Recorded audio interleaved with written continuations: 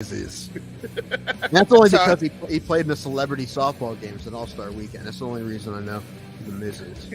Also, sexual deviant, the guy who threw shoes in Austin Powers. Didn't that guy something? Oh yeah, he was the one that got punched by the mullet guy in the dick, right? In the dick, UFC 3? Yeah, in the dick. Okay. Let's get this over with, because I gave up on sports since Sunday. I haven't been watching any sports. I don't like sports anymore. Sports are dumb. Wait. Oh, yeah. Yeah, baby. Ah! What do you want? The world, sir.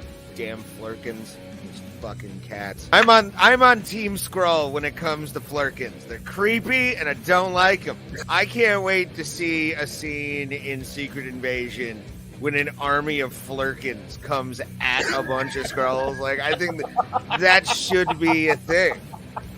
If they don't do that, they're missing out on comedy gold. It's a great callback.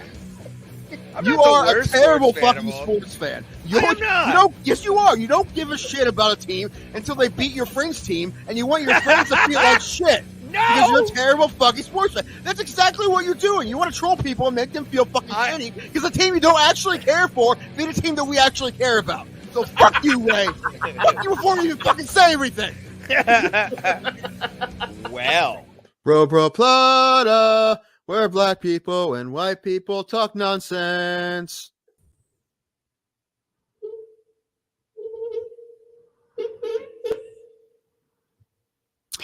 Your mic's not on, Ray.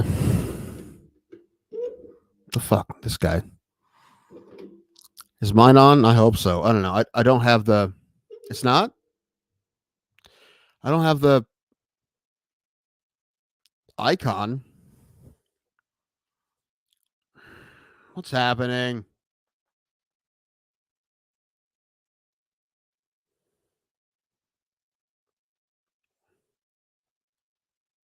I don't know what's happening.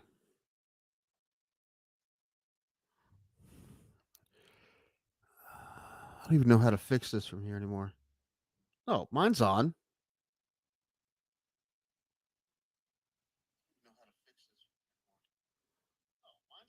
Yeah, what the hell? I don't know. My mic's on. All right. Good. Good, clean intro, everybody. Good start. Killing it. No, I thought I was fine. It's Ray's fault, not my fault. Don't know what's going on. His mic was working before. It's probably just a button he didn't push. Probably not a big deal. Should be fine. Hi, everybody. Bro Plata, episode 229. If you looked at the thumbnail, it was wrong because Ray can't count. He made episode 227s for some reason last week. Are you here? Is it working now? Yeah, Okay, you had to pick and make me guilt me into StreamYard. Dude, this was your fault. Mine was on. Mine was fine. You just I don't know why mine cut off all of a sudden. Why? Because StreamYard knows what's good for us. That's why. No, it's such a good program that it will wean you off. It turns you off on purpose so we can be more entertaining to our viewers. This is a great program for that reason. It knows better. It knows to just turn the mic off on you. It's the worst. Streamlabs. And we couldn't even at the end there. We couldn't even start at 7:05. We had to fucking do on the hour because there's Nazis apparently now. Well, yeah, they changed that, but they fixed that luckily, where we were able to go on at 7:05. I was able to type it in towards the end of our tenure on that little scenario. So, Streamlabs. You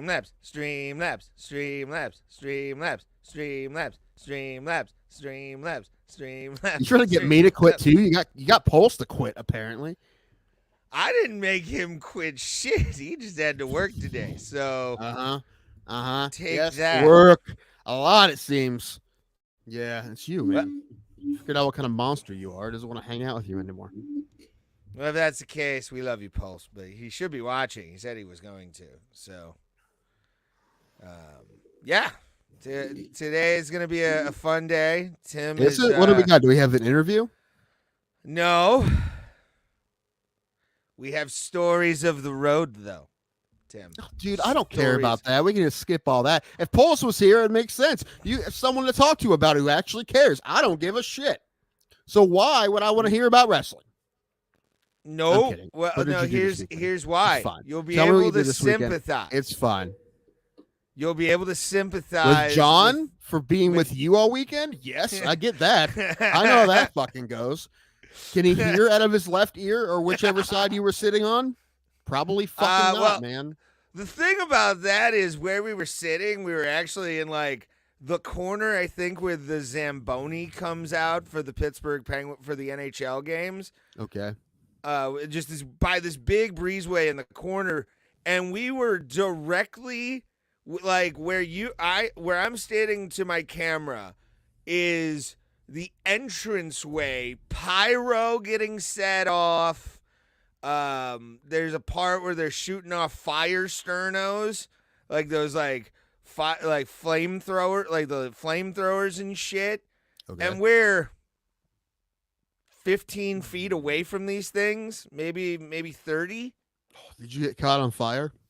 No, but you could feel it. Like you could feel the heat from that on your face. Like it was.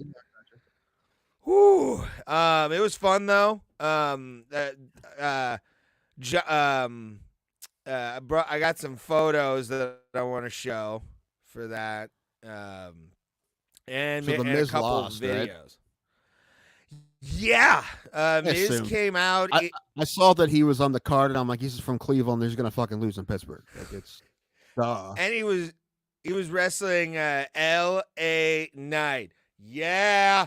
Who's like the big rising star in the company. Like he's becoming the person everybody's getting behind in the crowd. Just being completely over with just yelling, yeah, the entire time. And John Cena came to Pittsburgh to host Payback. I actually have a video here. really there's no A movie he's ruining. I was about to say B movies, but he's in A movies, but he just ruins the A movies. It's not actually true. He's not bad. I like Peacemaker. Peacemaker was good. Yeah, he's perfect as Peacemaker. Like, yeah, he just pretty good Peacemaker. But here's John Cena's entrance.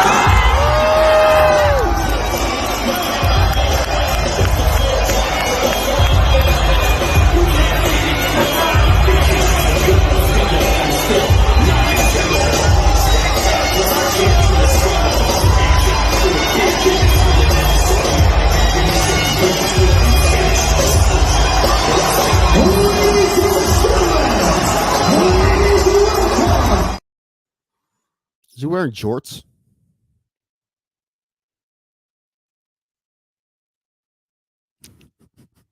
I love it. This is what he gets. It's what he gets. He plays John Cena video. Like, this program is on my side, dude. This program knows who got him back. You know? No. This is bullshit. Fuck StreamYard, dude. So is he wearing jean shorts? Yes, he was. And actually, the Miz, he put himself as the special guest referee for Miz and L.A. Knight, did John Cena. Is he certified? Yeah. Well, he had a shirt. He had a referee shirt, so technically he robbed the Foot Locker is what happened. Yeah, pretty much. He went down to like he went down to Pitt and like just went, I'm gonna go to a Dick's Sporting Goods right now. Like that's what he's gonna do, so he can be the thing. But the Miz did go, you're almost 50 and wearing jean shorts, and you dress like a Teletubby. The Miz ruled. Best insult of the night goes to the Miz, by the way, because John Cena was, I guess, in the Barbie movie. Okay. He played like a merman. And the Miz looks at him and goes, here's a little bit of career advice. When they ask you to be a mermaid in the Barbie movie, say no.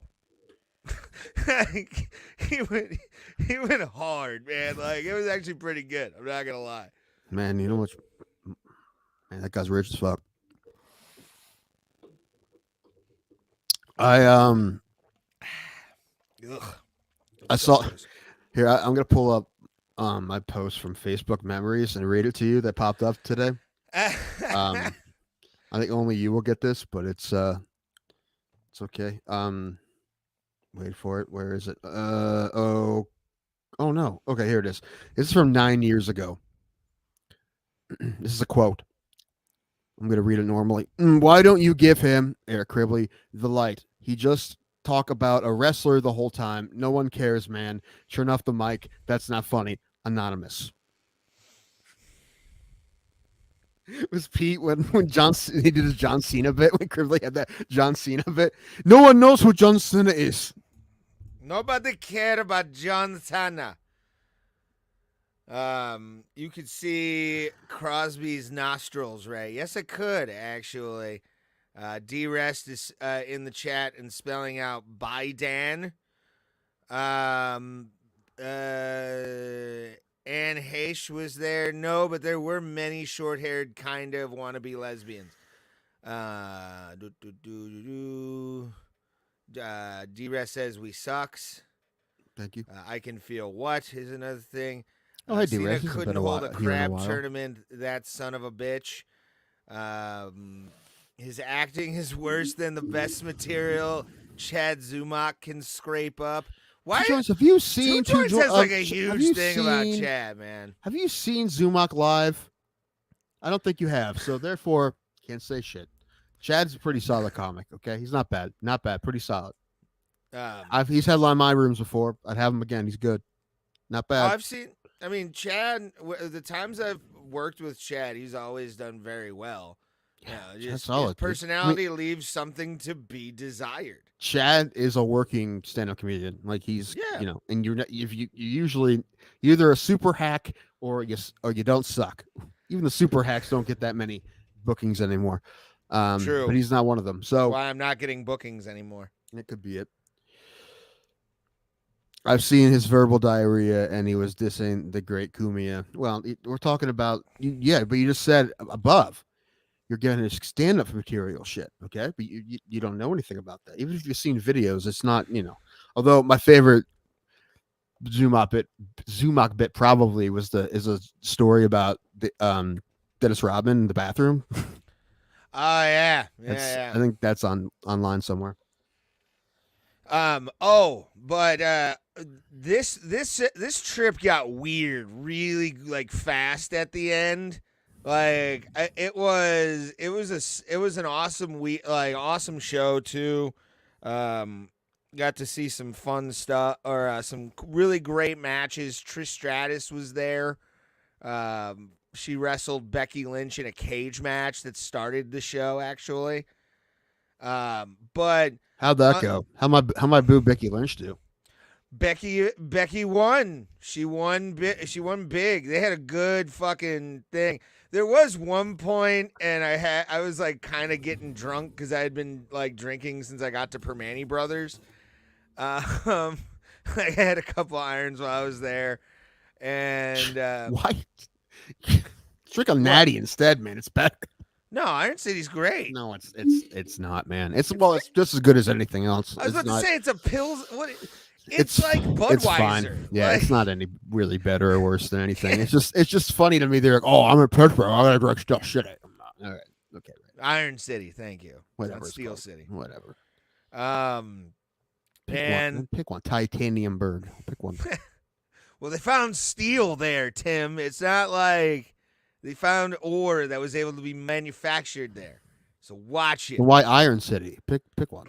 Because iron was produced in Pittsburgh in the 1700s. Then Steel City. You got to be one or the other, man. No, Metal Town. In like the mid 1700s, like Pittsburgh was a fucking like steel and iron producing town for ever until basically. You probably would have cleaned up in the 1700s, man. Probably. Well, I have a bush to match a lot of the other guys. Probably. Just wouldn't wear a wig. I just have this beautiful mane out going, I have 4 farthings and land. You know what's crazy? If you're wearing those glasses, they still wouldn't touch you.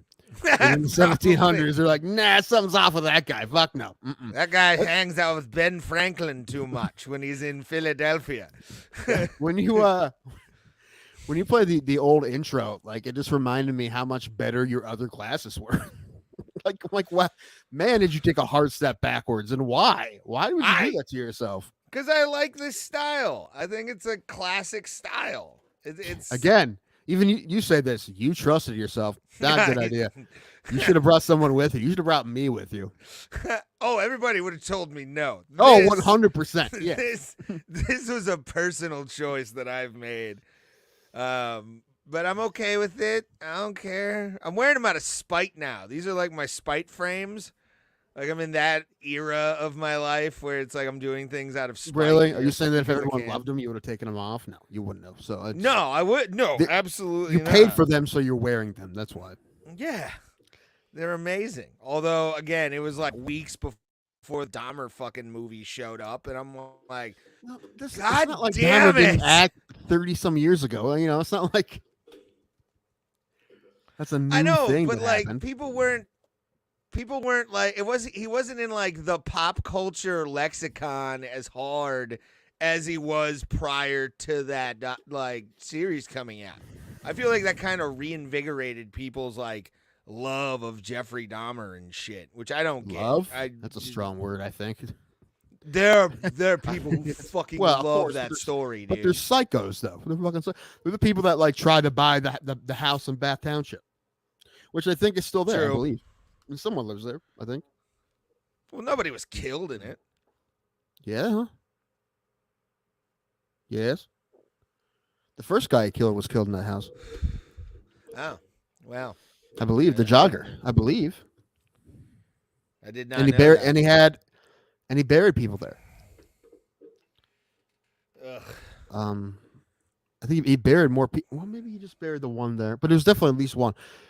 I wear the same shirt to protest against caring about looking unique every day. What? Oh, okay. You a hipster now, Casey? Hi, Casey. But I wanted to get back to this because it's fucking insane, and you've had experience with me taking pictures with people. Yeah, I don't get it. It's weird to me. I don't understand why you're like so. I mean, listen, I'm never gonna say I'll never take another picture with someone, but it's like you will inconvenience that person. Yeah. To have a picture with you're a grown man and they're also a grown man. It's weird. It's weird to me. It's weird. Now, if they're just there, it's one thing. But if you're like, hey man, well, can you take a second out of your day? I know you're trying to leave, Joaquin Buckley, but I want to bother you. Yeah, it's technically one of these was right before food. That he was like, the food had just gotten there, and they were kind of like small talking. So I snuck in real quick. Dude, you stopped that dude from eating, you motherfucker. No, he didn't eat his food yet. Yes, what I'm saying. He was about to start eating. He's like, finally, my first bite. And you're like, hey, buddy. That's you. That was actually this photo with. Dude, that guy looks pissed as fuck. Probably. Okay, so. Did you go out and buy that hat? No, it's too puffy. I don't like those hats. He looks like Brian Johnson. Johnson hat. Kinda, yeah. It's Shinsuke Nakamura. He was in the main event of the matches in the pay-per-view. This one was a random one. This was on the concourse of PBG. That one's probably more normal. What was he doing? He was interviewing people and kind of getting like, we're gonna go to Akira Tozawa for who's in the crowd or on the concourse to talk to fans, like one of those kind of things where it's like, who do you think's gonna win? That kind of stuff. I was really, really high when that picture was taken. Like we just smoked 2 fat bowls in the parking garage of the hotel we were staying at. What hotel did you stay at? We stayed at the DoubleTree downtown Pittsburgh. Ended up after we got back, all of a sudden there's a nice big German roach just chilling on the door. Sheesh. Yeah. 0 stars. Oh, we got a discount. We got like 25% off the price of the hotel. So at least they gave us something, you know. I expect that to happen next week when I go to the Red Roof Inn in Millvale. Yeah, Man, I really don't want to stay there, man. I just I don't have any money, so I had to stay at the cheapest possible place. But like that picture was awesome just because like I've seen him wrestle. I've technically worked with him as like a production crew member on a wrestling company before. But this one, Tim, first of all, had no clue. This man was in the fucking building at the PPG Paints Arena. He was there to support Shinsuke Nakamura in his first pay-per-view main event ever. Like, awesome moment. And Tim, have you ever like seen somebody or a celebrity in your life and like you kind of fix your posture because you're like, oh shit, like, is that who I think it is? No. Really? No. We figured, we figured this out before. Like, you have different you react differently to people you think you're fans of than I do. I'm like, hey, look, a guy I like. You're like, oh my god! You're like that fucking teenage girl when she sees a boy band. Like, that's you. Kinda. I'm not gonna lie. I'm normal. I'm not saying I'll never get excited, but just not fucking like that, dude. No way. Like you.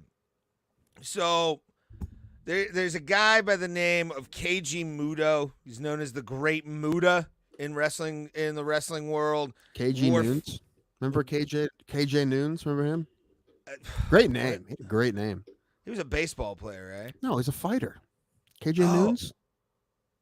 Oh yeah. Strike Force and shit. Yeah. Yeah, dude. He was okay. He had a good name though. KJ Noons, badass name. But like this dude's a fucking legend, right? And I see this old Japanese man, like in his like mid 60s looking, you know, kind of like hobbling around and shit. Hideo Nomo? No, it was more like Ichiro in 30 years. Dude, Ichiro's gonna be in amazing shape his whole life. We're talking about. But he sits down literally inches from where me and my buddy John are sitting, because we actually went to the hotel where the wrestlers were, which that was a whole thing of just ball of nerves. I'm like, oh my god, it's that guy! Holy shit, it's that guy! I'm looking at John going like, fucking. I would have left you like that. Probably. I was like, dude, I'm like, this is enough, bro. Stop. It was funny how like John was like, we're probably not gonna meet anybody. There's not gonna be anybody at the Marriott. And all of a sudden, like at the end of the night, he's like, dude, the star power that walked into this fucking place when it comes to like wrestling was off the charts. But I walk over. So you just walk into the Marriott just to solicit? No, well, just to see who's there. Like, bother people.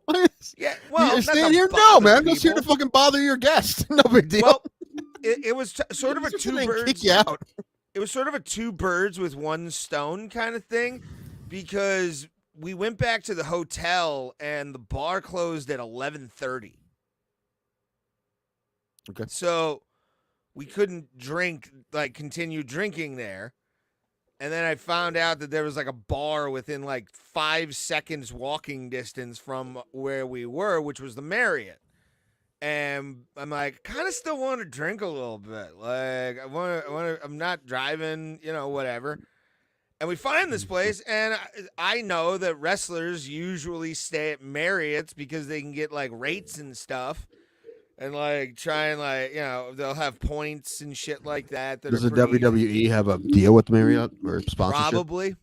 Probably. Marriott's like in general are good hotels, so you know, yeah, it's always a good way to go. It was like you can afford $400 a night there. Yeah, it's the thing if you can afford it. But And also, like, there were like people that we've seen on television that are like regular front row people at WWE shows that were there too. So it's kind of like a fan hierarchy where it's like, oh look, green shirt guy or Trinidad flag T-shirt guy, Pumpkinhead and Macho Fan. I get it. yeah, many macho fans, many macho fans. But like, yeah, it's just it was actually a really fun time. But this guy sits over by the Great Muta literally sits like inches from us, and that's pure joy, Tim. That's like I actually went out and See your cried. erection. I went out and cried like a man baby over the fact that I just got a photo with the Great Muta. Like There's something wrong with you. I don't know what it is, but I like nostalgia, Tim. I like nostalgia. However, I don't know. I'm not saying I would, but I think that the best chance to see me like that would be if you took me like the Hall of Fame weekend and the baseball Hall of Fame weekend, and I saw like all the old timers and shit. I think that'd be the closest I'd be, but I don't know if I'd have that reaction. Ooh, Kent Takovi. No, I'm kidding. Yeah, you're not a big Teak fan, probably. Do you know who Kent Takovi is? It's the hot dog eater. No, you son of a bitch. It's Kobayashi. It's Kobayashi. Kent Takovi was on the '79 Pittsburgh the '79 Pittsburgh Pirates team. He was a submarine pitcher, like sidearm. But yeah, man, he actually I think got the save in the win. I believe so. 79. He would have. Is he from somewhere? Is he not American? Is he born? No, he's not American. He's from. I think he's from like Georgia or something. Okay, all right. I was gonna ask because I'm like that would have been like one of the first ones because they didn't start coming over to like the 90s, didn't they? Like Nomo was one of the first ones. No. Well, no, it's a white guy, Ken Colvey. I was saying Kent Takovi is what I thought you were saying. I thought you were saying he was like an Asian name. No, he's just he's an average. He's just your average World Series winning. Kent. If I knew you were saying Kent, I would have known as is white. Only white people are named Kent. Yes. He's actually from Cincinnati, so he's an Ohio boy. All right. I thought you were saying something completely different. No, Kent. Paul Osmacher. What? Como Driscoll. Do you remember Eric Plunk? Eric Plunk had glasses like you. Kent Takovi actually has these glasses, I think. Yeah, he's got these glasses. There's our very 70s relief pitcher glasses too. Before Dahmer ruined them for them too. Yeah. Everybody's like goes back, dude. I think middle relievers should bring back glasses like that. With transition lenses. Yes. It is. You just see these nice little. Plus, also I liked them because of like the faux gold dip that it kind of has right here. Because like the line right here is kind of gold color. I think like all of our dads had a friend that wore those. They stopped coming like 2 weeks after they came to the house. Yeah. Anyway. Yeah. Rob, you can't be here anymore, man. Once Dad got remarried, he wasn't allowed in the house anymore. Yeah.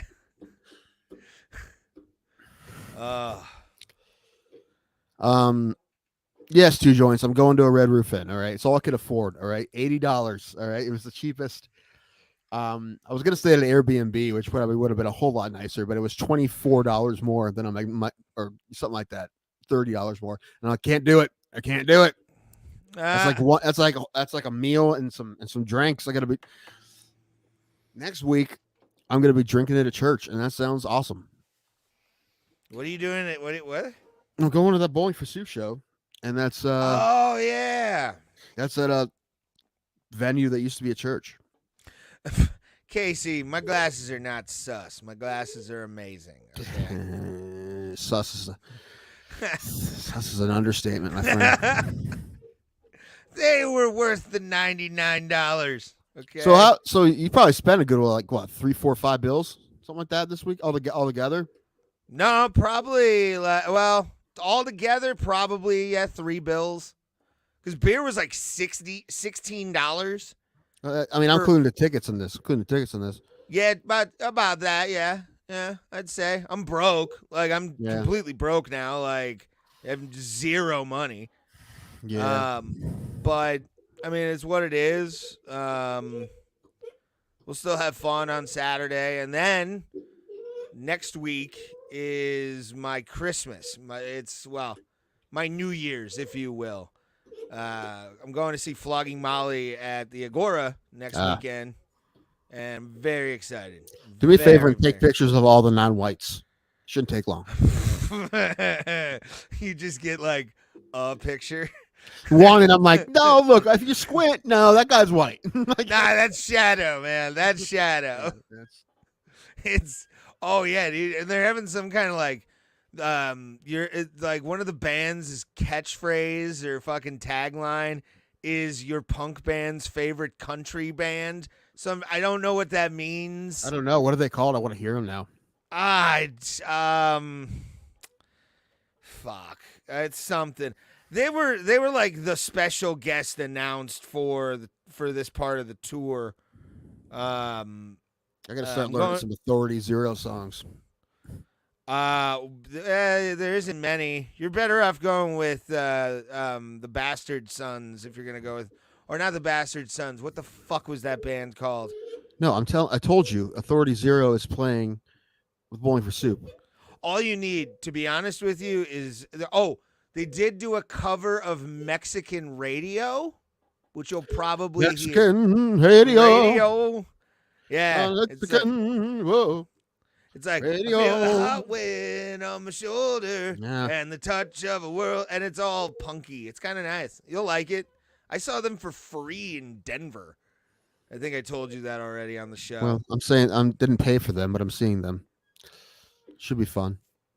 I am happy. Like, the last 2 times I saw Bowling for Soup, one, they weren't headlining. They were like co-headlining or whatever, Les and Jake. And the time before that, they were, and it was much more enjoyable when they were. So I think because they play more of the like better. Okay. the deep cuts. I didn't see him because Alan had to leave. He wanted to leave. Didn't we talk about that last week when he wanted to leave? We did.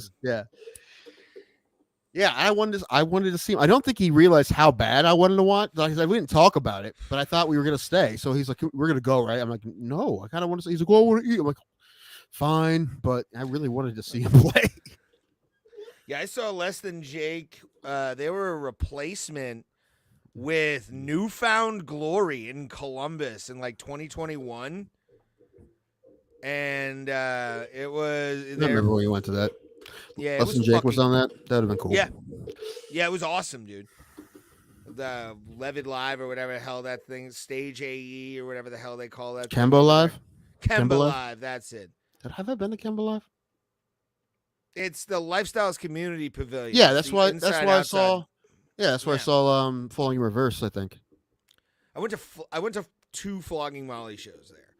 And it was some of the best fucking time. I saw Local H there. You want to talk about some Clutch? When Clutch and Flogging Molly was fucking playing together? Dream shows. There's not a white guy in the streets of the city doing Clutch and Flogging Molly play together. Jeez. It was awesome. My first Clutch show was actually Halloween night. All the Paneras are empty that day. What? Yo, fuck yeah. There is no flatbread pizzas being made on that day. But I saw them with Coheed and Cambria. Who? Clutch? Yeah. Coheed would be a weird one too because their fans are all culty. Yeah, I kind of learned that it's sort of a weird thing, and our buddy Bill Squire loves Coheed and Cambria, so like, I love the band. I saw him twice now. I saw him at Rock on the Range and then the Halloween night show. Right. I like a few of their songs, but like if you tell a hardcore Coheed fan that, they'll like be pissed at you and like you don't fucking understand the meaning. You can't just listen to one song. You have to listen to the 45 songs that prelude that. Nah. No, I just go look. I like Blood Red Summer. Yeah. I like fucking Faber House Atlantic because people do it at the shows where they're like this close to safety and one piece. Like people like throw up the peace signs. It's quite awesome.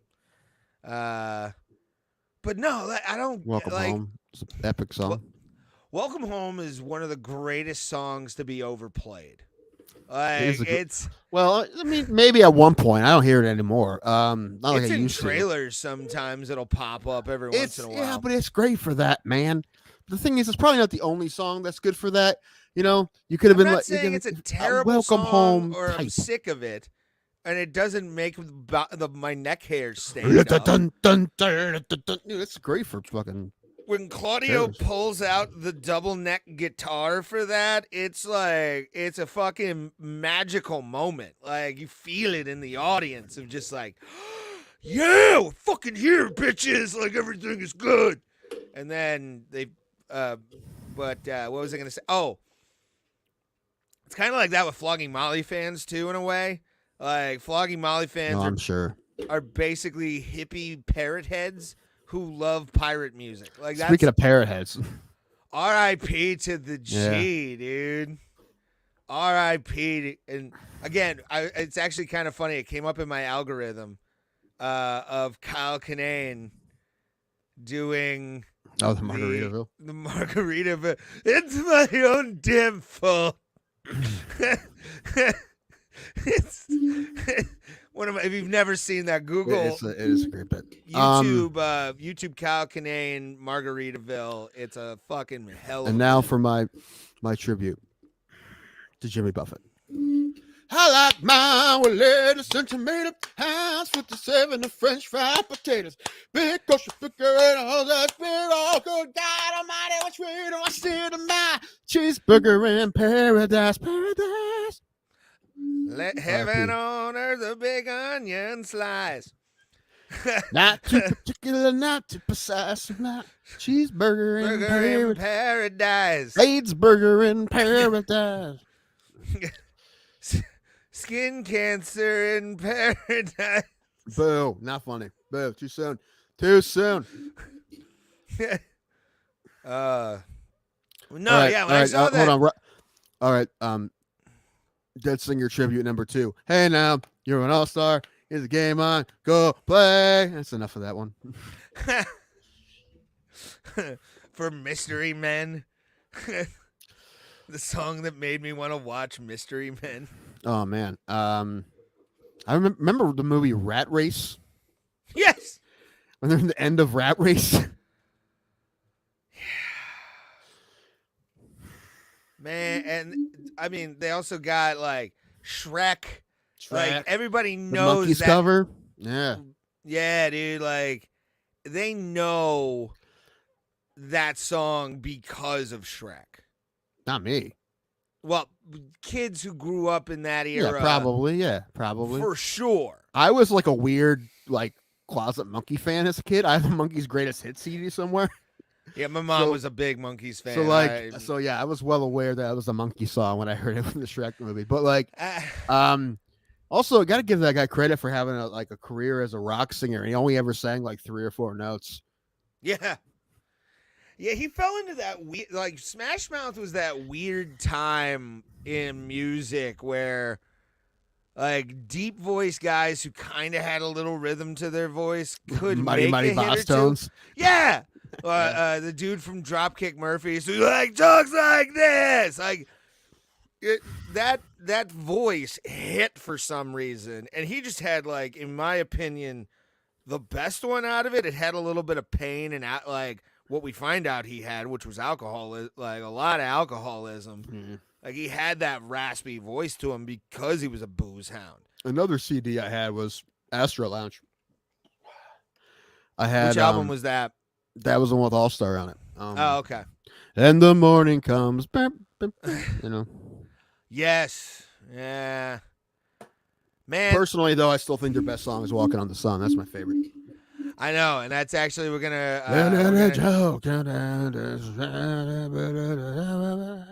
There you go. Thursday. That will be the name of the episode. Is might as well be fighting on the sun. So get ready for that, all of you.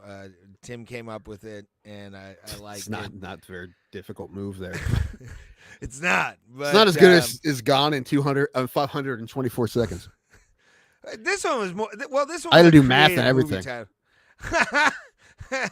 Yeah, I actually thought to myself when you sent me like the name of it, I'm like, did he use a calculator to figure this out? I did, yeah. And what website? Minutecalculation.com. Yeah, dude, I went Googled UOC results, 3 minutes 44 seconds. Yeah. So 8 times 60 plus 44. Yeah, I'm gonna say this. You were right. You were right. By the way, he looked good. Looked fucking great, man. Like, I don't know if it was just the fact that losing to Jones the way he did kind of woke something up in him, and hopefully that's the case because he looked amazing during against Spivac. Besides maybe a missed eye rake, I really didn't have a problem with the entire performance. Actually, I'm gonna correct you. I was wrong. I actually picked Spivac. Oh yeah, you did. Yeah. But what it did take me long to be like, oh fuck, nope. But it was good. I mean, listen, if Gane was gonna make any kind of run at a championship again, he had to beat somebody like Spivac. He had to beat somebody like that, and not only did he beat him and kick his ass and not let him, ass. So it surprised me, but it was good for him, man. He looked great. So I still like Spivac, but I like the way he fights. But he didn't do it. I don't know. Sometimes I feel like if your game, you have to get a guy down, and he's not making it easy for you. Sometimes you just gotta fucking go. And I know sometimes it's not easy, but like Chael Sonnen used to do that. That's how he used to fight.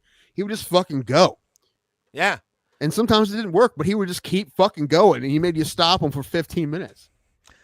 So I feel like when that's your way to beat somebody, you gotta just fucking go. So I don't know. And he didn't really. He did it once. And again, he's not giving them easy opportunities to shoot.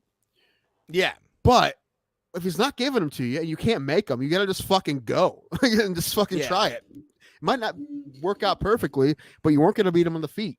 So fucking charge the man or something. Go get him, I know, I know it's easier said than done, but I don't understand how he thought he was going to win any other way. Yeah, he needed to be more aggressive on like level changes and just fucking do it. Yeah, even if gone through a knee, I mean, he could have at least tried to go in on an angle or something like that to mitigate anything but your shoulder getting hit, But I do miss guys who fight like that, though, man. They're like, what's he gonna do? He's gonna try to take me down. Well, what if I stand and I keep my distance? No, he's still gonna he's gonna keep chasing you. Yeah. Is he gonna straight punches? No, probably not. Just maybe one to set up a takedown, but he's gonna fucking keep going the whole time. And he's not gonna stop. He's gonna throw like one shin kick or one calf kick at you, and that's how he's gonna numb your leg, and you're done. I missed it. Plus the cardio it takes to fight like that too is nuts. Oh hell yeah! A full-on wrestler's pace with no stoppage really, that you like, where he has full range of his shit. That's a cardio base that like have not accomplished. Who's the man? I don't think we could even if we tried. I don't think. I don't think my body has that in it. Even in his best shape, I wasn't. My cardio's terrible. So like I had. Oh hey, you can ask Scott Corbin for the DVD of my fight this weekend. I will. I'm gonna probably get there around like 7:45. I'll be like, "Where's Scott Corbin? I demand to see Scott Corbin." I will definitely be fashionably late. Do you have a leather jacket? No. Damn it, dude! I need one now, though. Damn it, Tim. I was going to be like, if you have a leather jacket, wear those shades and that jacket and like blue rolling jeans. At 9 I'm o'clock. talking like bright blue jeans and just walk in looking like you are right now, where it's just like, and people will be like, one, he's probably high, and two, he's someone's agent, and you'll get people offering their services to pay you to Dude, book maybe I them. should just become a fucking MMA agent You should. or a manager. I don't think I'd be good at it, but I wouldn't rip anybody off. You know, No. my conscience wouldn't let me do that. So like, I try. And I have time. I try hard. I don't know how well I do, but I try hard, and I won't rip you off on purpose. Plus, you are one of the kings, in my experience, of constructive anger. I'm not quite. It's like, sure I told you you didn't do this. Why didn't you? Yeah, that's why I should be a little league coach. I think oh God, that's little league coach anger right there. You see, they're like, God, he's a dick. You see these 10 World Series rings. What do you have? Walk away. He didn't have anything on his hands. Just let him go. I've won Little League World Series as a coach. I know what it's about. Dude, if I was a coach of a Little League World Series team and we were on ESPN, I would become a meme, almost guaranteed. Like,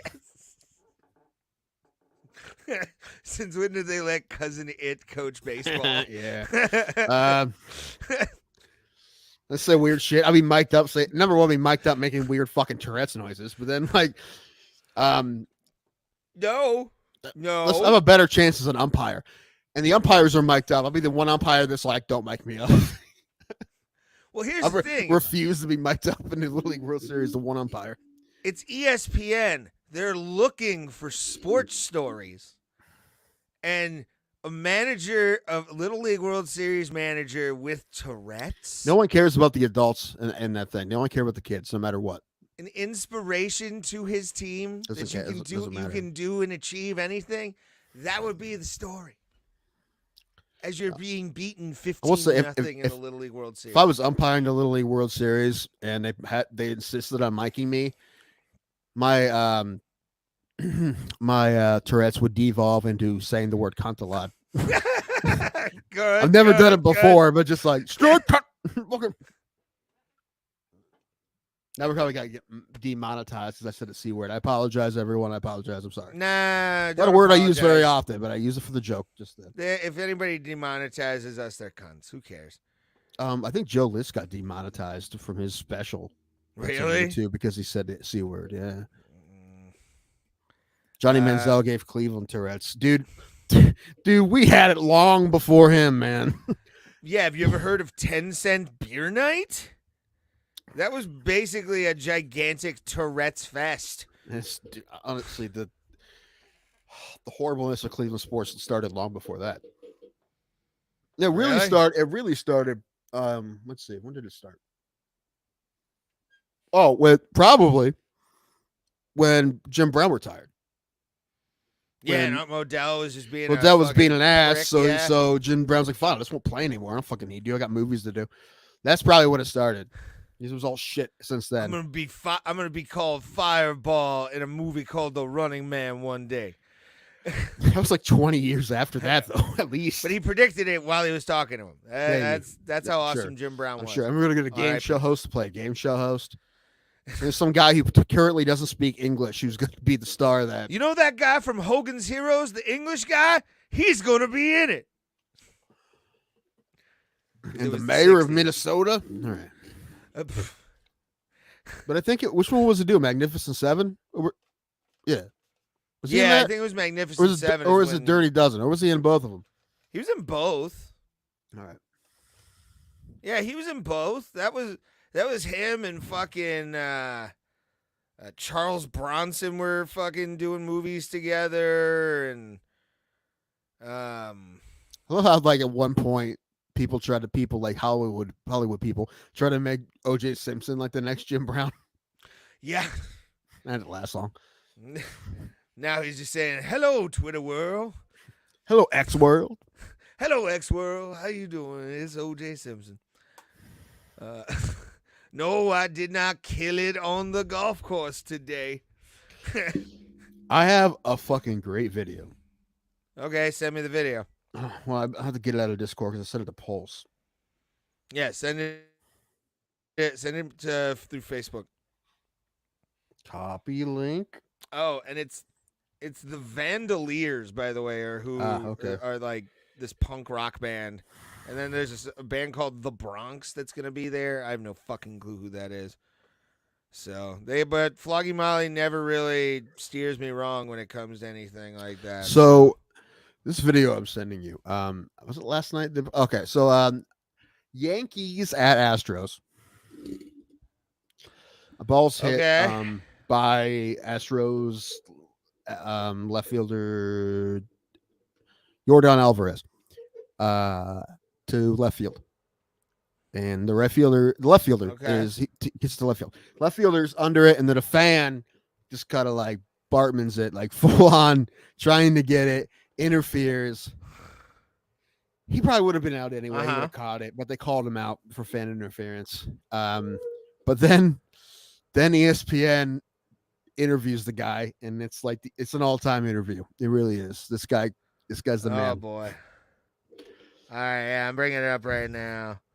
Like you and I would both like hope to kill it this much in that situation. And I do love how like they embraced him and they were like the fans were completely fine with I think everyone learned from Bartman. Like you don't need to ruin a guy's life for something like this. Yeah, there a couple people are kind of. I hate that Space City shirt. It looks so bad. I hate those. Those. Dude, before I saw them, I heard Tom Hamilton's, take on them. No one asked him. He's just like, and the Astros tonight are wearing the most ugly uniforms I've ever seen.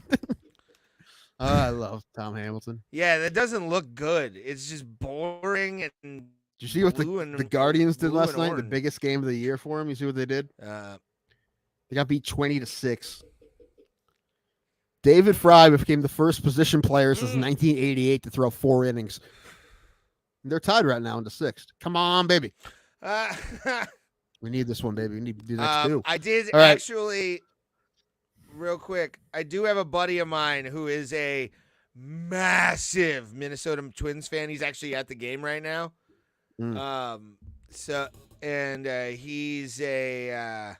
He's an insurance salesman. He actually went over to Germany to see Rammstein.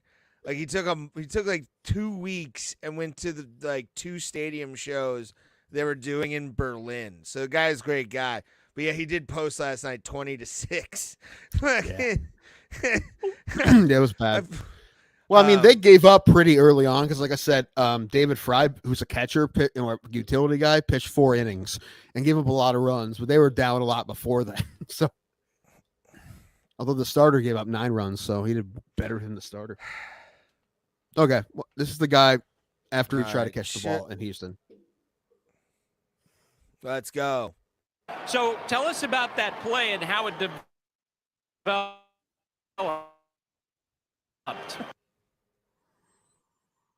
Oh, pretty much. It's not playing.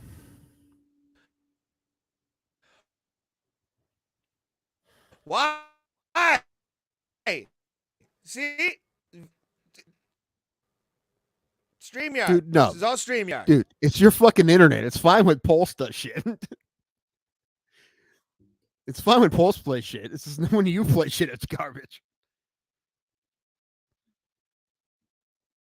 Did the whole stream freeze now? Probably. Oh, gotta check. This is what happens when we try.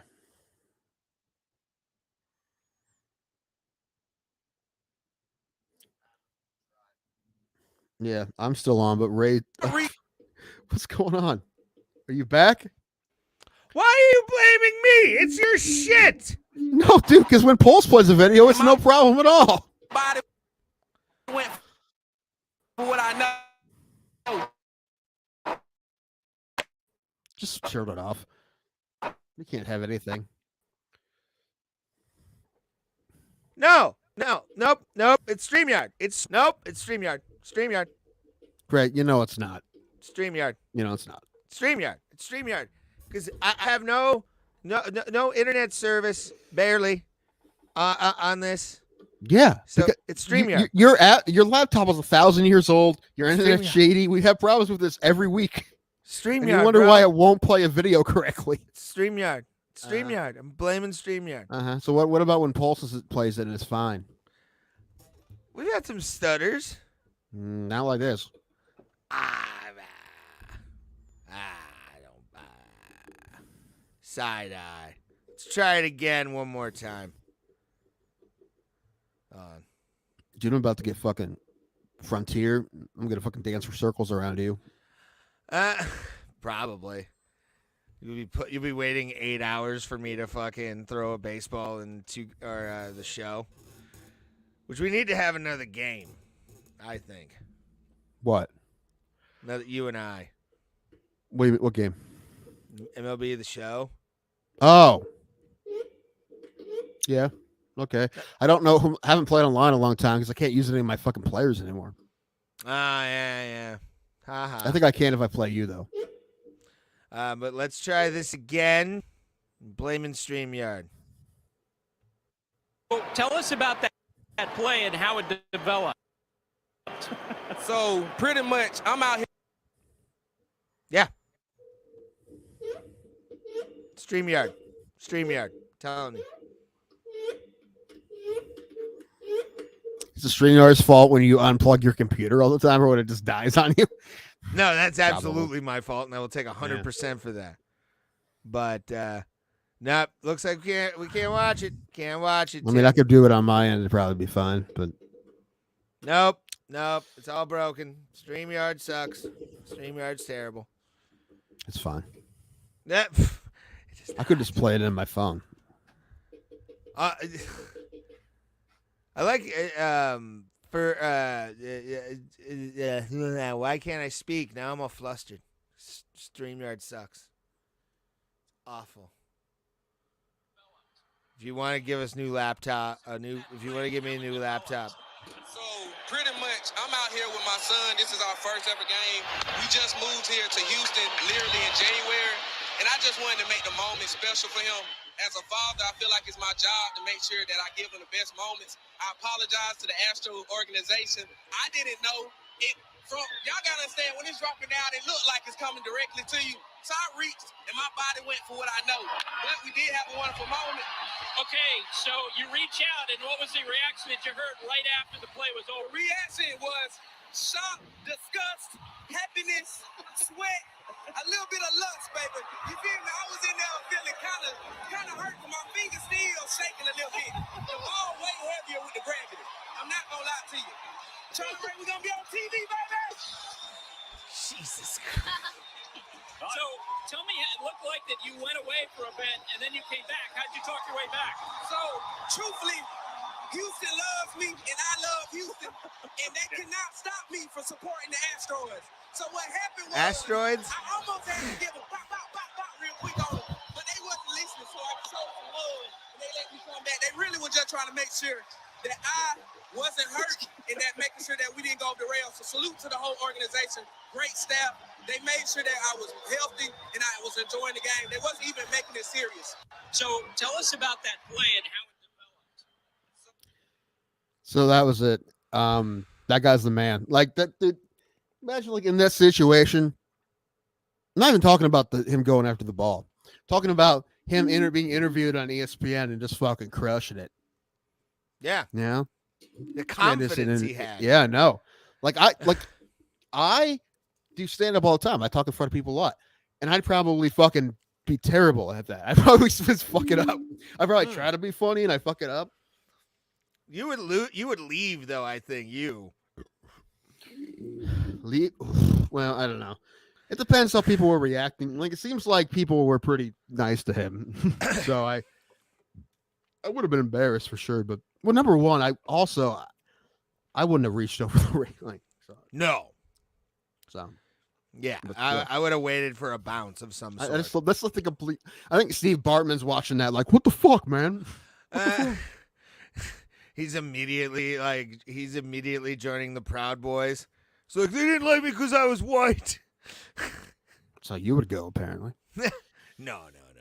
I already feel that way, but just look at me. I'm a beautiful white man. What? What? People. When Gillis is like, what? Beautiful what?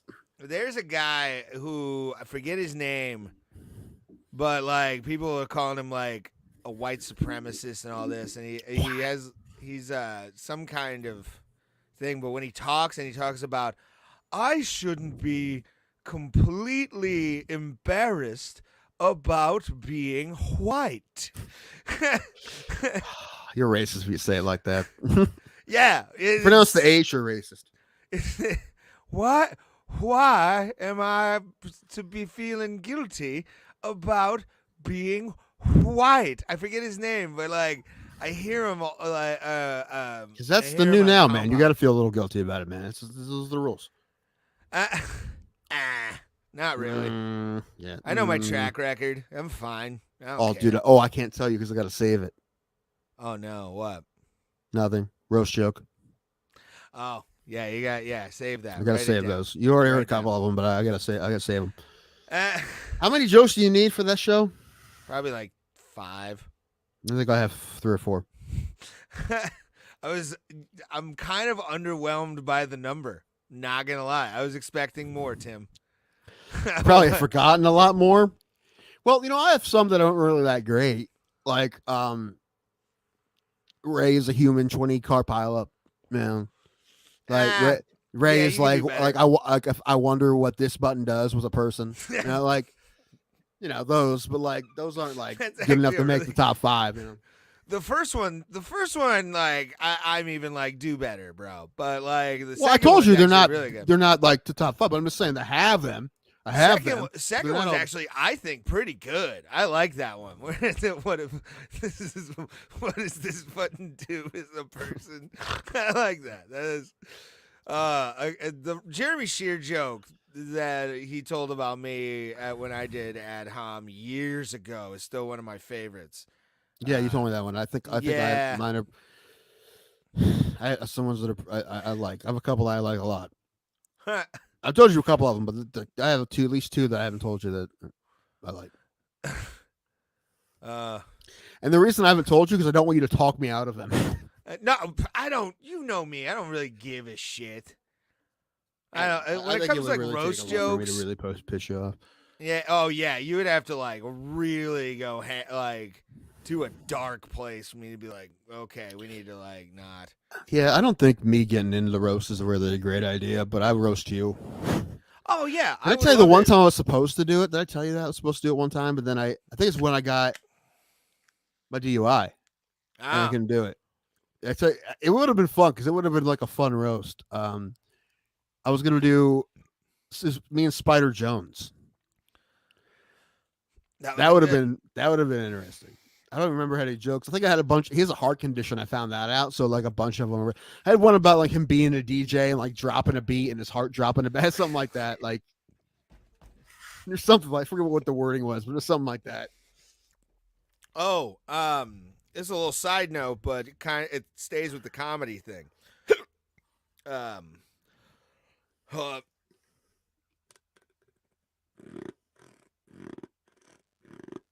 was wondering where everybody went, but is Paul still not Paul Smoss doing Contender Series tonight? Maybe. Who cares? No, I was just wondering. Love I don't that. care. I was just wondering. What was I going to say? Oh, I saw Amanda Averill from the Pittsburgh comedian. Yeah, she went to the show. Yeah, so the Corville. You see the Corville? No, I did not. There's a couple people. Maybe it was Amanda. There's another one that I saw other than you. It was definitely those 2. I forget. Just for Facebook, I'm talking. Yeah. I didn't see the Corville there. I would have said hi to him and hugged him. But Amanda actually cut in line with us. Like I kind of Dude, did she get her ass kicked? You see that video? This girl's attacking that girl's mom. bro, that fight, and I'm What a great as soon fight. as I The saw court- it. When I heard who it was, and no, it was in Pittsburgh, right? It was in Pittsburgh, and it was Morgan Wallen. Well, here's the thing. As soon as I saw a country concert in Pittsburgh, I immediately went, "Yep." Like Dude, that Morgan Wallen's always starting trouble, man. Fucking making out with chicks during COVID, getting kicked off SNL, dude. Saying the N word, getting chicks getting in fights at his concerts. That guy is fucking in trouble. outlaw comedy, or outlaw country, baby. It's how it happens. Dude, there's a lot of country artists I think that are badass. He's not one of them. I mean, he's doing his thing, like, more power to him. But I'm like, there's so much better than Morgan Wallen. I mean, he's basically just pop music with a twang in his voice. That's all that is. Yeah, I don't think I know that many Morgan Wallen songs. Last night we let the liquors talk. That one. All right, yeah. And whiskey glasses. It's like a Yeah. drum machine, or it sounds. It might not be a drum machine, but it sounds like a drum machine beat. And Yeah. it sounds like The ones that that like the country cover up bands play all the fucking time. Like there's one up here called what the fuck are they called? Well, I've seen them a few times. I'm trying to learn how to sing with twang, and it always comes out when I do it. Even when I try, it sounds like I'm being ironic. It has to be kind of like this. And the thing is, like, you overdo it on purpose, and but when you sing it sounds normal-ish. But every time I do it, it still sounds ironic. Like I'm trying to make fun of them. Do you even Pour me, acid? pour me No. another drink. What? Never done acid actually. Casey asked the question. Amino acid. Oh no! Oh, Yeah, I didn't probably. even. Is that what that is? In the Amino muscles? acid. Yeah. I used to before my DUI or before my OVI. I was actually getting in shape, getting my life together, and nope. As we called in T County, a huggy bear. Who's the greatest one? Huggy Bear. We named it after him. Named it after. I'm going to do that joke on my next show down here. We call it a Huggy Bear. Or Why? as we call it in T County, a huggy bear. Or should I call it a Bobby Huggins? I don't know if enough people understand huggy bear. No, yeah, you have to go deep. You have to immediately address Bobby Huggins. You have to say it. Have to call it a Bobby Huggins? Yeah. Right. Yeah. I mean, huggy bear is funnier if you get it. But if you don't get it, it ruins it. Yeah, you kind of have to go for the obvious at that point. I've learned where. Yeah, maybe. Simply. Whereas we called in T County a Bobby Huggins. Probably some of his family might be there. Like, it's very possible. You punch you in the face. I laugh. There was a show Friday in Denison, which you know where Denison is compared. Denison's like down the road from me. Yeah. I'm familiar. It's in T with County. It's down there. But GW Nell and Big Rich Green and somebody I don't know did a show at the Holy Moly Brewing Company. I would have went to the football game because my niece was doing a thing, or else I would have went to see what's going on. I didn't hear anything on anyone's Facebook page after the fact, including Holy Moly's. So I'm thinking that maybe it didn't have a good turn. I don't know. Ain't no 5-barrel. But I tell you what, the last time I would do a show in T County is on a football Friday night. That's the last time I would do one. Yeah. You don't do that. I would have told you, no, that's not a good idea. If they would have asked me to do that, I would have been like, in fucking T County? No. What the fuck are you thinking? That's church day, bro. Yeah. Yeah, you don't. That's like having a rest. I mean, it may have went well, and I don't wish it. They may well. There's a thing at Kent Tusk, and I wish I had somebody to go with me. It's $50, but it's all the breweries from like 3-4 counties, and like they're all doing a thing. It's like much beer as you want, much food for food trucks you want for $50.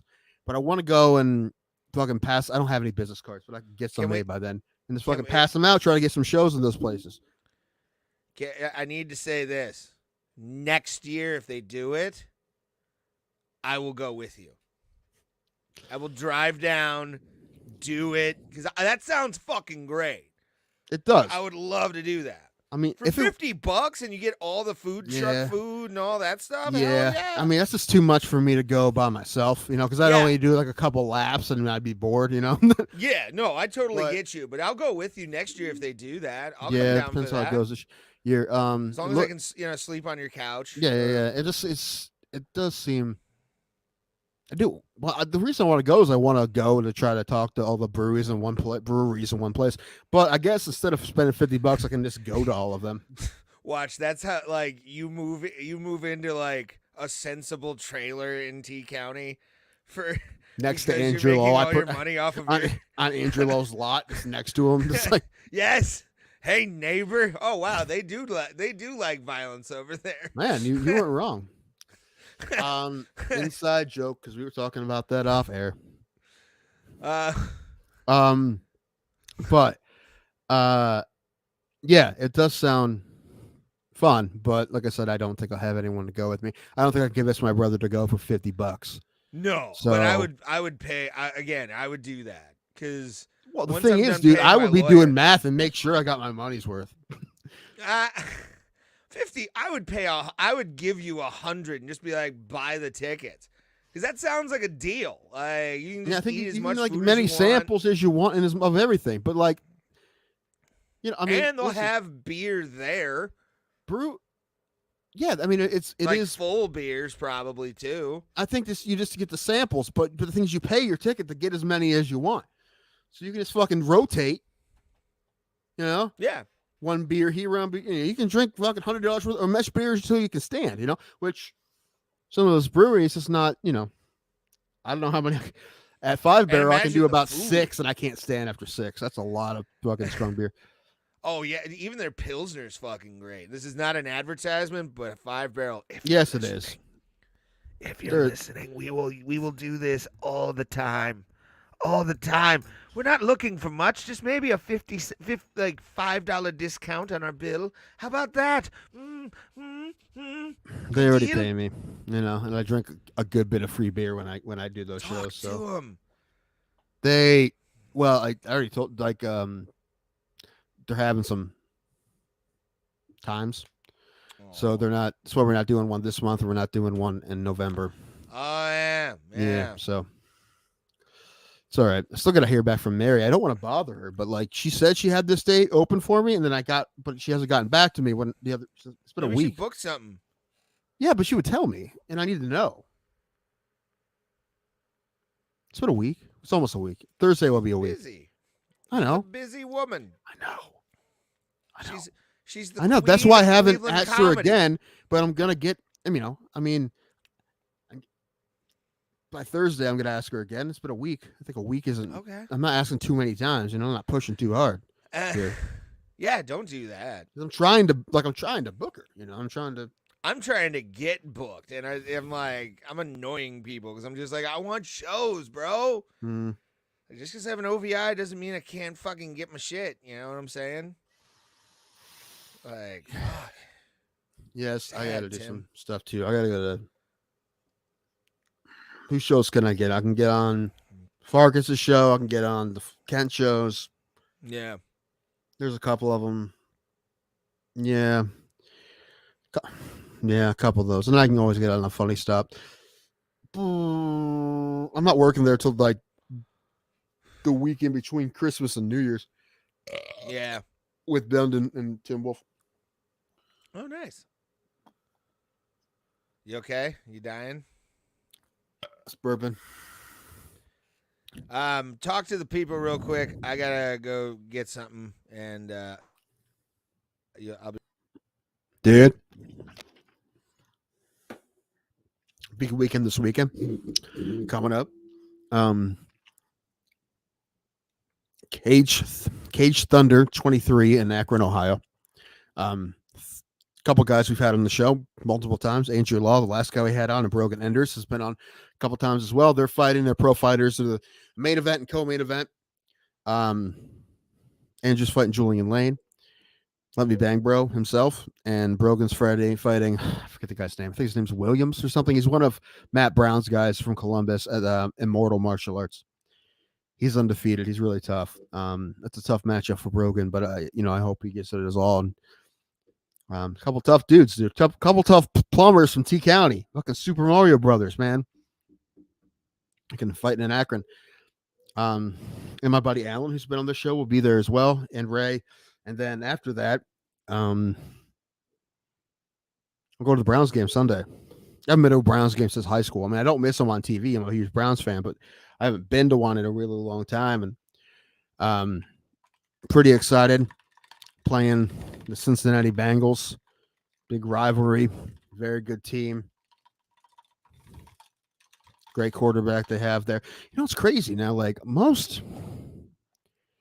think now like the big star quarterbacks, in the country and high schoolers, they like go to these prep schools, not all of them, but a lot of them. But Joe Burrow, he went to the Plains, Athens. This is like a Division III public school in Athens. It's not a big school. He led them to a state championship. I think they're only one because he was the man. He went to Ohio State, didn't play much at Ohio State. Went to LSU, won a Heisman Trophy, first overall pick. Pretty damn good quarterback. But I hope the Browns beat him. The way the Browns are, I have no fucking idea what they're going to do. I mean, it's like they have talent. They have talent for sure. They have talent roster. However, the Browns, you never fucking know, dude. It's like impossible to guess what they're gonna do, man. I mean, I can take a guess and say 9-8, but what is that based on? Nothing. It's me like fucking guessing.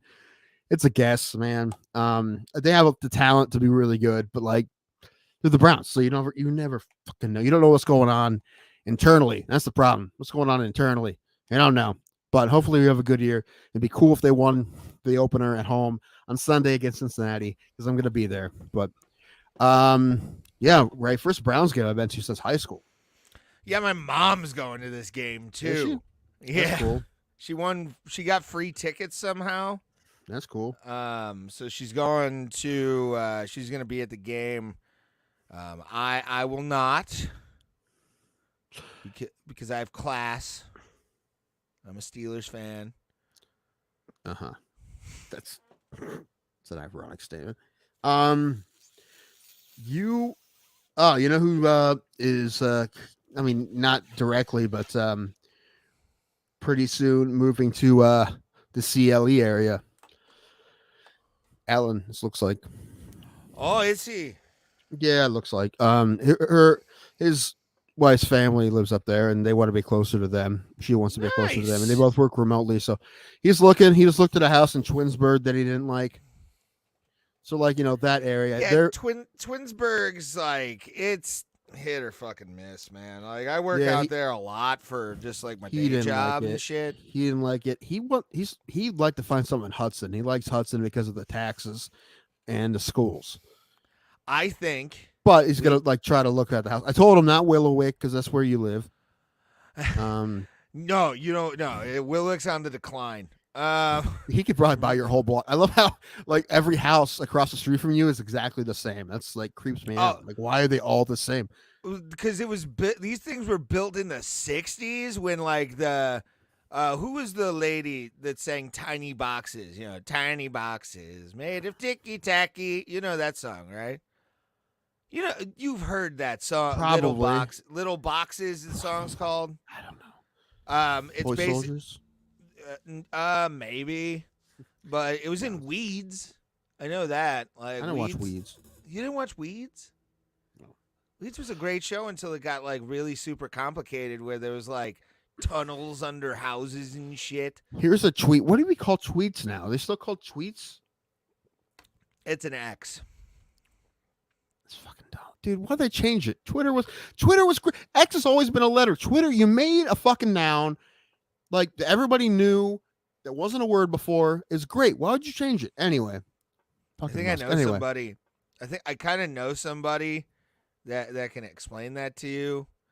But I have to go off camera and take a phone call for that to happen. How important is it? Is it? I don't think it's that important. Not that important, to be honest. Okay, so this is from Mike Polk Jr. Given the Browns' history and the level of uncertainty in almost every non-Chubb aspect of the organization, anyone espousing even mildly definitive predictions about how Cleveland will do this season presents me as particularly clownish. So, which is true. Are you It's true, guys because like you never fucking know, man. And we know they have talent. All we know is that Nick Chubb's going to be good. He's healthy. He's going to be good. That's all we know. Yeah, I mean, We know we have talented guys, but we don't know how they're going to play because we don't know what's going on internally. We don't. It's fucking Cleveland. We have no fucking idea. and I'm They could glad be that- fucking 15-2, or they could be fucking 2-15. That's what I'm kind of proud of this city finally, of acknowledging some shit's going on and how chaotic that team is. I mean, I'm predicting. We know that, man, but we just always have fucking hope in our hearts because we just need it so bad. But I'm glad that you guys have finally gotten to my level of mentality when it comes to the Cleveland Browns. What it is that this city, people are depressed enough, man. So they're not going to let the football team depress them until they actually depress them. They're not going to let them depress them before the season starts. They're going to let them do it when they're actually losing. Yeah, by like week 2, you guys fine, but usually. we'll wait, though. We'll just, why do it now?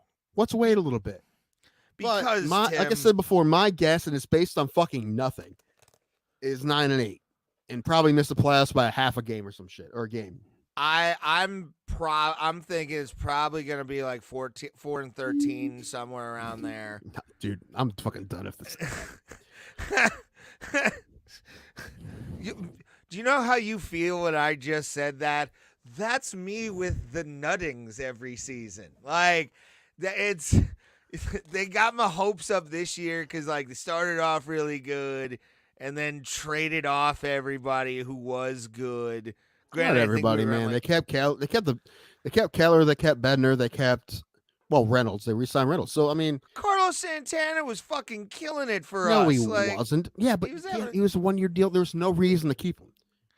It was in a 1-year deal. You can get something out of him. Why not? Although they probably. But if you're doing got a good lottery and pick, there's I guess. chemistry, bruh, like That's not how that. No. Mm-mm. it's keep that shit together, man. It's a No. locker room that's together. Let's No, go. dude. If they would have kept him, I would have been more pissed. You should have been more pissed because it would have made no sense to keep him. But we were winning. Like we haven't had experienced this in a while. We don't know what that feeling is in Pittsburgh for the You were Pirates. winning in May, right? Yeah, I know. It was weird. I'm used to them like 0-15 by now, and fucking they were ahead on top of them, the Central. I'm like, Fuck, we need this game. Fucking 3-3 in the 7th. oh really? Yeah. Yeah. When did playoffs start? October, beginning of October. I think it was like October 4th or something when Okay. when I went to the game last year. I looked at, you know what my phone did? My phone put together by itself. I didn't ask it to. I just like clicked on something and it had a slideshow of all of my sports photos. And it had like some like just random rock music behind it and a slideshow. It just did it by itself. Shauna sends me those all the time of me It was and her kind of neat, together. actually. It was kind of cool. Yeah. Even Yeah, the videos, like the one with my brother, when when we're standing up there, see the place is packed and YMCA's playing. Put the camera on my brother, and he just goes, dude, that was fun as fuck, dude. I'm so happy we got to do that, and that I got to do it with my brother is even cooler. Yeah. And that they won. That was a big deal. That's the most important part is the fact that you did it with family and they won. Like Yeah. the did it with family part's awesome, but like the win is like a little icing on the cake. It wasn't until during like the 2 playoffs. days before that I knew he was going to go because he told me he couldn't go. It was a whole weird thing. He had to. There were a lot of night kisses going on. During Basically. that week to let that happen. Well, they were waiting on like a rebate or something, Mm. but they knew it was coming anyway. But if they had to get it that week, or else he couldn't go, and he got it. So Nice. Yeah, I mean, I've even on like PPG, like I've experienced some cool things in that general vicinity in my life. Like I actually got to. That's like me going to like see Mario Lemieux score against the Ottawa Senators during the regular season, just because it's Mario, and I got to do it with my dad, and Mario scored. Like that's that kind of moment, and Yeah, kind of. I wish I would have been able to go to the playoff game in 2014, and also my dad to be alive, Tim. sorry. We both would. My dad would have been like, "They'll fucking blow it." I know my old man would not have fucking believed that the Pirates were in any playoff scenario. He'd have been like, "Get the fuck out! They're doing what?" It's funny. My father gives like basically zero fucks about sports. Like he gets got a little bit into football because my stepmom likes the Colts. I don't know why she became a Colts fan. She grew up in Pennsylvania. I don't know, but she interesting. But she is, and so he'll watch them a little close bit. To Baltimore, yeah. No, not really. I mean, oh well, how long did it take me to get down there? 3-4 hours. Maybe she was a Colts fan back like in her youth. Not impossible. When did they come over? Yeah, not possible. I don't know, but yeah, it could have been that she was a Colts fan. I mean, or I don't know. I never girl. asked her. Never asked her, but she was a big Peyton Manning fan there for a long time, and but she still watched them. But that's the only reason my dad sorta watches. But overall, he's like, you don't give a fuck. Like, oh, I remember like when I was like a teenager, asking him if he'd take me to a AAA game because the AAA team there was playing Buffalo, which at the time was Cleveland's AAA team. Yeah, and he said, Tim, I'd literally rather watch paint dry. Yeah, my dad was. So my uncle took me, but yeah, it was my old man was. Although he did later, he took me to the Hall of Fame once. But anyway, go ahead. I was gonna say my dad was a sports fiend outside of like combat sports. Like the only time we've ever watched boxing together is when we had like we were in a hotel that had HBO. And there'd be like a fight on. It would just be in the background or whatever. He cared about UFC when Lesnar was there. Like, he wanted to know that Lesnar won the title because he was a wrestling fan. But like, my dad loved basketball. He loved fucking hockey. You know, he played hockey his entire life. Who was his basketball team? The Cavs? I think he was like a Cavs fan during like the Miracle in Richfield and all that because he actually lived in Independence, which isn't far from Richfield. Like, it's not a super far drive from where the Coliseum was. Mm-hmm. But when we were living in Houston and the Rockets won the championship on my birthday, we collectively as a family were Rockets fans. Like that's kind of when my dad switched to being a Rockets fan and all that kind of stuff. He liked the University of Houston a lot because he lived there a couple times. Phi Slamma Jamma. Yeah. He actually lost money on them. He bet all of his money on that final. It seemed like a good bet, man. It probably. I mean, they probably were a huge favorite, right? I believe so. I think he was like, it's gonna double my money or whatever if they win. Yeah, that was NC State, right? The Jim Valvino Miracle team, right? Where they fucking jammed it in at the last second or something like that, or like the ball like went in at the last second. Just a 30 for 30 about that team. That team was like number one barely got in the tournament, and that team was like destined. That was one of those like it was angels in the outfield before. It was like that's basically what that team was. It was crazy. Yeah, and the Phi Slamma Jam, they were one of the best teams in like that era, not just that year. And then them beating them, it's that was the whole and the way they beat them. Yeah, it was crazy. He cursed it. Like there were times where he was like, "And that motherfucking ball." Jim Valvano. Yeah. I'm in Vegas betting on it. And this motherfucker gets a goddamn championship. It was an air ball. It was a fucking air ball. Then he turned into an alley-oop. Man, sports are awesome sometimes. They really are. Yeah. Like my dad, I picked up my like that kind of stuff from my dad, like the what do you call that? the romanticization Yeah. of sports from my father, for sure. Yeah, it's definitely my stepdad for me because it was like the only thing I could ever talk to my stepdad about was sports. We had nothing else in common. He wasn't real good at faking it. So like the only thing I could ever talk to him about was sports, and that's all we ever talked about. Yeah, Because that's kind of what I got into. I mean, it didn't seem hard because once I started getting into it, I really liked it. But like, yeah, when I was a kid, I fucking knew everything about everything because I watched a lot of ESPN and I fucking soaked everything up. And we talked about sports, and that's it. my But dad that's why. kinda- But my dad kind of got into sumo wrestling when it was hot on ESPN. Like we would watch the weirdest sports together and bond over like sumo and shit. it's funny. Like there was another hole for fighting that networks are trying to fill forever, other than boxing. Like they had boxing. Oh, They yeah. knew there was another hole there for a while. They tried kickboxing was the thing for like a minute and a half. You have a K1 that was mostly pay-per-view.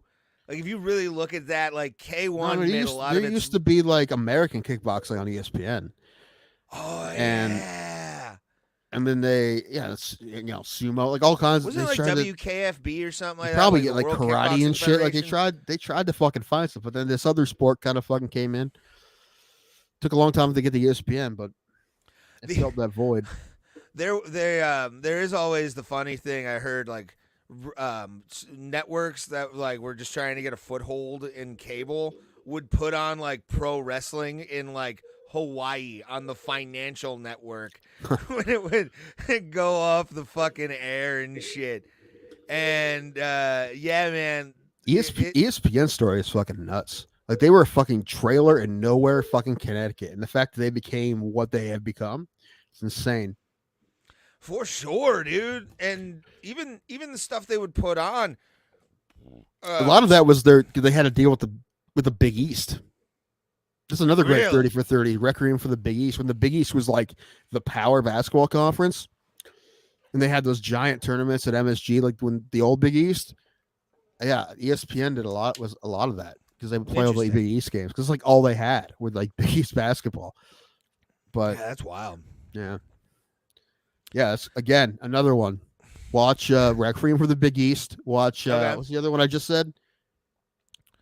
Who we were just talking about before? The thing about NC State and Oh yeah. Survive in Advance. And yeah, man, like, but luckily my dad and I, we also bonded over like music because I like the kind of same like the metal, like hard rock and heavy metal he did because he was, but A little bit also less like sensitive, but not quite. he would talk about like Eddie Money doing cocaine in his living room in Independence. Like he had these stories. My aunt worked at the Agora back in the 80s.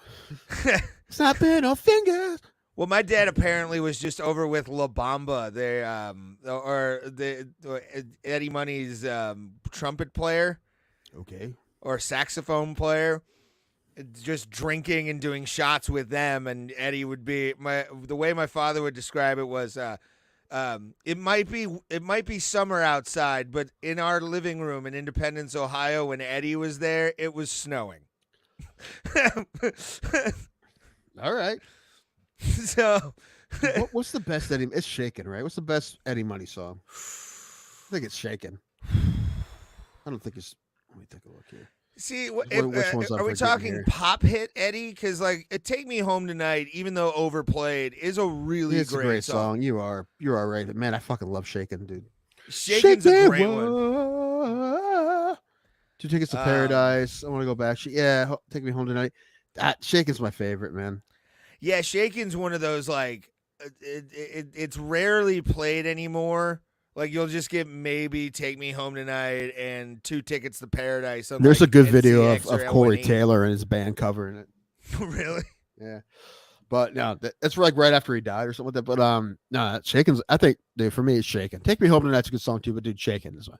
Shake it, whoa! I love a song with some good backup vocals. I like harmonies. Yeah. So as a choir nerd, so I'm always like, I like songs with good backup. I like the whoa, shaking Yeah. her fingers, snapping her fingers. Yeah. But no, yeah, man, like Yeah. that's the thing with luckily with my dad, I had a lot of shit in common with him to where like he may have looked at me as a putz, but I'm like, at least he fucking likes this. Like, it's all I need. Nothing in common with me and my father, except for maybe our mannerisms and maybe our temperament sometimes. Like, but as far as our interests, fuck nothing. Oh no, yeah, I definitely gained a lot of shit like traits from my father. A lot of them. One is my anger issues. And like sometimes little slight shit. Yeah. I definitely got the thing where he used to be like this, like he used to do the dad grin where it was like, motherfucker, better not, don't know. That's why I definitely want to do a show with my father. My cousin Mike has to be here, and basically you're just going to be an observer. I might just take that day off and let the views soar on it. Like just we have to do it. We couldn't do it live because I just don't want to get him in trouble. I mean, he's retired. Like who cares? But I'm just saying I don't want to like he's retired. Accidentally, I don't know what he's going to say. The Dank Cast. That would be pretty great. We got to get him like 6 bourbons in though.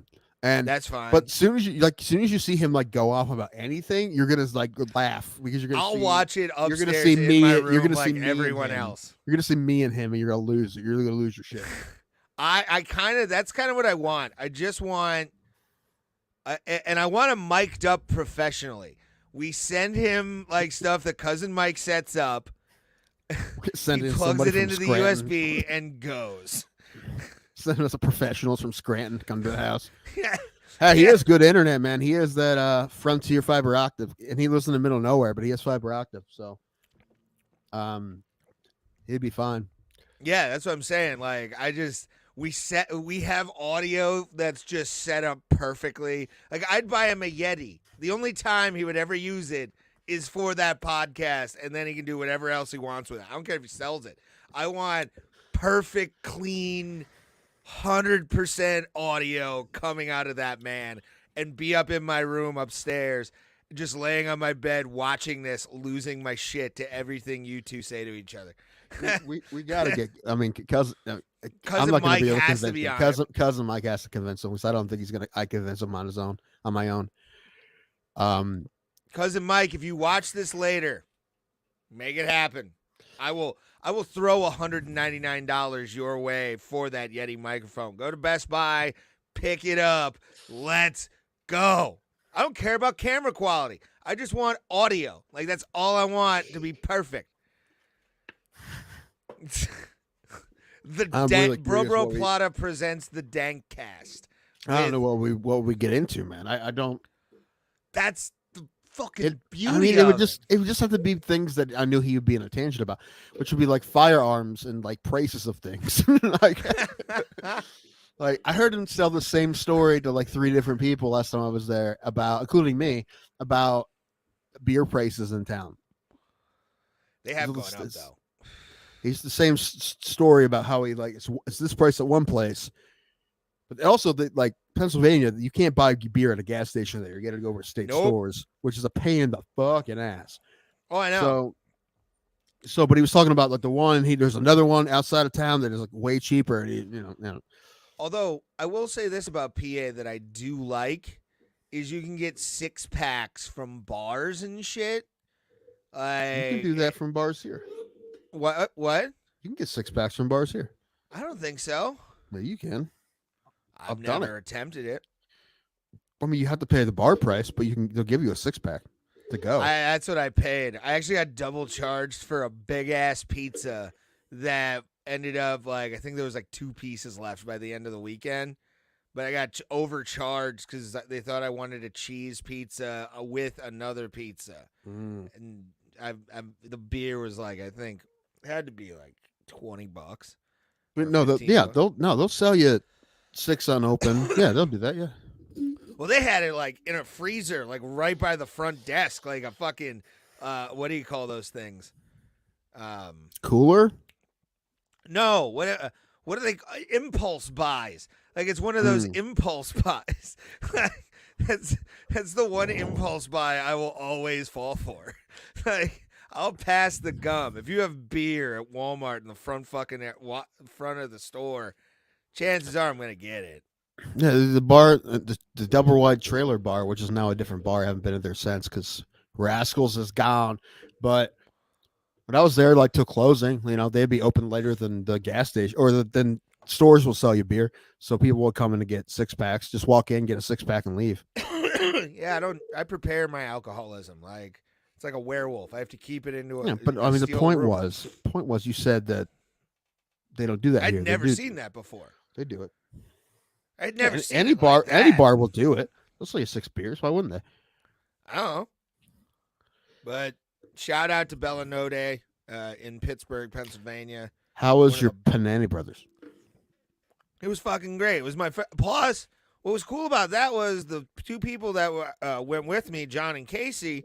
Casey had been to Pittsburgh. I think she has family there, and also she has some other stuff that's personal went on in Pittsburgh. Nothing salacious. It's more health than anything. But what was I going to say? Oh, they had never had Permane Brothers before, and John never been to Pittsburgh before, which is weird to me. Like it's 2 hours south. How'd your dad never take you to like a game with like the Indians or something? If they I mean, I told you that I have only been there a couple times. Yeah, I mean, I grew up before we went to the ball game, to the Pirates game, I've been there twice. Really? Yeah, once my little league team went to a Pirates game, and then once I went to a Ham Bones with Willis Gordon. Yes. Oh, I miss Ham Bones. I was talking about Ham Bones the entire time I was there. I'm like, twice. I miss their brisket burger. It was one of the best like burgers I'd ever had. Actually, I was thinking about Amanda Averill and Derek Minto last week, because I was thinking about people to get at my shows, and I'm like, I can just have them both come. Fuck yeah. I don't know either of them well, but I know they're funny. Amanda lit up when she was like, "Yeah, I know Tim Danko." She had a smile on her face, so there was that. I don't really remember that well. Yeah, I guess I've met her before. Means you're funny. I used to be adorable. Remember that? I do. I still am adorable. Just a different kind of adorable. It was Tim Valiant. It was you looked like a waif, but who knew? You went from who's the skinny blonde kid on fucking Game of Thrones? Joffrey? You went from Joffrey size to Odo. Hodor? Hodor. I don't think I was quite that small, but yeah, maybe. You were pretty thin when I first met you. I think I got down to like 168 or something like that. Yeah, you were pretty thin, and yeah, you went from like who was the one that got and I forget again. Like a whole other person from what? Yeah, you went from like Bram season 1 to Hodor carrying Bram. Yeah. Write these down. Write these down for the roast. Oh, I'll remember that one. Should we try to book? Who books that? Sheer or Paul? I think Sheer. All right, I'll ask him. Do it. If not, Paul. I saw Paul today when I talked to him though. He's Yeah, pretty funny, man. He that's one cool thing about having a room is I have all these people that I want to have down. Like I'm trying to think. I'm waiting for Mary to get back to me, but I'm like, who's gonna feature for Mary? And I'm like, oh, dude, fucking Onesti. I'll ask him first. And we'll see if he'll come in there. Although I got to make sure that I'm starting to think, I'm like, can he get through there? I'm like, we'll make room for it. That's an important thing, Ray. No, although at the worst, it would be the winter, but he can come in through the back if we had to. But that would fucking suck. Make him go outside to come in. No, I think he should. I think honestly, he should. I know it's December, but he should roll through the back door and then through the crowd and just like wave to everybody. Like, what an entrance! Eye of the Tiger playing. He's sitting there at the back door and it's snowing and he's like freezing and I'm like doing an extended intro. I'm like, what else can I say about Matt? Two guys dressed as like sires open the door like he's royalty. Sure. I love Matt. He's such a good guy, man. Yeah, he's the man. Yeah. I haven't talked to him in years. I think I don't message people on I a saw regular him- that I don't book me. Saw him at Pete's Wake, but I didn't get a chance to talk to him. He like left as soon as I got there, and I didn't get a chance to talk to him. But before that, I saw him last year when he put me on that show that brain show. Oh shit, we should do fucking one of those there. Yeah, that'd be fun. Yeah. May you have like a charity bucket too for it? That'd be cool. Yeah, they'll do a show there if it's free. Yeah, Can probably do it in accepting November. donations. But It's hard. no. It's just really hard asking people to do shit for free. Mm-hmm. I mean, I'll do it. I've done it, but I do it all the time. so do I. At this point, it's love of the game, Tim. It's love of the game. I got Bill Stone on my flyer Nice. with Dan Brown, John Brown, and Nick DeLowy. What was I gonna say? I haven't seen Dan in a long time. I'm actually excited to see. That's the fucking best part about doing the room. Although I was thinking, I'm like, if Five Barrel didn't give me that date, I was gonna try to find another bar to give me the same date. Like, it's Mary said she could do that day, so I'm like, if you can't do that day, I'm gonna find another place that will give me a show that day because they don't want to waste Mary saying she'd do a show. So, Yeah. did you see her Especially- video yet? You watched Not the yet, Don't Tell? man. Oh, fuck I it. haven't. I haven't really done shit except for watch YouTube. I mean, I haven't done anything. I watched the fights on Saturday Oh yeah, fights. or Sunday when I got back from Pittsburgh. Got pretty disappointed. I was pretty disappointed in Rose's fight. Number one, they should have made that a 5-round fight. And it was so Yeah. fucking, it was like they got it right, but it was so fucking close. And you want it to be 5 rounds. You know, Rose hasn't fought 3 rounds in forever. It's a completely different pacing, and it's just fucking. I don't know. It should have been a 5-round fight. Yeah, it's not. It's Farrow? what? Farrow. Farrow, I was kind of impressed with her, but Rose at 125, I can definitely see she's definitely small for the division. She's pretty tiny for 125. But I mean, she kept her own, and she tried. I mean, that's all. 125 is definitely now. I mean, it used to be 115, but now the rules moved up, and 125 is the most stacked division right now. Yeah. Because I mean, you have Valentina Grasso, then you have Farrow, Rose, and Blanchfield. Yeah. All kind of like a fucking That's paper a jam. murderer's row right there, A man. paper jam right there. So if you don't get Blanchfield against Grasso, if Valentina wins and you want to do the trilogy, then you're gonna do Blanchfield and Farrow. Yeah. Just fucking, dude, I don't think Blanchfield should have to fight Farrow to get a title shot. I think she's done enough. Just fucking put her in there. Also, I'd rather see if Valentina beats Grasso. I'd rather see her fight Blanchfield before the trilogy, dude. You know, I don't need a You gotta get back-to-back trilogy. I don't need that. It also, if you look at that, how it's booked, it's more or less like Valentina kind of has to dominate. She can't have a decision win and like not expect there to be a third fight. But I mean, the way she lost was so dramatic, and how Grasso took advantage of that situation. Valentina's got to come out like a fucking beast for it not to be a trilogy, to be honest with you, because it was kind of just a fuck up into something. Go have Grasso fight someone else and then come back for the trilogy. I think that would be the way you do it if Valentina comes in. Maybe, but but if Grasso also, wins, like- it should be Blanchfield versus Grasso. Also, it all depends on fucking injuries and whatnot. I mean, you have True. options. I'm trying to log into USC Fight Club right now because I think shit, the pre-sale is up for the Stipe Jones fight. Uh-huh. I want to see how much tickets are just for S's and G's. Then we'll talk also about Benoit Saint-Denis just being a fucking badass, dude. Like, he cut Thiago Moises up with that elbow. Like, holy shit. He was throwing him from, like, even standing. he was throwing some nasty heat with those elbows, man. I like that kid. Benoit Saint Denis is a fucking monster, and to do it in his home country is even cooler. Which one? Saint Denis. Why is it not letting me click on shit? I don't know, Tim. Are they really making me get upgrade before? Like, I have another fucking few months of this. What? Really? Fuck you, UFC. No, we love you, UFC. But no, fuck you. No, fuck you. Did I give those people enough fucking money? I can say fuck you. You want me to change your thing to fuck UFC on here? I can do that. No, it's fine. No, it's fine. No, it's not needed.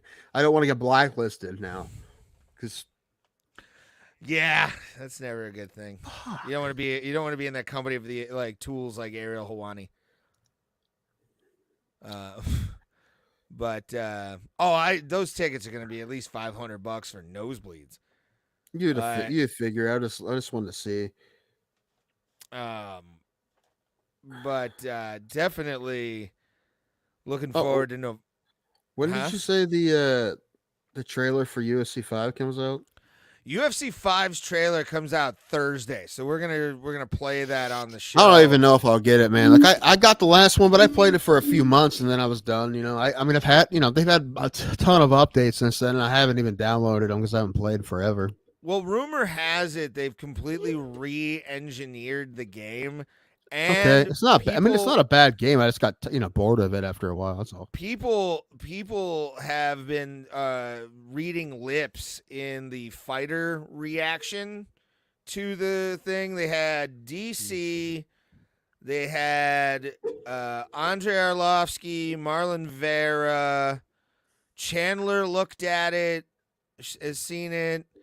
And they all taped their reaction. Someone read DC's lips because they put like something over his lips, but like kind of was able to see like an S. So the rumor is there might be doctor stoppages in this. There might be like medical stoppages for like loss of blood, not like cuts getting really bad. Well, it should be. It's part of the. It should be. If it's in the game, it's in the game, right? I'm gonna be kind of interested to see how that mechanic works and where it works in fights and how badly you have to batter the other the other sprite in there. There should also be bad stoppages. Dude, fuck MLB The Show has bad strike calls. They should have fucking bad stoppages. Wouldn't it be hilarious if they did and all of it was just you have to use Chris Taglioni as the character, as the one? Listen, Chris Taglioni, dude, I don't think anyone gives anyone a chance more than Chris Taglioni. Who like Herb Dean just has an off night. The AI gives Herb everyone Dean an off since night. we've been doing the show, every major high profile referee. We've talked shit about not shit, but we've talked about them messing up because they're fucking human beings. Yeah. And it's gonna happen, even the best. And like Herzog, Dean, Mark Smith, Goddard, they're some of the best. They all have fuck ups. They all do. Do you think Beltran, they all do.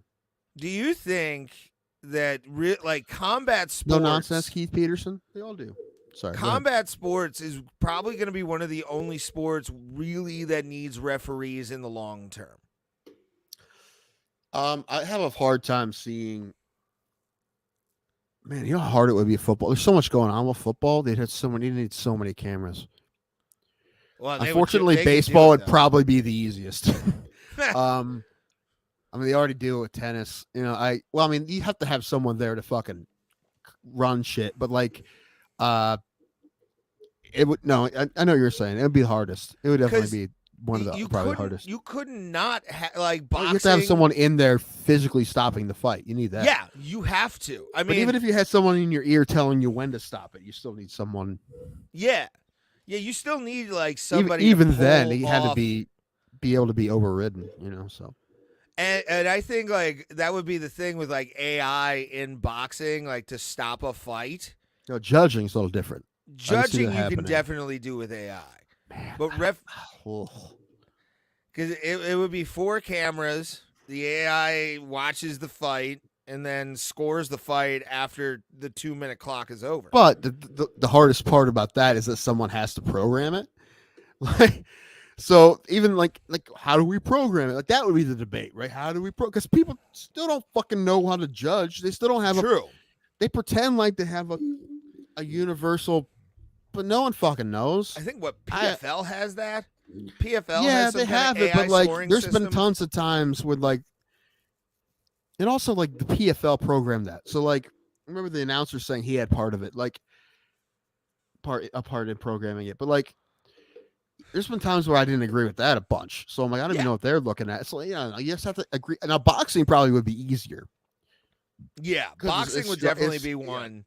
Because I think boxing could be done.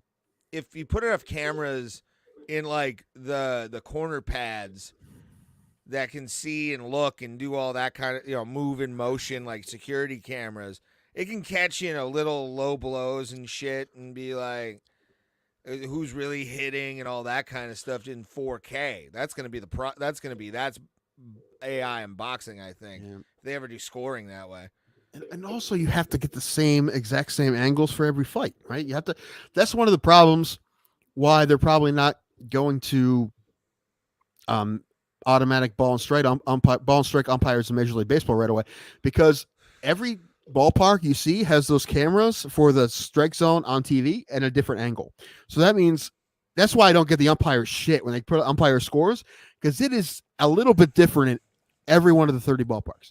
So when there's like ones that like, oh, he missed it by that much, that was a ball, you go to the strike. I'm like, no, it's a fucking strike. Shut up. Like it's fucking close. Like they'd have to figure out how to get the cameras in the exact same place. Yeah, and that's hard as fuck. Or they very could just say, much fuck so. it, who cares? That's I think what they're doing in AAA right now, but I don't like that at all. Dude, it was so boring going to a AAA game knowing that the umpires had no say in balls and strikes. It was fucking boring as fuck. I hate it. Really? Yeah. And also, those guys are trying to make it to major leagues, man. You're not helping them at all. Yeah, not I mean, taking that out of their hands, And you learn the could so code. tell.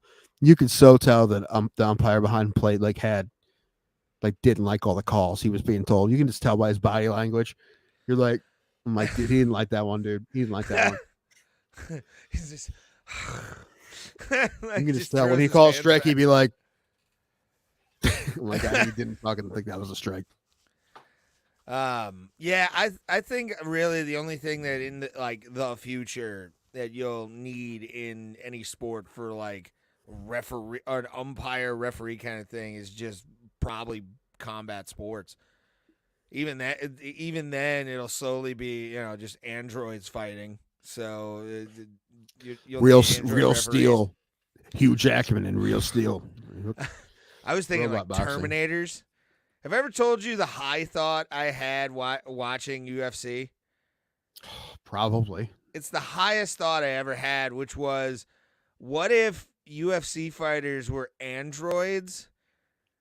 Phones? And what? The phones? No, like androids, like anatomical robots. Cyborgs? Yeah, cyborgs. Androids, cyborgs, same things. Weren't cyborg part human? Well, no, I'm thinking they're not even human. They're just skin suits at this point.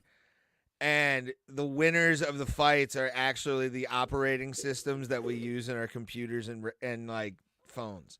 That was a thought I had while watching a UFC fight. Okay. It's the highest I've ever been for a UFC fight, too. I wrote a story in college about futuristic, it's like super, like genetically altered super being fights. Ooh. And like the underground of it and shit. And there's this one guy who was like a natural born person who was fucking beaten the genetic super fucking monsters. They're clones. They're such they found he was the fucking hero because he was the fucking guy, the normal fucking birth guy who was beating these people. Then you find out at the end he didn't even know, but he was one of them too. And that man's name is Elon Musk. Yes, the whole time. Man. I'm what were we talking about? Fucking cyborgs. Cyborgs, bro. Cyborgs. Best show on the internet. Yeah. Man, we suck. Eh. Hey, listen, it's coming up pretty soon. Can you please get a hold of Mr. Militich? Yes. Yeah. I actually. Do Oh, it tomorrow. Do it tomorrow. he posted something, and it's Big John McCarthy saying something that. Is he going to do this fight? Is Big John McCarthy going to referee the fight? Oh, I would fucking. Dude, I want to go to Davenport, dude. Dude, you know what? What day is that? I could see myself just like saying fuck it and driving to Davenport. Man, if I had more money, I would. Man. If I could like, nah, I don't have the money to like get a hotel when I on a day's notice or whatever show up. On. No.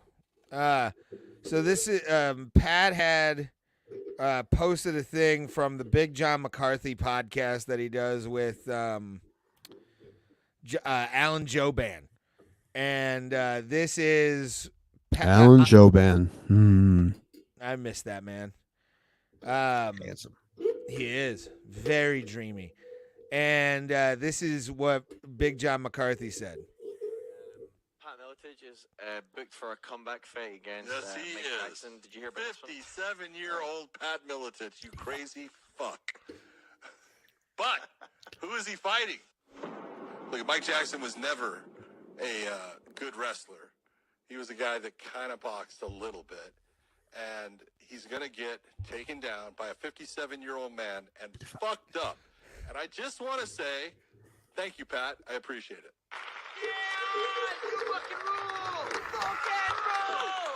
He needs it. Tell me how you really feel, John. You don't sit there and call people Nazis. Oh, I know. Okay? That's a childish person. That, you know what? Grow up. Unless they're a Nazi, but pass on.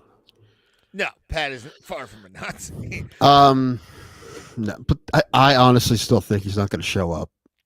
It's a very big possibility. I feel like he's the kind of guy that will make like just to say fuck you, make everyone get ready for it, make the promotion all get ready for, sell the tickets for it, and just be like, hey, I was never coming in the first place. Fuck all y'all. And there's I the could see him problem doing that. because That's like, honestly, like I think he's premeditated in his head. He already thinks he's not going to show up. Which is a fucking asshole move. If he does that, I'm not. Here's the thing about that as well that I find hilarious about what you just said. Because if he did that, you think that the Dolly situation with Connor and Habib would be bad. No, it would be Pat Militich Instagram living from the front of Mike Jackson's home. Wherever he lives, Pat will drive or fly to that man's house to fuck him up because he should. You know who will be there? Bro Plata. With their phone. We'll be on the lawn. What are you talking about? Yeah, we'll be with Pat. That's exclusive. Who do you think's driving? Yes. Well, not Ray, but me. Yes. Yeah, yeah. If fucking Mike Jackson does that, he's a bigger fucking pussy. How do I feel like? Because I feel like he would just do something like that. I mean, CM Punk is getting fucking shit right now because AEW fired him. But like, if the wrestling fans knew the guy that beat him in the UFC and Mike Jackson, such a fucking piece of shit. He's one of these fucking race baiting, clout chasing douche canoes. Just I don't know all of his canoe. work. I only know the stuff he's done with fighters that are ground fighters. That's what I'm going off as well. I know. I'm just saying. I'm just to be fair. But he is just a fucking. But in that circle, it's weird, dude. Listen, this is coming from me, who we know which way that I lean, but like Pat did nothing wrong. Like No. he went to the protest. You're allowed to fucking protest. This is America. Yeah. Protesting is patriotic. All right, you're allowed to. Yeah. And he's not like he stormed the Capitol. He didn't. So No. I don't.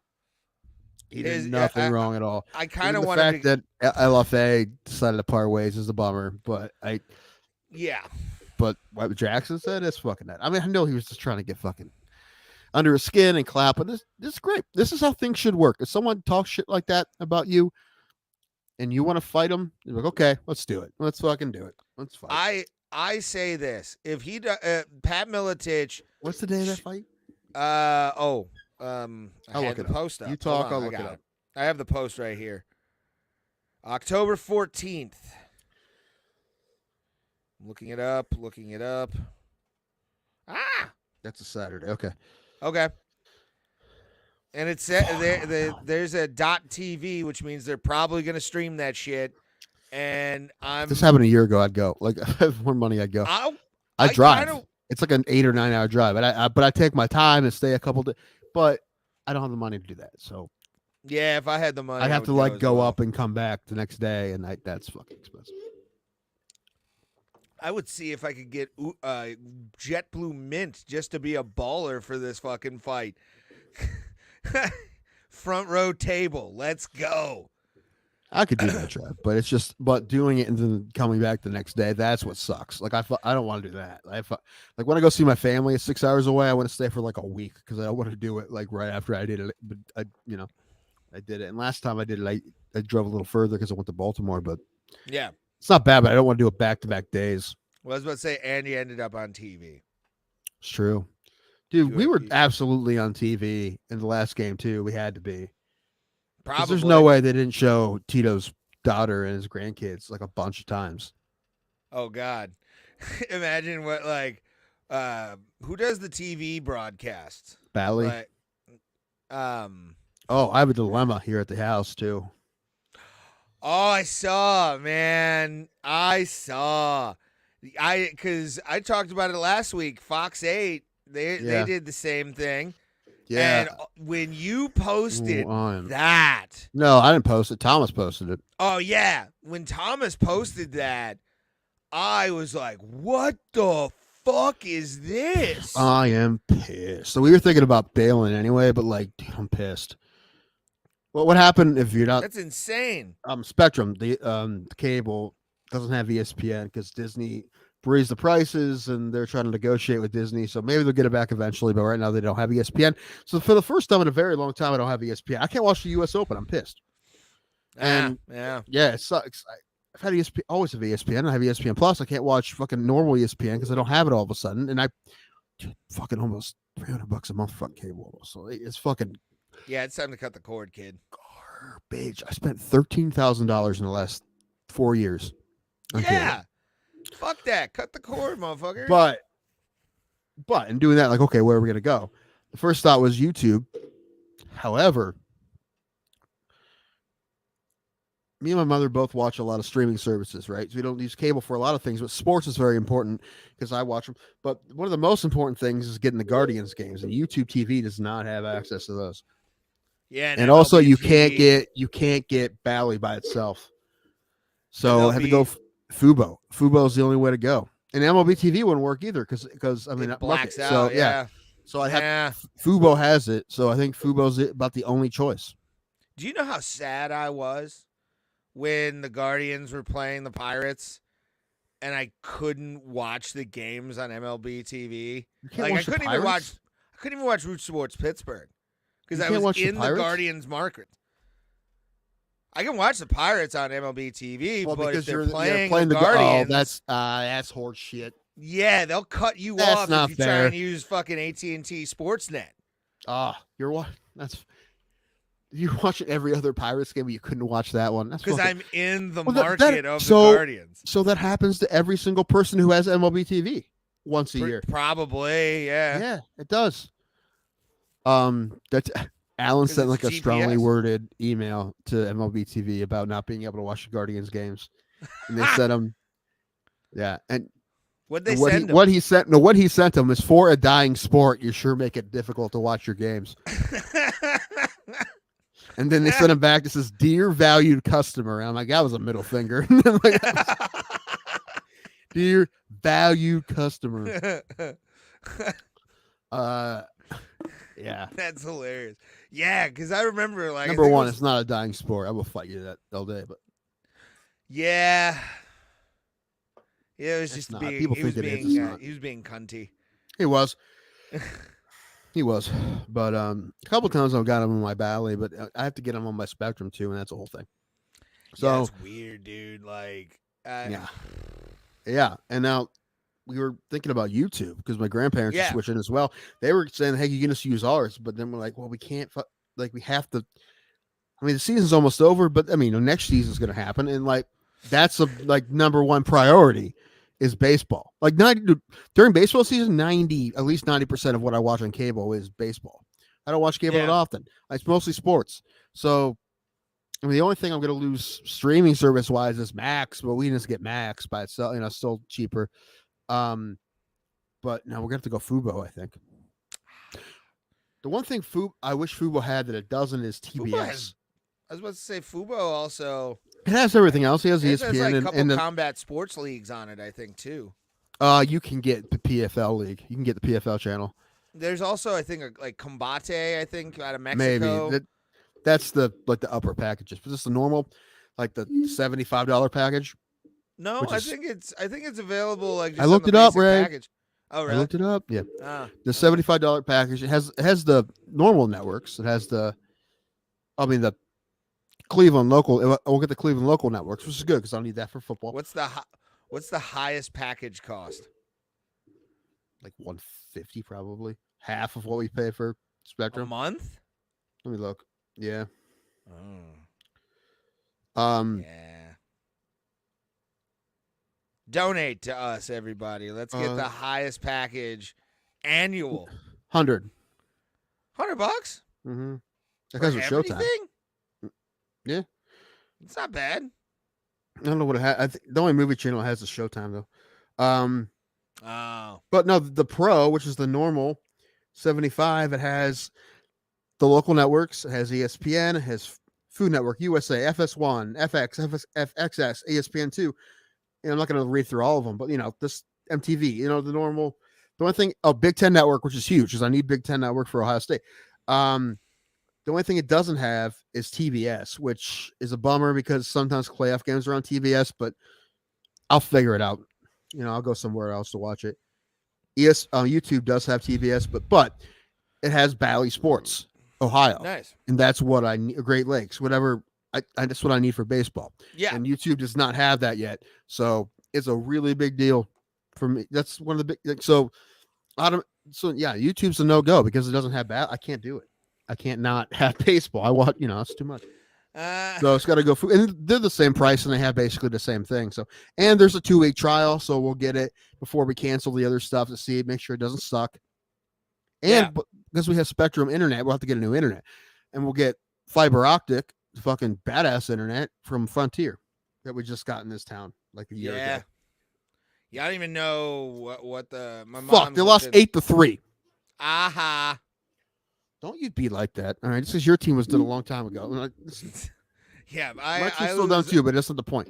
Not done, but I lost interest once we were like already, you could tell we were already out of the playoffs. Like once we fell to 4th, I'm like, yeah, we're done.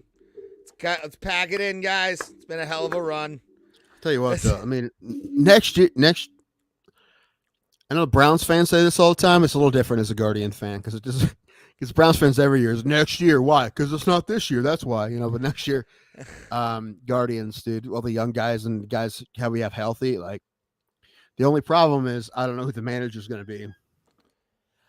You would think it's Sandy. I mean, it's either him or Hale, man. I rather go Sandy than Hale, but it's going to be between those two. If it's not Tito, maybe we'll get lucky, but it doesn't sound like it's someone old like Clint Hurdle. Dude, there's I would say 1% chance they go outside of the current organization. 1%. I would hope. Yeah, or one would hope that. Yeah. Yeah. The only time you do that is when guy retires, right? So, yeah, you want the same culture, right? And Sandy talks about the culture all the time. Yeah. So, and you see how many guys, they just showed a thing when they were playing the Rays because Kevin Cash, who is the second longest tenured manager, Tito's the number 1, Kevin Cash is number 2. He was one of Tito's guys. So, as a player and a coach, So guys who learn from Tito become good managers usually. So Hey, man. It's like, what's either his face? Sandy or Hale. I think just because it's weird because when Tito was out for a while, a couple years ago, they had Sandy Alomar Jr. manage the team. But then the next year, when Tito was out, they had Hale do it. So I don't know which one they're leaning towards. I like Sandy. Well, yeah. I mean, a guy who grew up in this town. But if you think, are they going to go first base coach or bench coach? Bench coach is like the offensive court or defense. He's like the next guy. He's the number 2. So you think Hale, but I really hope they go Sandy. Well, you know what? I just hope they make the right decision, whatever it is. I hope it's the correct decision. Agreed. I don't know. If it's Hale, that's fine. But we fucking love Sandy here, and he's given up on jobs to stay. He's been offered jobs other places, and he stayed. So I kind of wish they would have named him manager in waiting years ago. But yeah, who knows what's going to happen with that organization? I don't know. I should have asked his daughter. I should have bothered her to the point that she wanted to leave the stadium. I mean, when's your dad retiring? He's getting kind of. Like, we love your dad. You got to tell your dad he's gonna stay. He's gonna stay. Like, hey, can you give me your dad's autograph? Can I have his number? I'll text him. Like just one of my thoughts with the team and stuff. There's people out there. Those people exist that would do that. Yeah, I would. Even I look down on them. Oh, dude, that's awful. At least go wait by the gate where they park their cars. The most I'd say was one thing, maybe. It's been like, oh, cool. We really love your dad here, man. That's the most I would say. Most I would say. That's it. No, dude, I'm not that guy. Fuck. If I ever become that guy, fucking put me down. Or take you to a hospital. Like, there's something fucking going on with Tim. Oh, that was like me with Muda on Saturday when he walked in. I'm like, I literally looked at my friend. I'm like, you fucking get your camera. I didn't have my phone with me. It was charging in the room. Like, I left my phone. And it was one of those moments where I'm like, I don't have my fucking phone to come over and just be like and I literally told my friend, like, grab your goddamn phone. Is that what happened with us? Yes. Yeah, you just took say, because I know I took that picture, but like, is it because you didn't have your dead. phone? No, yeah, that's right. Dead. Yeah. Anyway, geez, bad timing. I should have just like fucking walked away. No, because you would. Oh, I wouldn't have heard the end of it. I would have rear naked choked you. I'd have been like, "You get back here!" I can't find your chin under the second one. Like that has to be like a good. What's the word? Not ratio. What's the word I'm looking for? It's like that's a good kind of like a good way to be famous. Like you're only famous in like a little circle. Yeah. Like you go to a certain place, like all the people there are gonna fucking know who you are. Yeah, but like you can go to Walmart and no one's gonna bother you. Like a single country looks at you as a fucking idol and an icon. Like you are one of the greatest in your country of ever doing something. And then there's just like this small world of little America. Pocket of nerds. Yeah, just you walk into a room, everybody's mouth shut, and you're just like quiet because literally the whole place went silent when he walked in. Mm-hmm. Everybody was like, "Oh fuck!" Like it was Tim. Like literally, I sat up a little bit more just because I'm like, "Oh, I got to be respectful to this guy." Like. He's put his body on the line a fuck ton. He wrestled Hulk Hogan to a disqualification, okay? This man is royalty. In Japan. The time we met Shinedown before a Shinedown show, they were coming out of the pharmacy. We're like, hey guys, what's up? Like, hey man, what's up? What's going on? Like, yeah, you guys are gonna blow our minds tonight. So like, are you gonna melt our faces or something like that? They're like, that's the idea, man. Yeah. I'm like, cool. See, I'm cool around like Rockstar. Like, but I said it. But number one, that's just like a thing I would say. And it's just, and I didn't like say it crazy. I'm like, hey, so you guys gonna like blow our minds or what? Like, I guess the plan. I'm like, cool. Well, that's a normal question to ask. I think. I think the coolest one I ever had was the bass player of Flogging Molly was walking down the street outside of Kemba Live before when it was Lifestyle Community Pavilion, and I just said Nathan, and he walks over. He's like, "Sup, dude?" And I'm like, "Can't wait for tonight." And then he walked away. That was probably the coolest I've ever been. No, I tell a lie. I did bother him a little bit while he was watching Local H before the show, but we were more enjoying the music together at that point. Like I felt a connection because I'm like, oh, he likes Local H, and I've always liked Local H. And Well, probably they had him go on tour with them. oh, fucking love. Oh, okay. Sorry, I just got a message about something. About what? What happened? It's well. Are you it's positive? Does it have it? Do you have the pest clap? related? It's Yeah, what? pest related. You are a pest. I have to Yes. pee with that. All right. Ow. Oh no.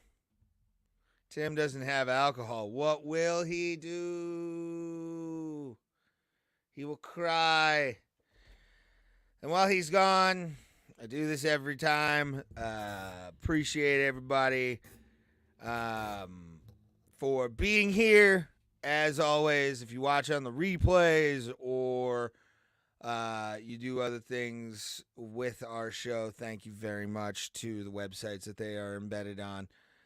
But we do appreciate you guys for watching our show. We do this every Tuesday and Thursdays.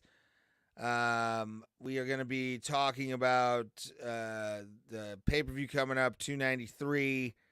And we will actually not be at watching that show because we're watching Julian the Night Train Lane take on Andrew Law in a fight happening in Akron for Cage Thunder, which I'm excited about. This is my first local MMA show ever, like in the Cleveland area. I've been to a few boxing events.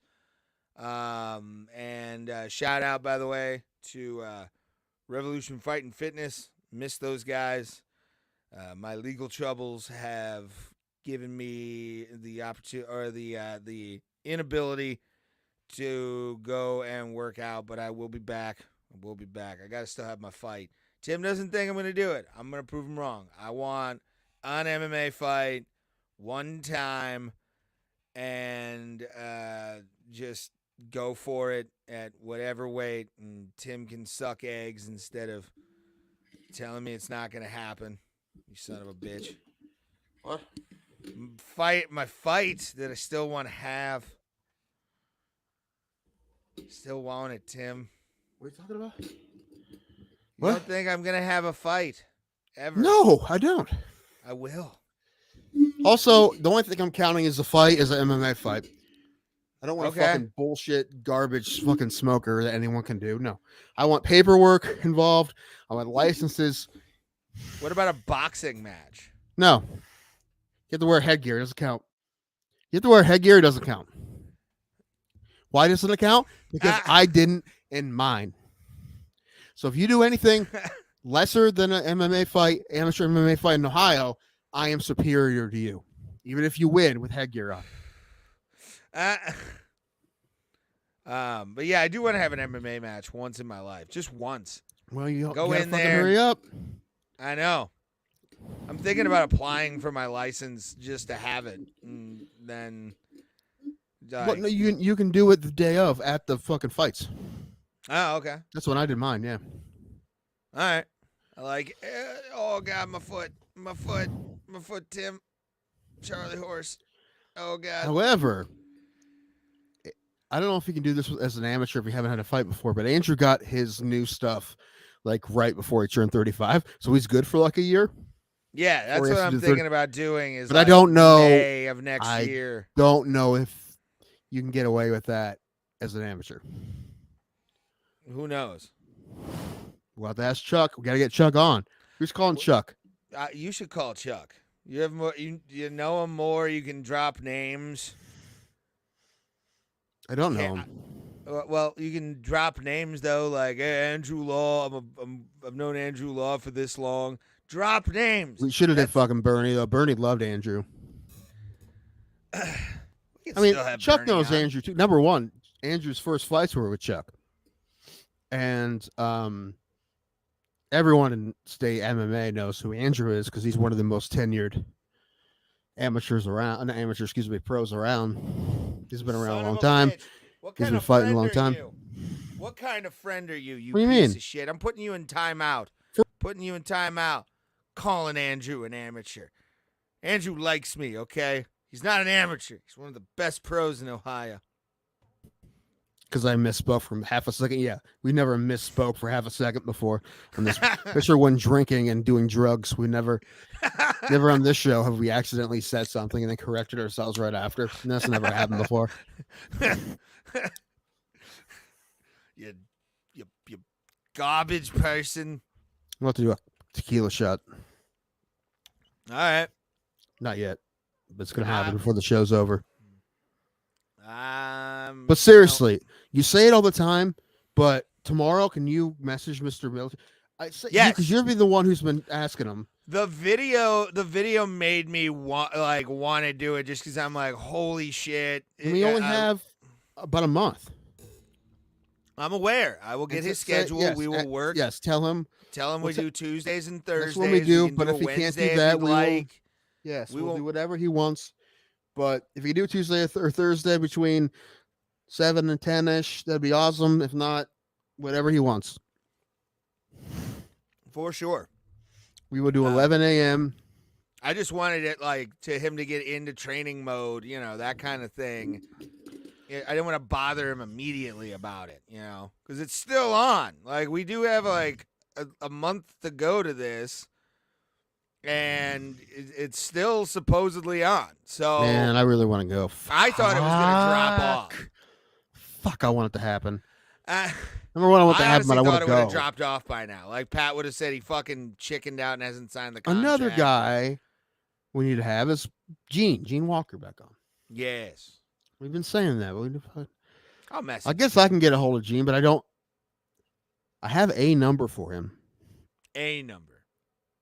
Yes. I don't know if that is still his number or not, but I have a number for him. Hit him up on the Facebooks.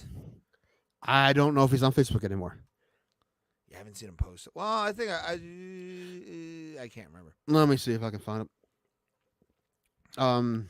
But yeah, Gene. But no, yeah, there's on here. There's a few people that I still want to get on here. Mark Hunt being one of them. That would be a pre-taped. That would probably be a pre-tape. Yeah, because it'd be such a weird time. We could do it. Pride Lady's off the table completely. She disappointed me a long time ago. Both of his Facebook pages have not had anything posted over a year, so or close to a year. So, Pride Lady. Honestly, I honestly don't really blame her. To be honest, I don't. We should have waited a little longer to ask her. She could have been cool. But know how big of an opportunity this was for us. Gene had a good point. He said that the Hall of Famers, we message them all the time. Yeah, all of them. There's plenty. Who? Butterbean's doing well again. He's lost a bunch of weight. He lost a bunch of weight. He's been doing DDP yoga. Who else? Jens Pulver. I would love to have Jens Pulver on, but he does stuff with UFC too. That doesn't mean he won't come on. You know what? Let's take a look at UFC Hall of Fame Legends Division. I've wanted Mark Coleman because he's been getting back into his shit and he's been sober for a while now, which is good for him. He was talking. Let's get hammered and talk about sobriety with Mark Coleman. No, I will do that show. So I will do that interview sober, then smoke weed afterwards, like a gentleman. Out of respect for Mr. Coleman. Who else? Pioneers Wing.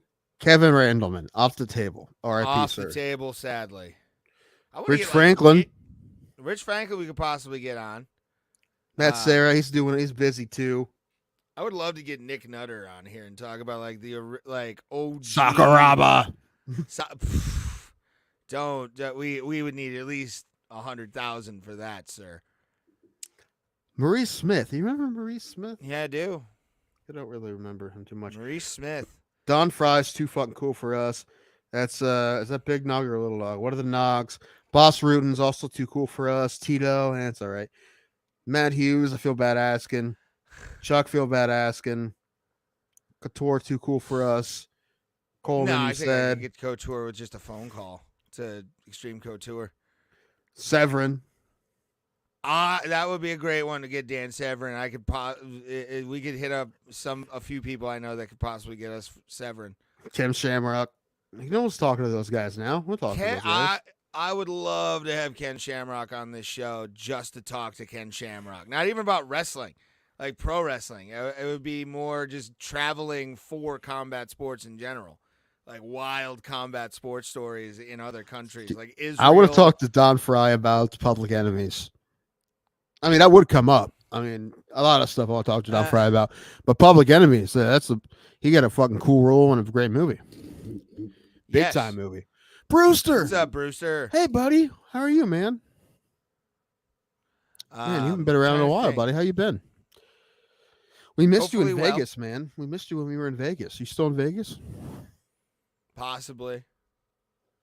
We'll be 10 more years. We'll go to Vegas. We ever make money here, we'll go back to Vegas. Yes. Not happening. Could. You never know. We could take off. Could we though? Like, the thing is, like, we don't even know what we are. True. Yeah. Yeah. You come for the MMA talk, you deal with the nonsense. That's how I look at this show. Like, when we do talk MMA. What? Again, if we only talk to MMA, I go insane. So what happened to the lamp? Thomas, where's he working? I forget. Thomas has a new job. We miss him dearly. We hope he comes on sometime. Yeah, we'd love to have him on again. Then Pulse was our producer for a while. Now he has to work again. So we are the reason. We're the people's rock bottoms. They realize they have to get employment after they're with us. That might be true. Fuck. That's what happened. That happened with Harrison too. Harrison, yeah. You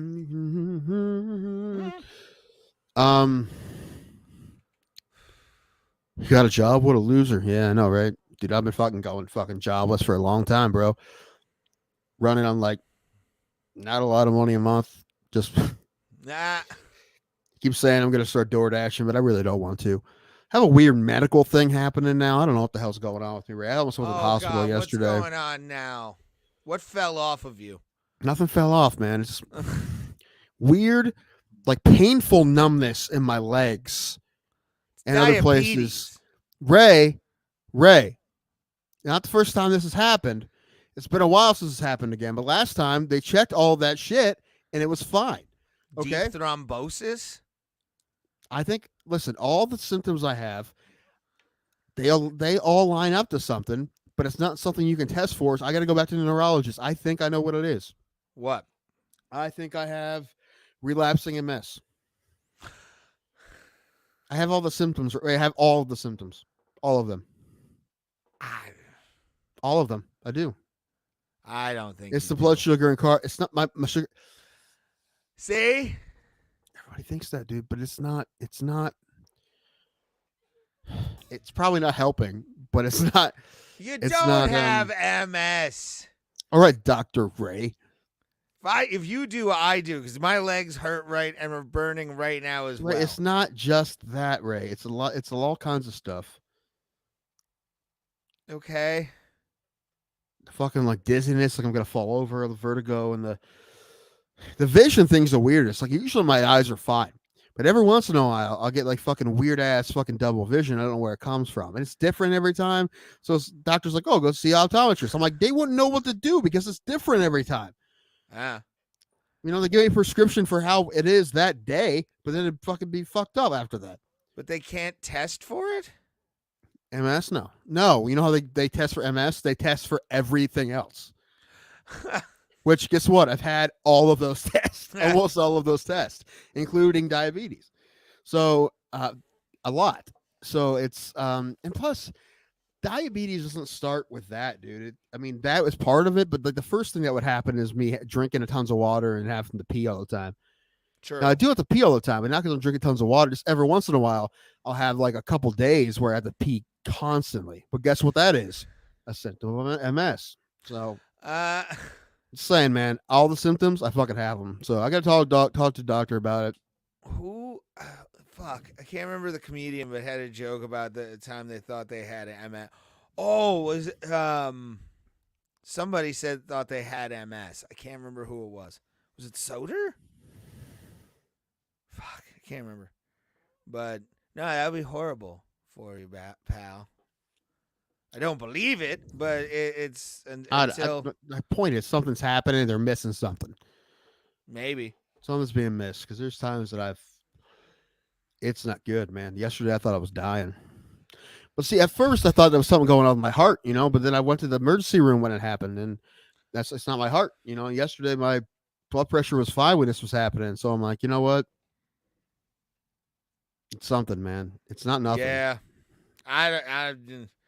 I'm just waiting for whatever's going to get me is going to get There's me. no sugar in this soda, Brewster. Come on. Yeah, neither is here. Well, yeah, I only have also like I haven't drank. I've drank very little soda, not none, but a whole lot less than usual the last week, and that's when the shit started happening. Well, see, it's relapse. You mean I'm fine for a good chunk of time, and then I have like a week or so or more that I'm fucking awful. Yeah, I don't know. I'm not a medical professional, even though YouTube banned an episode because I said something in a joking way. Because you're not a medical professional. I know, but apparently YouTube doesn't like sense of humor. It wasn't funny. If I remember correctly. Can't remember. Something about maybe the WHO. I can't remember either, but I feel like because of our show, the way it usually goes, saying what you said wasn't funny is probably the best guess. Probably. It's about a minus 700 I think I odds. thought it, and like I was like, it's a joke, and it was no, it wasn't. Was the response. It was clearly not a joke. So YouTube, we have a Rumble page. What was it? It was something like, it was something about a school or I forget, and I don't remember. Anyway, not important.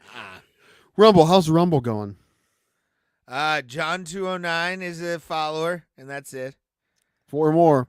4 more. We need 4 more people to subscribe. Twitch? I feel like we would take over Rumble as one of the worst shows on Rumble. I want to be one of the worst shows on Rumble. Low ratings on the internet. That would make us the worst show on the internet. If we can't make it on Rumble, UFC has like 1.5 mil on there. I think we can at least get to 100 on Rumble. Natural views. It would be hilarious. We found out it's really hard to fucking do one of these shows. Yeah. But we've gained, at least we have people that watch the show. That's the thing that like still scares me a little bit. Tim, you should dye your hair Sugar Sean O'Malley. No. Yes. No, listen. The only thing I do like Sugar Sean O'Malley was maybe cheat on my wife. I do that. But maybe that's it. That's the only thing I do like Sean O'Malley. I wouldn't get addicted to heroin, man. I have willpower. It's the dumbest thing I heard anyone's ever say ever, and I know Ray Hyclack. Hey, I actually agree with him on that. Like, I've never wanted to do another drug, bro. I've never wanted. No, he's saying if he did it once or twice, he'd be fine. Which, who knows? He might know himself, though. I know, but it seems like what he's actually doing is fucking backhand to people who get addicted to heroin. Like they're just fucking weak will people, man. That's just not nice. I mean, you watch Painkiller on Netflix? Painkiller? Yeah, there's exceptions to the rule, though. But it's not everybody that did should you be watch looked it? at Did like you that. watch Painkiller? It's not as No, good as but I Dope get Sick. If your you're gonna argument. watch Dope Sick instead of Painkiller, Dope Sick's better. Again, though, I get your argument. I understand the reference, but it's like I know. Yeah, Friends Brewster, who- we're not talking about coke though. We're not talking about coke. We're talking about No, we're heroin. talking about H, bro. That, Yeah, it's a that completely different heroin. thing. Completely different thing. No, yeah. I mean, I don't know, Yeah. dude. No, thank you. Don't need to try that. Cocaine, I've tried. I've never Several done coke. Ryan Kills. Hey, buddy. What's At this going point in your on? life, I wouldn't recommend it. But 10 years ago, I No. would have recommended it. Nah, I don't know. It just never seemed appealing to me to like have that in my nose, like up my nose, something up my nose to get high when I can just smoke a plant. Mr. Richard Pryor. Oh, okay. I get it. Oh, Hi, Ryan. no. Who won Contender Series? Anybody good? Anybody from Ohio? Yeah, I don't think I haven't seen anything about like news stories about This, it. I bet you, dude, if this kid beats Brogan up the way he's beat these other guys up, he might get a shot here soon. Might. Wouldn't it be hilarious that Brogan gets a Dana White's Contender Series if he beats him? Well, it's a heck of a fight, dude. I mean, it's a heck of a win. Man, like I said, if there were odds on this fight, he would be a giant underdog. I'd put money on it, like $50. Dude, me too. Just because I love Brogan and I want him to win. Like I Let's said, check, him and Andrew, the fighting plumbers, the Super Mario Brothers. do. I did send to Andrew the Freed from Desire song. I said Just because it would be hilarious. I would lose my shit if he picks that song, and I'm just like, because I would be like singing it and be the only douchebag singing the song. Like, law is on fire. Your defense is terrified. Law is on fire. I sent him the Scott Stapp song, and he thinks it's great. I don't think he's going to use it, but he likes it.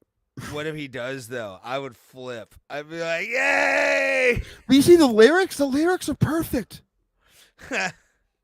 Like I was down, but I'm back. Like kind of shit like that, basically the gist of the song. Bo Nickel is going to be a huge star. 100% agree. I've been saying that forever. Not forever, but this year. I'll wait until he gets in the top 10 competition. All right. He can beat those guys today. But they won't, what they're going to ease him in. I think he can beat almost anybody in that division they put him up against. Almost anyone. He's been fighting cupcakes, and his first win was questionable. But he's going to beat all those guys. The lyrics are perfect for a dog's funeral. What? What is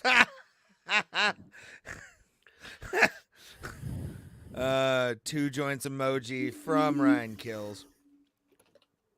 I'm going to put that one up because it actually is good. Go get a drink, you fatty. I don't have any left. I couldn't get any more. I told you I can't buy any more. I'm talking booze. about like soda or something. Or I have this.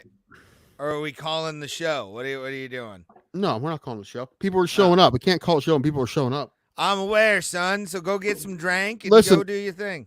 3 thumbs up in the chat. I'll do a shot of tequila. 3 thumbs up. Fuck 4, and I'll join them. Thumbs up in the chat, or if you want to see us do shots and hurt ourselves. Remember these things you maybe buy? Oh yeah. I don't think I did a shot that night. Do I not have another show? Oh, here we go. But we do as Tim's going to do his thing. Oh God, I'm not getting up. Are you lactating? What's going on? Oh, I'm wiping the dust out of this. what the fuck are those urine sample cups? Yeah. No, those are the bottles that are behind the camera that you don't see. No, they're all gone. I dumped them out. You threw them away? Dumped them out. Oh, you know what? There's one. There's one.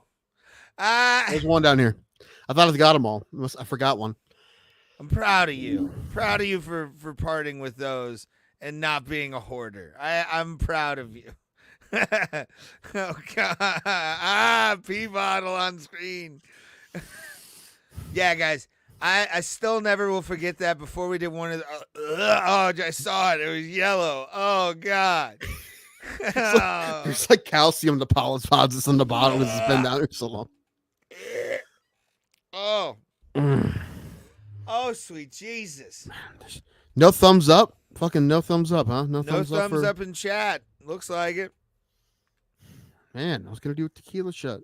Uh, No I'm, words, Brewster. That was fucking 1,800 gold. Calm down.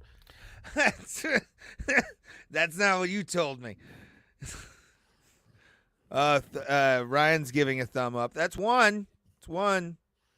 Thumbs down. All right, 2 joints is giving a thumbs down. -1. Oh, positive +1. All right. Brewster. So we are 2-1. And that's it. No one else is here. That's it. That's all we got. That's all you got. No shots for us. It happens. No, Ryan, you only get 1 vote. 1 vote. 1 person, 1 vote. That's how this country works. All Does right? it though? It does. There wasn't fucking 83 million votes and 30 some count. What was it? 30? I had 83 and I asked for 11 more. I had 11 million more. That's all I needed. Yeah, let's find one more thumbs up, guys. Let's find one more. Find me one more thumbs up. Just find it. Someone get their wife or girl. Well, I don't know if you guys have. To be honest, if you have girlfriends, it's you're Dude, watching us. Guys who on watch our Tuesday show night. have several girlfriends. What are you talking about? They have. Well, I would hope They have. at least one fat one. Sure. How fast is it?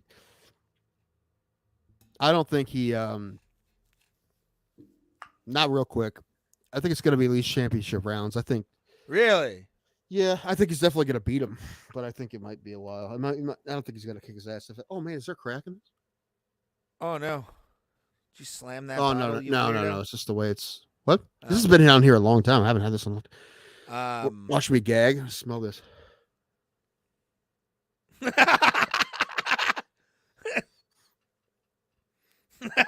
Also, you can tell how much I can't smell it in my right nostril.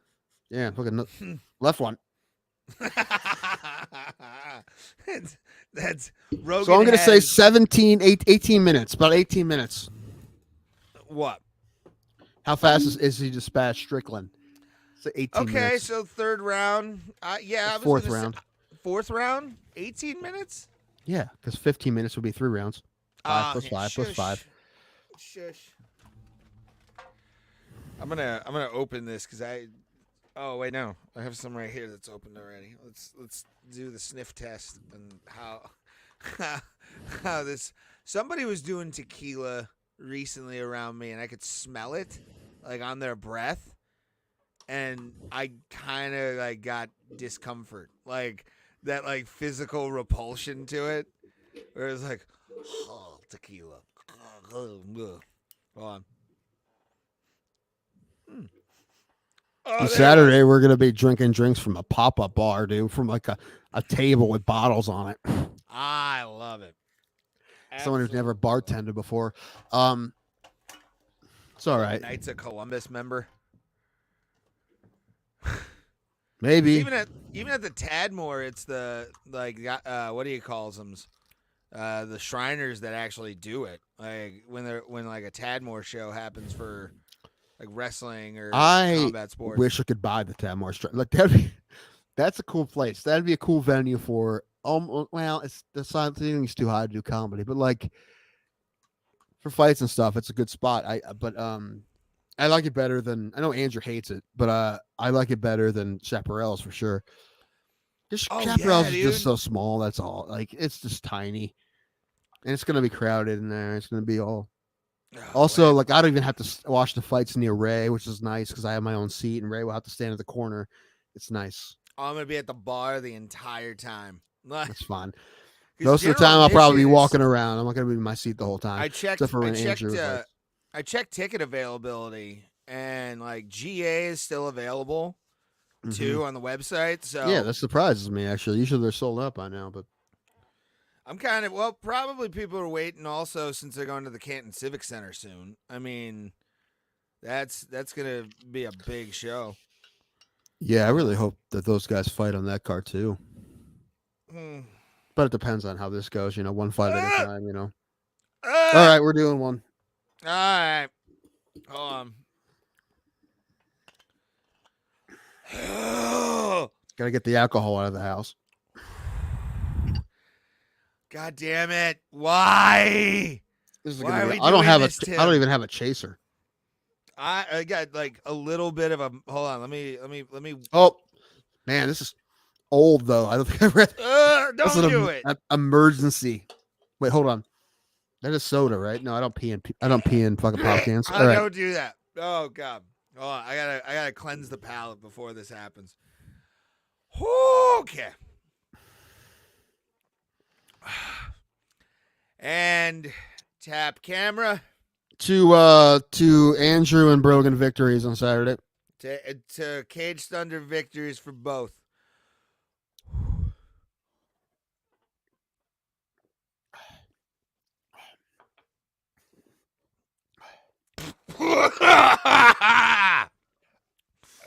Fuck.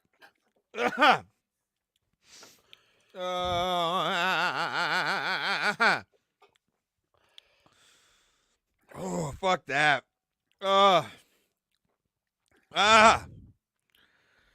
No, we're not playing tequila cleanses right now. But oh man.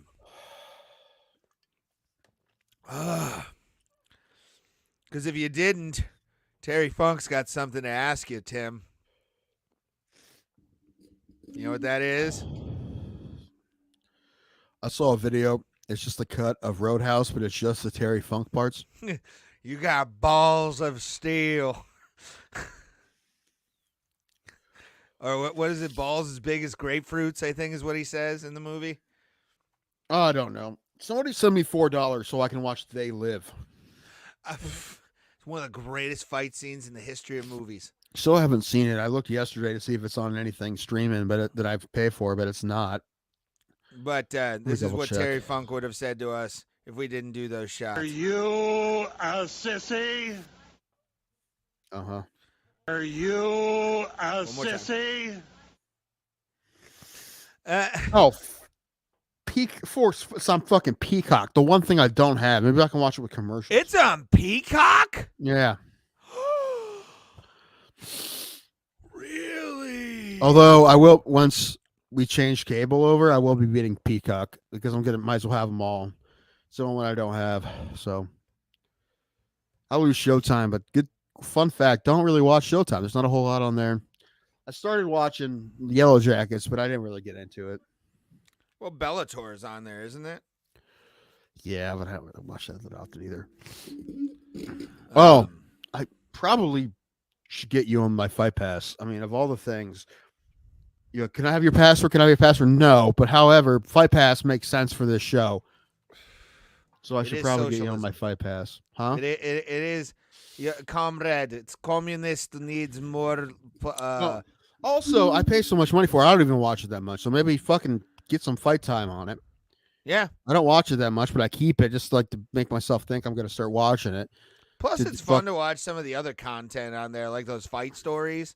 Sure, I watched Caged something or other a couple fights last night. Not last night, the other day, Friday Cage night. Warriors or maybe Cage Warriors. I'm sick of fucking promotions with the word caged in front, man. I think fucking do Agreed. better. You know what's another one? Listen, Conquest. I got another one. I don't know if anyone's used it. It sounds fancy. MMA Invitational. Yeah, it's a little different way. Go a little different direction. No, go a little different direction with it. Called MMA Invitational. I like it because it comes off as only a tournament. It doesn't come off as like an MMA show. No, I don't think so. Like I feel like that would be the name of like a 1997 fucking NHB show that like happened in Geneva or something. Like it's the MMA Invitational. Anybody can join. How about Extreme Mega Carnage? No, yeah, Catastrophic Carnage. No, I think like keep it simple, like the Warriors MMA or something like that. Like Conquest is a good Gane one. was a thing. Rock the Gane was clever when they were doing their thing. I want Fight Pass for LFA and Fury. Yeah. There's good fights there. Sean Fallon has a fight coming up for LFA. Andrew fought him back in the day and beat him. The live stream, the live streams are always good too. Sometimes they show the same shit over and over again though. Like that's a big issue that I have. Sometimes with Fight Pass, it's like the live stream is like 4 fights and that's it. Well, there's a Conquest mixed martial arts gym. Okay. in Maryland, but that doesn't mean anything unless they fucking, what do you call it? If you slap an FC on it, who cares? I want to do Conquest Combat Yeah, Championship. it's a good alliteration. Conquest Combat. Yeah, but basically Conpet. I don't want it to be like Triple C or anything like that. I want it to be Conquest. That's the name. Conquest. That's a good name. Yes, I could probably think of some other ones. The thing is, don't try too fucking hard to be tough. That's what I hate. Fucking Cage Thunder, fucking Cage, I don't know, Carnage, Cage fucking Massacre, something like, just like When I think it was it Chris Lieben or Chris Lytle, somebody, Indiana guy. oh yeah, what was his promotion? Midwest Fight Series. Yeah, that's good. Yeah. That was How about North American Allied Fight Series? NAFS. Which I've done camera for that one and Midwest Fight Series. I've done both. I've done camera for both. One was in Indianapolis. The other one was in It's funny Morgantown, West Virginia. It's funny how many organizations have come and gone. And like how many organizations were the number one organization in the area and have got like it was NAFS and it was Honor and now it's Cage Thunder. NAFS though, like it seemed for a while like they weren't ever like they were gonna grow and become something and like actually do the I'm damn curious thing. what happened. I don't know because they had real great fights, man. They had Stipe, but they also they brought Aisling Daly, was that her name? That Irish chicken to fight Jessica. They had like they had some good names. They had some real big fights. Oh yeah. And they had the fights at the Flats and Gray's Armory. But yeah, they had a lot of because even that was like the promotion you would hear about. And they were on Sports Time Ohio back in the day. They'd put full like an hour of fights on Sports Time Ohio, so you could watch those. Yeah, they were the spot for sure. They were it was amateur insane. and pro. They had the best pro fights, and they also had the best amateur series. Like they had like a state championship or whatever. Yeah, or not state championship, but like they called it the national championship. But yeah, they had like rankings and stuff, and it was a big deal. I mean, that's when Andrew was an amateur, and that was a big deal to fight NAS when he fought NAS for the first time. It was a big deal. And the production value was awesome. I mean, it was a lot better than everybody else, especially because we talked about it at the time, like the fucking Wild West, and there were so many like promotions that were just like, here's a fight, and NAS was actually had cameras, they were on TV, they had like fucking monitors and screens all over the place, like they were compared to other organizations, they were the big time one in the area for sure. These other guys. I mean, tried. what's his name? Like, Dan Bobish put on some nice cards, but like he only did a couple. And I'm trying to think of what was the ring announcer for NAFS? Oh, he ended up on everybody World Series makes of some Fights. noise. Yeah, I forget his name, but yeah, he was on World Series of Fighting. That's how I knew him, was from NAFS. Like, he was in NAFS. I saw him ring announcing NAFS. Right, and Diekman was there too. Digman. He's been on the show and who will be there Saturday, I believe. I cannot wait to hug Jake Digman. I love Jake. Yeah, man, it's good. We had a great interview with him. It was a while ago, but yeah. But, he was really cool. And I would love to do a thing where we have him as like the intro part of the intro. Yeah, he said he'd do it. So we'll do that, and can't wait to see the shorts. The shorts are gonna be the shit. Like I'm gonna mark over somebody's fucking ring gear for the first time ever in my life, where it's like, fuck yeah. Yeah, that was cool, and also like the fucking deal. I mean, we got the best deal on sponsor. Yeah. We got a really fucking cheap sponsorship. He was cool, so he wanted us on the shorts, because it was definitely a fucking. It was basically a favor of a sponsorship. I mean, we did give him money, but it was not a lot. So we're willing to pay. If we don't care if we're small on your shorts, as long as we're on the shorts. Sure. Send us a price, and we'll tell you if it's good or not. If we're like too rich for our blood, you'll know. But if you're a fighter anywhere in the country that likes the show, you watch, after we go live, send us an email at broboplata. We will broboplata@gmail.com. We would be happy to sponsor fighters, promotions if you'll have us, within reason. I wish we had the money to fucking do that. We don't, and it wouldn't even help us. Not only will we have the money, but it wouldn't even help us enough. Like, I think it would just be funny, like just to have. Like, well, that's what I think the shorts are. The shorts are just funny. yeah. Also, I like the logo. They fixed the logo because I don't know what you did to our logo because you fucked it up. In the corner there. I know what it is. I tried to crop it out and I did the best I could. But when I sent them that, whoever did the shorts fixed it. I like it. Did you see that? I didn't even ask them to. I'm like, oh, dude, they fucking fixed it.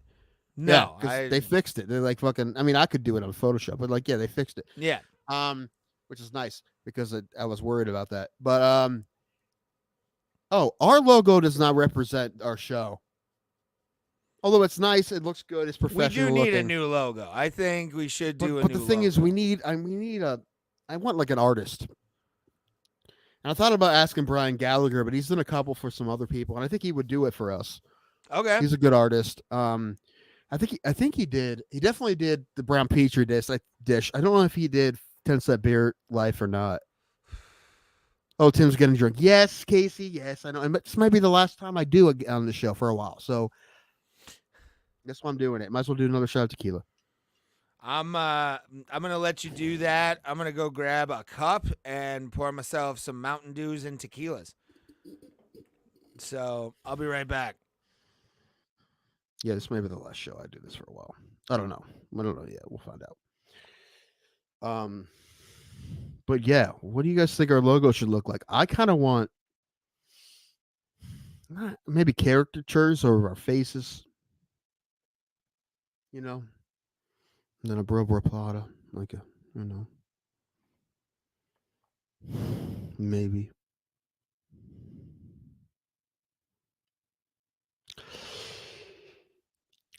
Not sure. I like our logo. It looks good. It's just it's what I wanted, what I asked them for, but probably a little too serious for us. But it's what I wanted, and it looks good. A lot better than our old one. But and I'm happy to see it on some fight shorts. Something with a horse. All right, I'm for that. How about Ray and I on a horse? I'm on horse. I'm riding in front of the horse. Ray's on the horse, but he's backwards and he's fucking smoking a pipe. What do you think? Not bad. Not bad. All right, this is going to be a bad idea. We're going to do Uno Mas. I'm already gagging just thinking about it.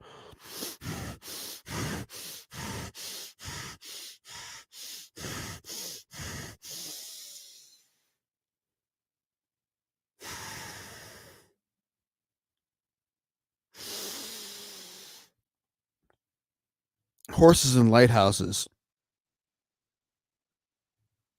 I don't know where to go from there, man. How about I'm on a horse and Ray's trying to jump on the back of the horse from a lighthouse?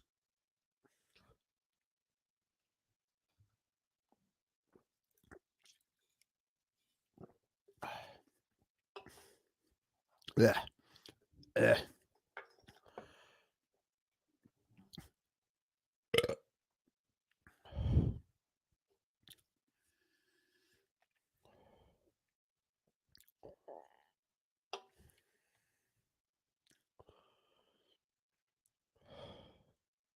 Yeah, I'm good. Oh, worried about this like old can of soda I just drank from. I'm afraid of this. Word like this is fucking soda, right? Like what the fuck else would it be? Yeah, that's soda. Thank goodness. Not like cat piss or something.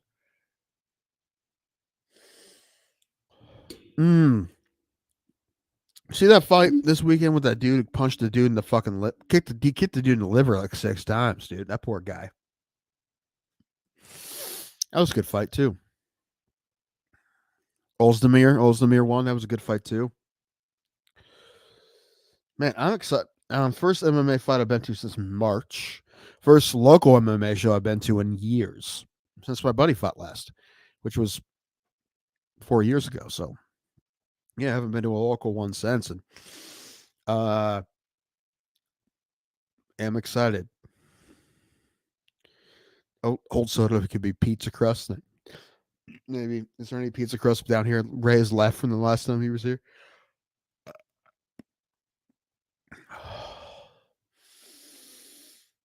Oh man, what do you guys think we should do to make this show better? You don't say quit because you're here, you're watching.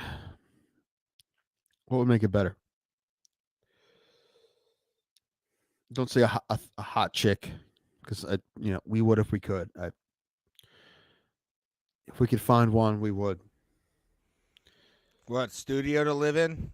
No, gosh, no, not with you. No, a hot chick to be our third. Yeah, but then she quickly realized that she doesn't need us. probably. We're just your stepping stone, aren't we? Yeah, probably. What was I gonna say? Oh, the part of the Pittsburgh trip you'll empathize with, by the way. Where'd you get a Panani Brothers? The hot sausage that I got like last time. Always bet on the hot sausage because it's fresh. It's from the market, literally down the street. It's perfect. I'm just not a sausage guy. I mean, I will eat sausage, but if I have other choices, it's usually just down my sausage. throat. Sausage all day, every Sure. day. Sure. Give me Whole. tons of sausage. Whole. And you gotta hold the bread, make sure the sauce doesn't fall out too. When you eat the sausage, you gotta I want one of these. No, You you get a sausage. unhinge your jaw like an anaconda. That's what you fucking do, dude. Yeah, but then do you put your hand up here so that nothing falls out? So you're like, Well, no, you make sure that you eat it slow. You don't like you put it down. Sure. You eat it over whatever it's in. Like if it's in a takeout box, you eat it over the takeout box, and then Sure. pick through the peppers and all the onions and shit, and feed yourself that way. Oh, Sure. I want a sausage sandwich now. Fuck you, Tim. Fuck you. I went to Want a Dollar sausage. General and bought there's in the Fraser section there was 4 different kinds of frozen burritos. I bought one of each. I don't even know what they are. I just saw 4 boxes. I grabbed one of each. That's what I like. The one thing I do love about like where I live is there's this wonderful chainy. It's a chain now, but it was like it's an Italian grocery store that's like within walking distance of my house, and they make fresh dinners for you, and it's like that's $7 cool. fucking Yeah. bucks. That's cool. Places like that are cool. And I can get like a couple good Italian sausages, a couple meatballs, and like a couple manicottis, and that's my dinner for the night, and it's like $11. Yeah, there's a deli in Dover that I kind of forget about sometimes, but I've gone there a few times. But yeah, I get a chicken salad and but then I also get like a quart of soup. Yeah. It's been like $15, but now the soup I won't eat all at once. It's a quart, but Yeah. But yeah, it's pretty solid, not bad. I always forget about that place. Maybe I'll go to there tomorrow. I think I'm going to do that for dinner tomorrow myself. Because I'm not doing anything tomorrow. Yeah, but I'll they probably definitely stream, but that's about it. stuff.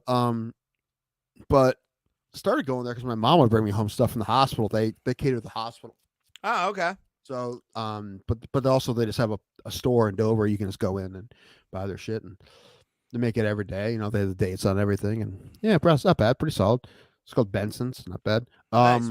Mine's Aleshi's. It's totally a Aleshi's. German name. There's a bunch of Hispanic grocery stores around here. I always think about going in and fucking buying some shit. Some spices and shit. I don't know anything about that cuisine, but I'm sure they have some decent stuff in there. That cuisine. Yeah, What do you mean by that cuisine? the Latino cuisine, Hispanic cuisine, Latin Right. X, sir. Latin Twitter. I remember when they tried to make that happen, like Latin X. Ugh. Sounds like a new metal band from Mexico. Mm-hmm. We are Latinx. Daddy Yankee started a new metal band.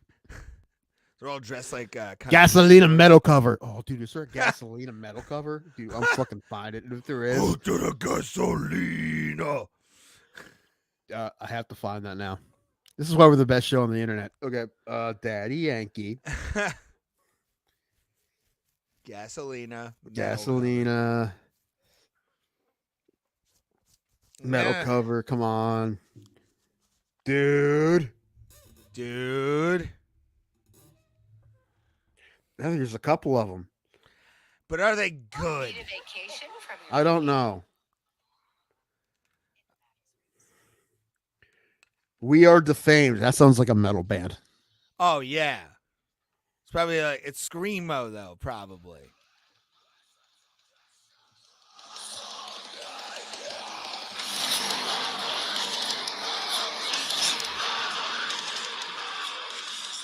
I don't hear the Gasolina in it. Oh, here you go.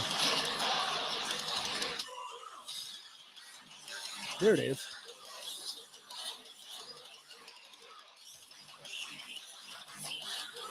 I don't like it.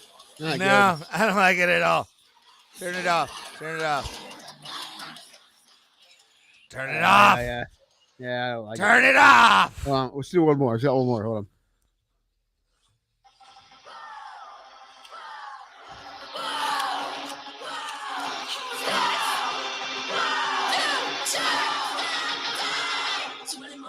Oh, yeah, chick.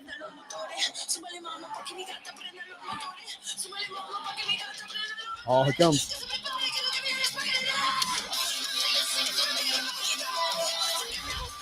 I just want more.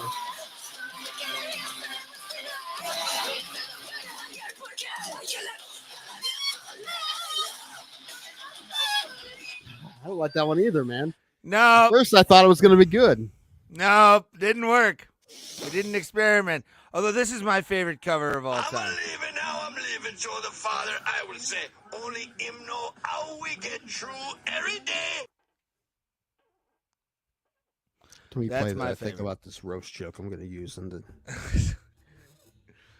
Gonna equate me to the great Gavin. You should.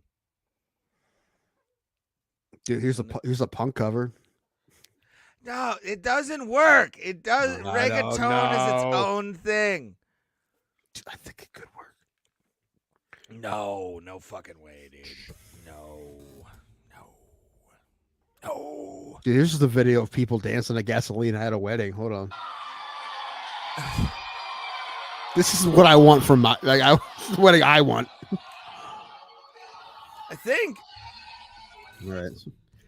actually, yeah. If I remember correctly, yeah, they did play it at the Marquee when we went to see DJ Pauly D when we were in Vegas. And you heard nothing but basic white bitches and like basic Latina bitches just like belting out like that gasolina. And it was hilarious. Like we're sitting on the patio before the security guard took away our weed and took away the joint we were smoking. We were able to vape on the patio still, but like, yeah, you heard just, I was like, yeah, Daddy Yankee. And then you just hear all the Latinas just in that bitch, just screaming. It was awesome. I loved it. It's a great song. Great fucking song, dude. Metal, sadly, doesn't. I don't. My favorite genre let me down because there's been some great metal covers. Yeah, no, there's plenty of them. Rap songs are hard. They are hard. What's the greatest metal song or metal cover of a song you've ever heard? First thing that comes to mind is "Crazy" by Mushroom Head, but I don't know if that's the best one. That's a good one. I don't know. That's your greatest? No, I said that's the first one that comes to my mind. Oh.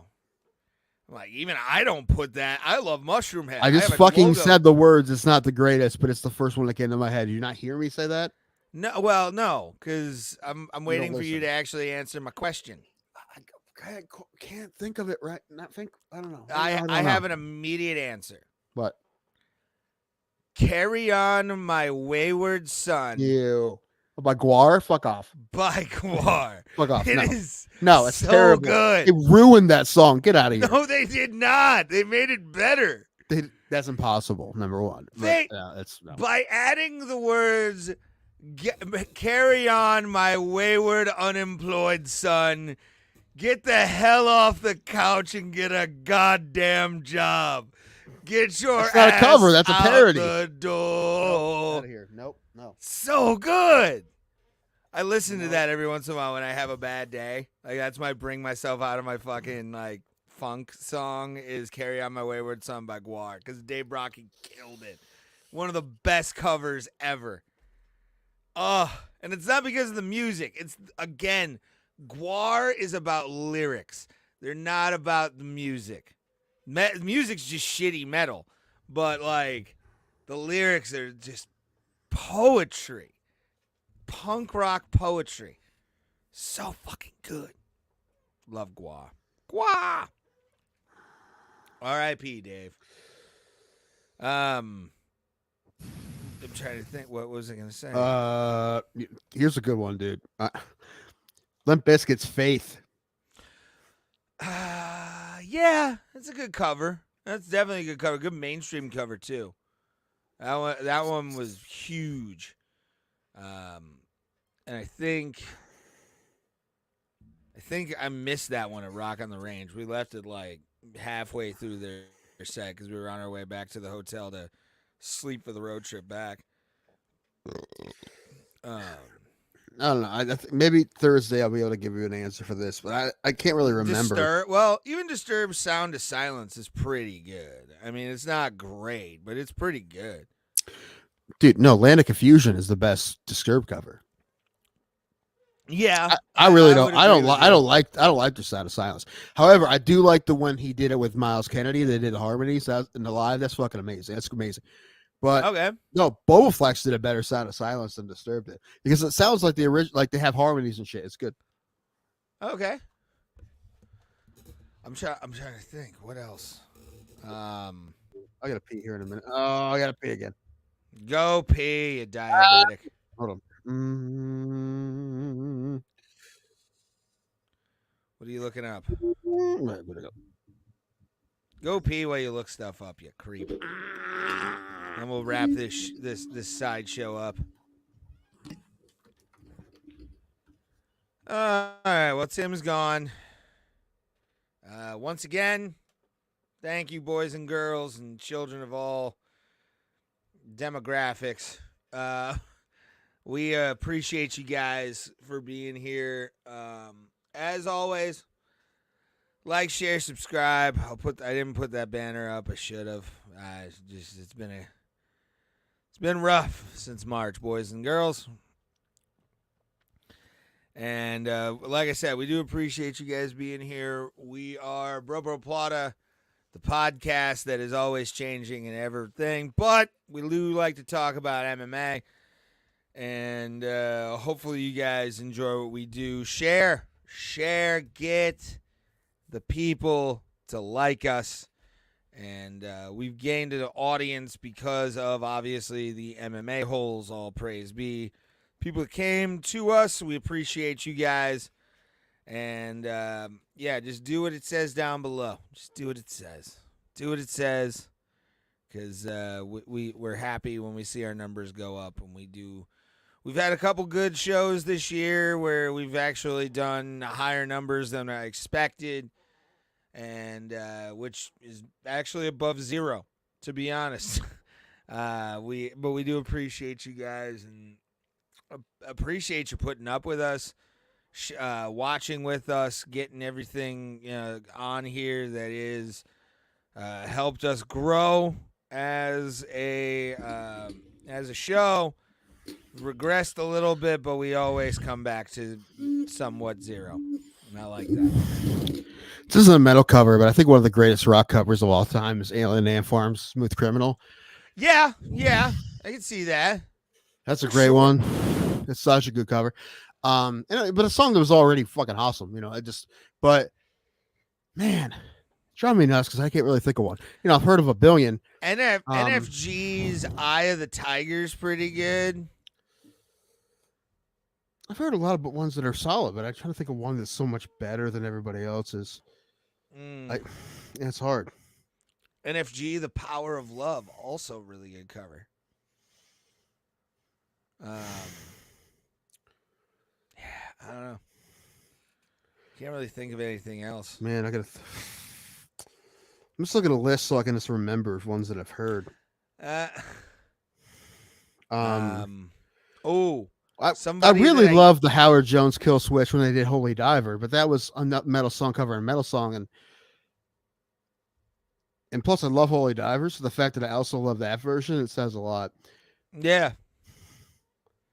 I actually missed Kill Switch to watch Seven Dust, and they did it at Rock on the Range. I missed it.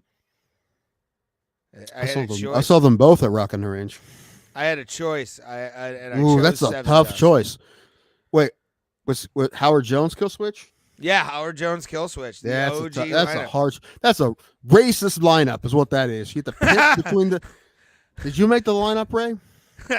Hey, you know what? I chose the darker black man with the better voice. In my opinion, the lead singer of Seven Dust has a better voice. Because I like that like low that just hits you kind of They're voice. two of the best, right? I really love Howard Jones because Howard Jones sounds like he could sing in a fucking opera and it wouldn't even blink an eye. Like it would sound like he's such a great just amazing choir voice, and that's like but also he can fucking scream and do the fucking distortion. He is amazing. Yeah. Although, his voice is unreal. I love his voice. You can't hate on LeJean Witherspoon. No, I'm not hating on him at all. He's another great one. Right? He has more fucking in his voice. But when I found out he was black, my mind was blown as a child. You couldn't tell? Well, no, because like that's when what's it called? I heard. Yeah, I was in like 6th grade when that song came out. I want to say, and I heard what was the song? God damn it! What was the first? What did you expect? Fools often sometimes forget who really whatever that song was. It was on the Extreme Radio 92.3 before it was the sports station. Mm-hmm. And when I saw the video, I'm like, that dude's black. Fucking A. Fucking even better. That was what I thought as like a 6th grader. Oh, sorry. It's quiet. No. Didn't mean to play it. I just started playing. Chaos Divide did Africa. So the thing, when you do an Africa cover, you got to hit the harmonies. If you don't hit the harmonies, it's not even worth doing. I'm tired of Africa. Like it's a great. You know what? This is an interesting one because this like made this band like jump this band a lot. I Prevail when they did Blank Space. Nobody knew who they were, and they did the Taylor Swift cover, and then they kind of got. Now they're having, a career. That's what you're supposed to do with the cover when you're an unknown band. Get people to watch it, and then you fucking throw your originals on them, and then that's the goal. And that worked with I Prevail. I remember when they did that. That's most Steel Panther. I Want It That Way. I haven't heard that one. It actually is pretty good. It's pretty fucking good. I'm not gonna lie. I've Ghost listened to to Pet Shop Boys song. It's a Sin by Pet Shop Boys. What song? It's a Sin. Oh, okay. Pet Shop I didn't know Boys? they did that. Me neither. I'm like, oh my god, they did East End Boys. Like, I kind of want to hear like a metal version of East End Boys and West End Girls. Yeah, I need to hear all of these. There was a band that did a really cool metal version of Gangster's Paradise. Let me see who it was. Hold on. There was a band. It's the only song I know of theirs that I like, but it's a cover of the Edmund Fitzgerald, of the wreck of the Edmund Fitzgerald, and they metaled it out so good that it's the only song. It's a band called Simon Bar Sinister, and they're I don't even know where they're from. They've done shows like reunion shows. I think they're from Indiana actually. But they did a version of the wreck of the Edmund Fitzgerald that's pretty dark and pretty good. It's very like 90s, 7 Mary 3-ish almost, but it's pretty good. which I have, by the way, in the recent, probably the last couple weeks. Tim What? pulled out some Seven Mary 3. Do you think I could find a cumbersome metal cover on Sure calls me a letter that I wear the David mask.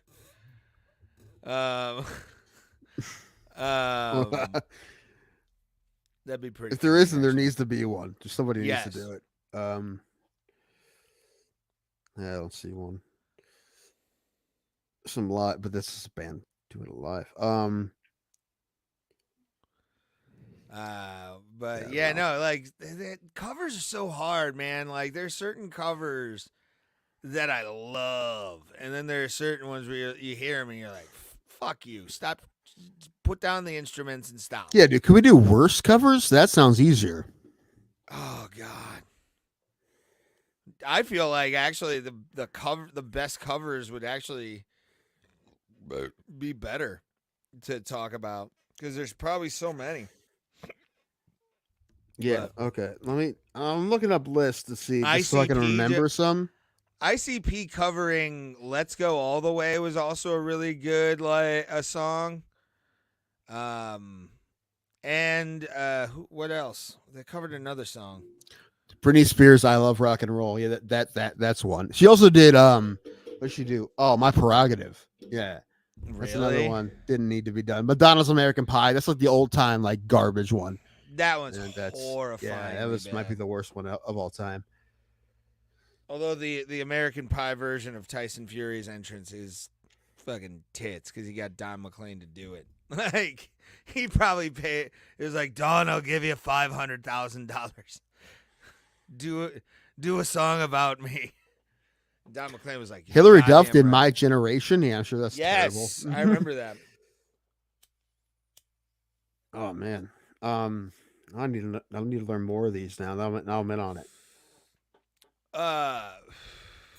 Yeah, the one William Shatner doing "Hallucinating the Sky with Diamonds." Okay, all right, but like, Rocket Man is the worst one. yeah, that one too. They're all pretty bad.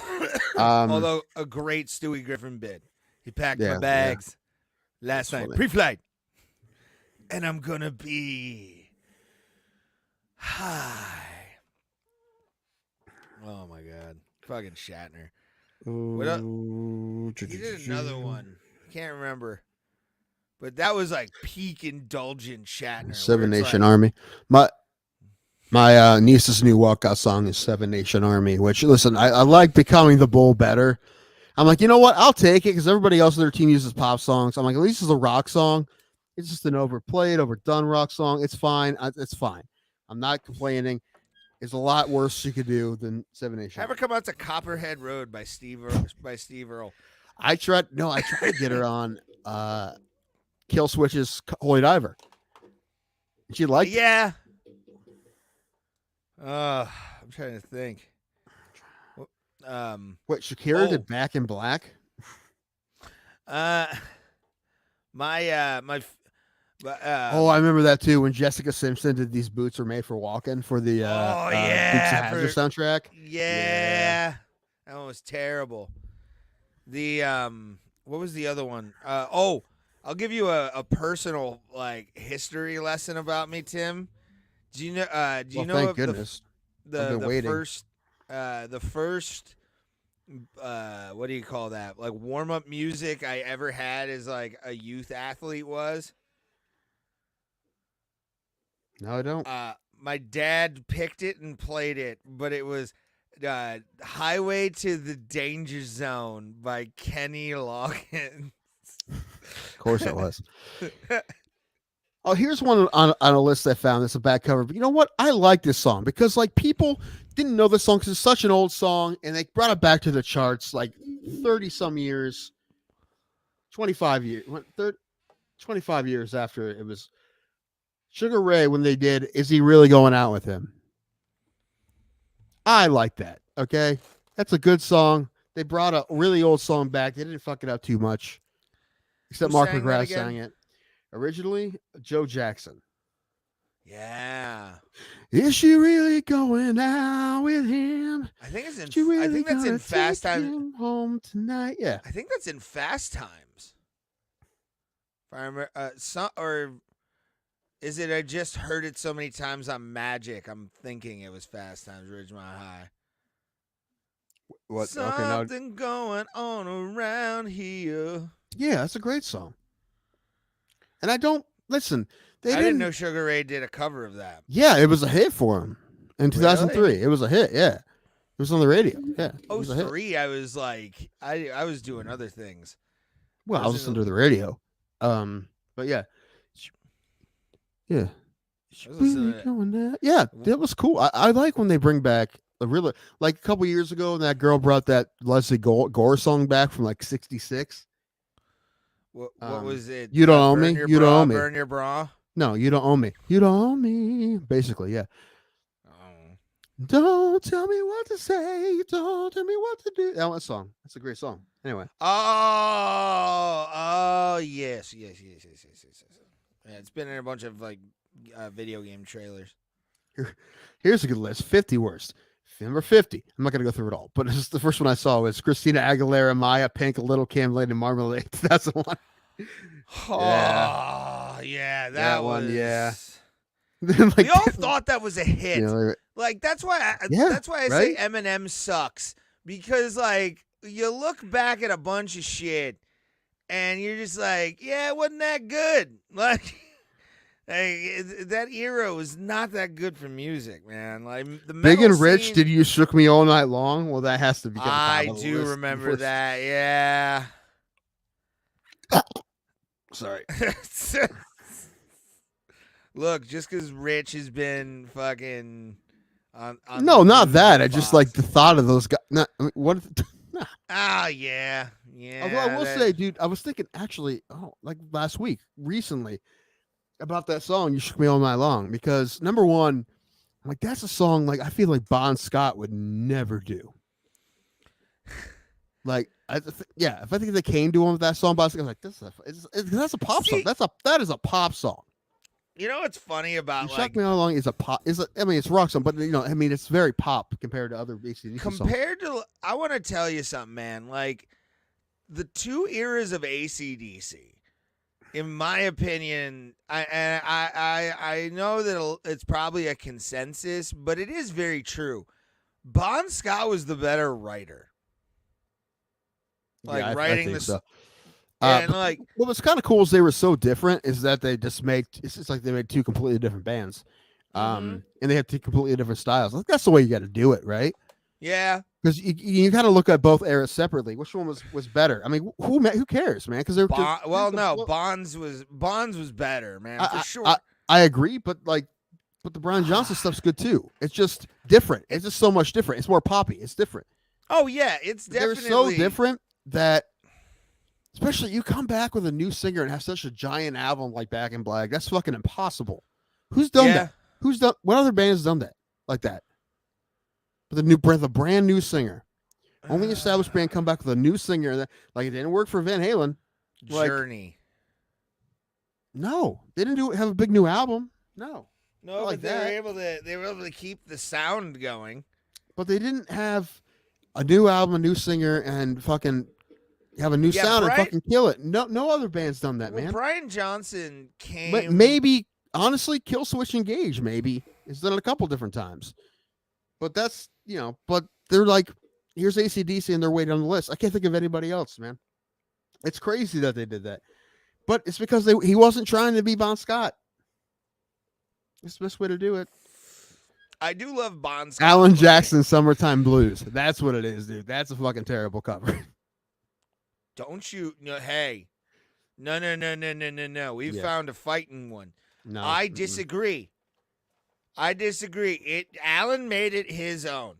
Alan Jackson made that song his own, worked it into his own style, and it fucking rules. I love that song, dude. Like, that's one of my favorite 90s songs of all time.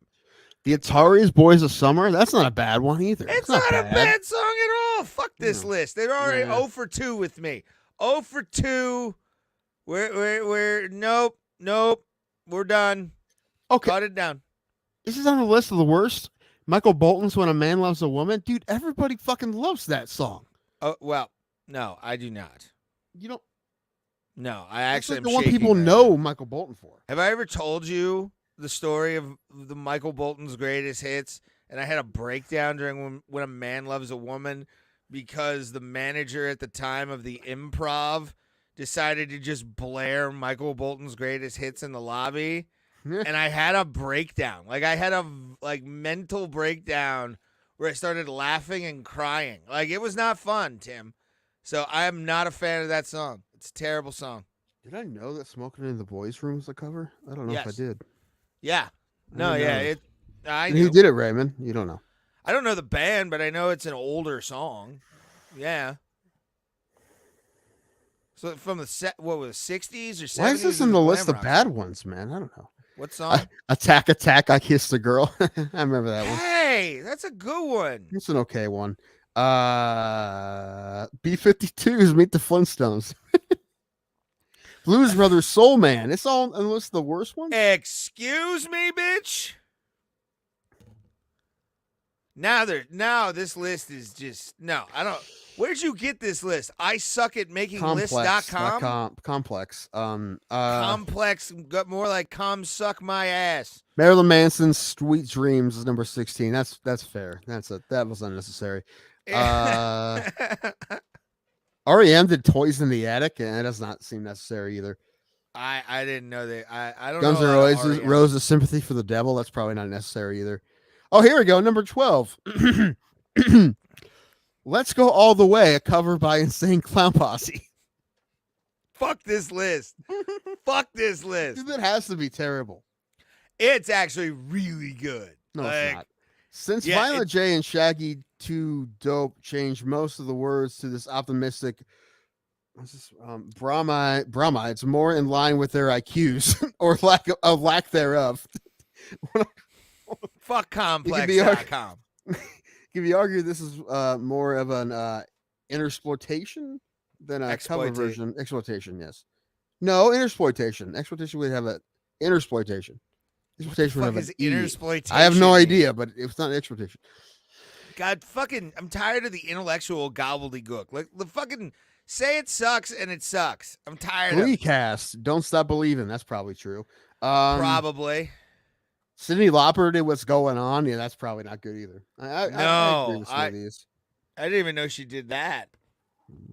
Limp Bizkit Faith is number 7. Come on, man. Yeah, this is just a snob ass list. They can suck my ass, dude. I know I've said it a couple times, but fucking suck my ass, Complex. Fish did getting jiggy with it. They did it as a joke. All right, calm down. Yeah. That's number 4 on the list. Come on, man. It's probably some white liberal woman that's all guilty. Aerosmith Come Together. That was a nice tribute. It was a good tribute.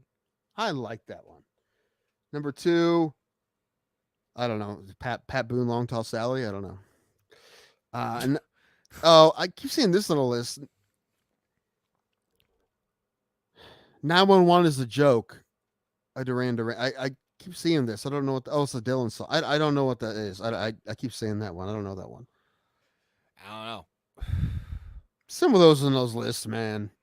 Yeah, I mean, going after one of the greatest hip hop duos of all time in the Insane Clown Posse. Big Yellow How Taxi. dare you? Well, I mean, come on. Hey, ICP is for Dude, everybody. This list, rateyourmusic.com, has Sound of Silence as the 16th worst. Where's Let's Go All the Way by the Insane Clown Posse? I don't know. It's probably not even on the list. Hey, you know what? That means they liked it, and I'm okay with it. They never heard of. Oh, I forgot this one. Kelly Osbourne's Papa Don't Preach. Oh God! In the video too. Do you remember I think it was a making of the video, wasn't it? I don't know. Number 15 on this list. 5 Figure Death Punch, Gone Away. It's fine.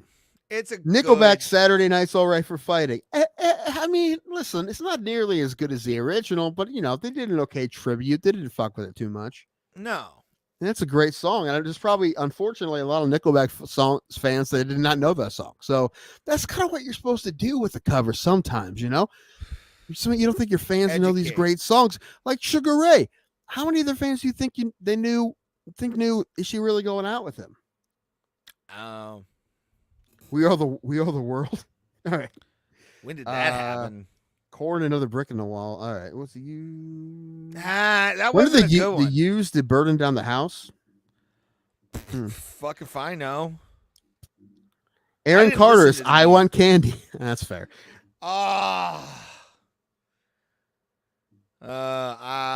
want more inhalants. What? 3 Days Grace, the new version of 3 Days Grace. Did somebody that I used to know? Ew, gross. Ugh. Ew. So glad I saw the original lineup live. Paris Hilton, do you think I'm sexy? Like that belongs on the list. Yeah. I would actually put like Kelly Osbourne's Papa Don't Preach in like top 5 worst covers of all time. Yeah, dude, that one's up there. I didn't think about that one. That's not. Yeah, that makes sense. Like I get I'm getting douche chills thinking about it. Like that, like in the chest, like. Didn't Brooke coldness. Hogan do a cover or something she shouldn't have done a cover of? Yeah. Let me look it up. Yeah. What was it? I'm gonna look it up. Fuck. Oh God. Brooke Hogan's song. Yep. There we are. Oh, here's just the video of her. I don't know if it's just the one, but you should read all night long. There's the video. God. I don't know. Hold on, cover song. Yeah. Did she release "You Shook Me All Night Long" as a single? Yeah. God, I feel so bad for fucking Hulk having a daughter like that who just sucks, has no talent, and then a son who killed someone. It happens. Hold on.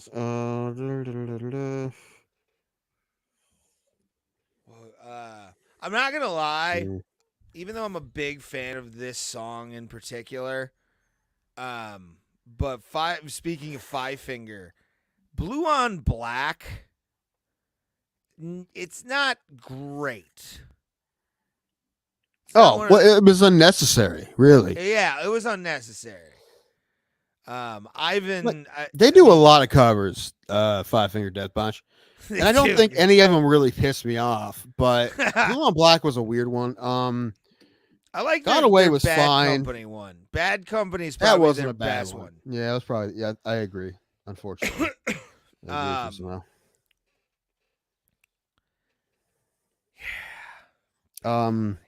Yeah, it wasn't bad. Bowling for Soup keeps teasing a 90s R&B cover on their tour, and I hope that place it's a song I know. I hope it's like "Don't Let Go" by En Vogue or something.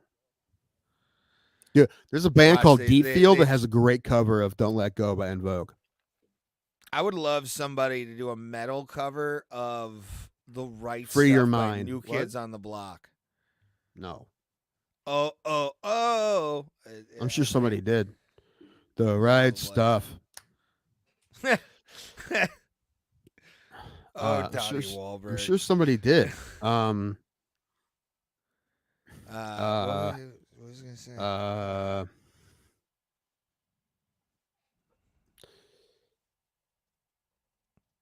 What's the name of the band? Oh, Electric Callboy did a "Every Time We Touch" recently.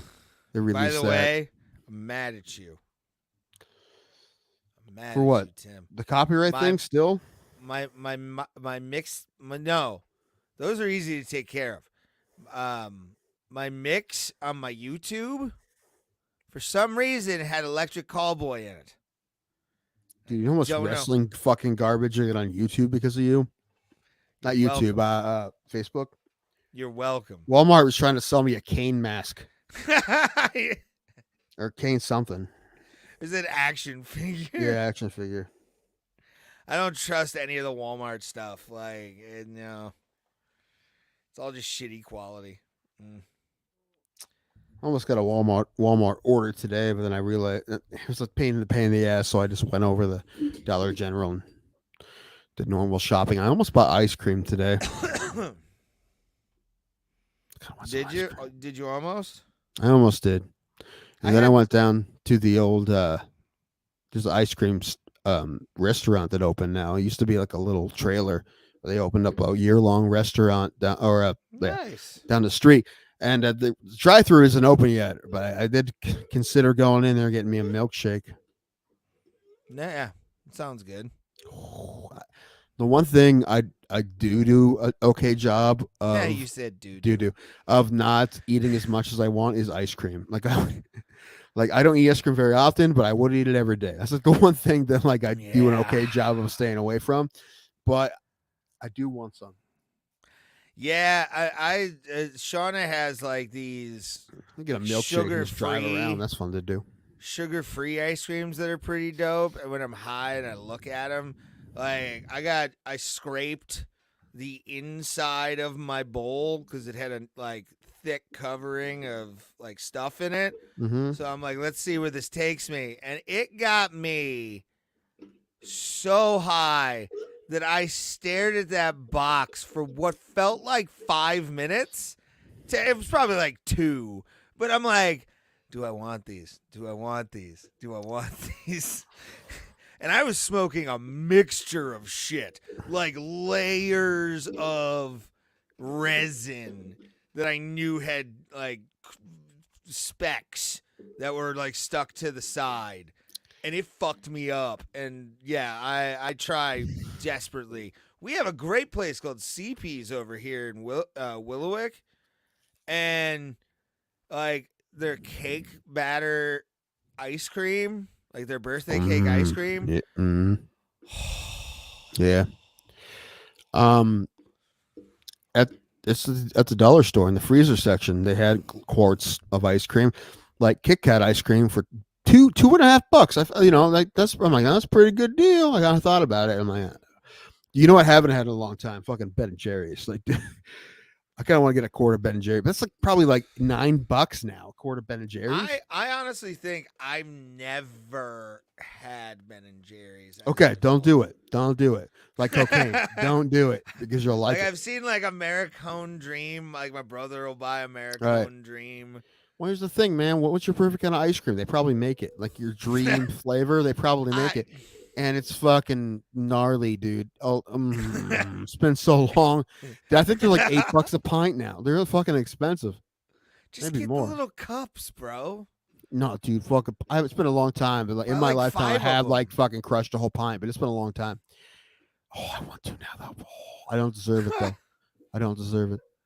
I don't deserve. Oh, dude, oh my gosh, that's all I want on earth right now. Oh, honestly, like my favorite fucking thing, chunky monkey. Oh, dude, my favorite thing, like craving wise, is usually French bread pizzas.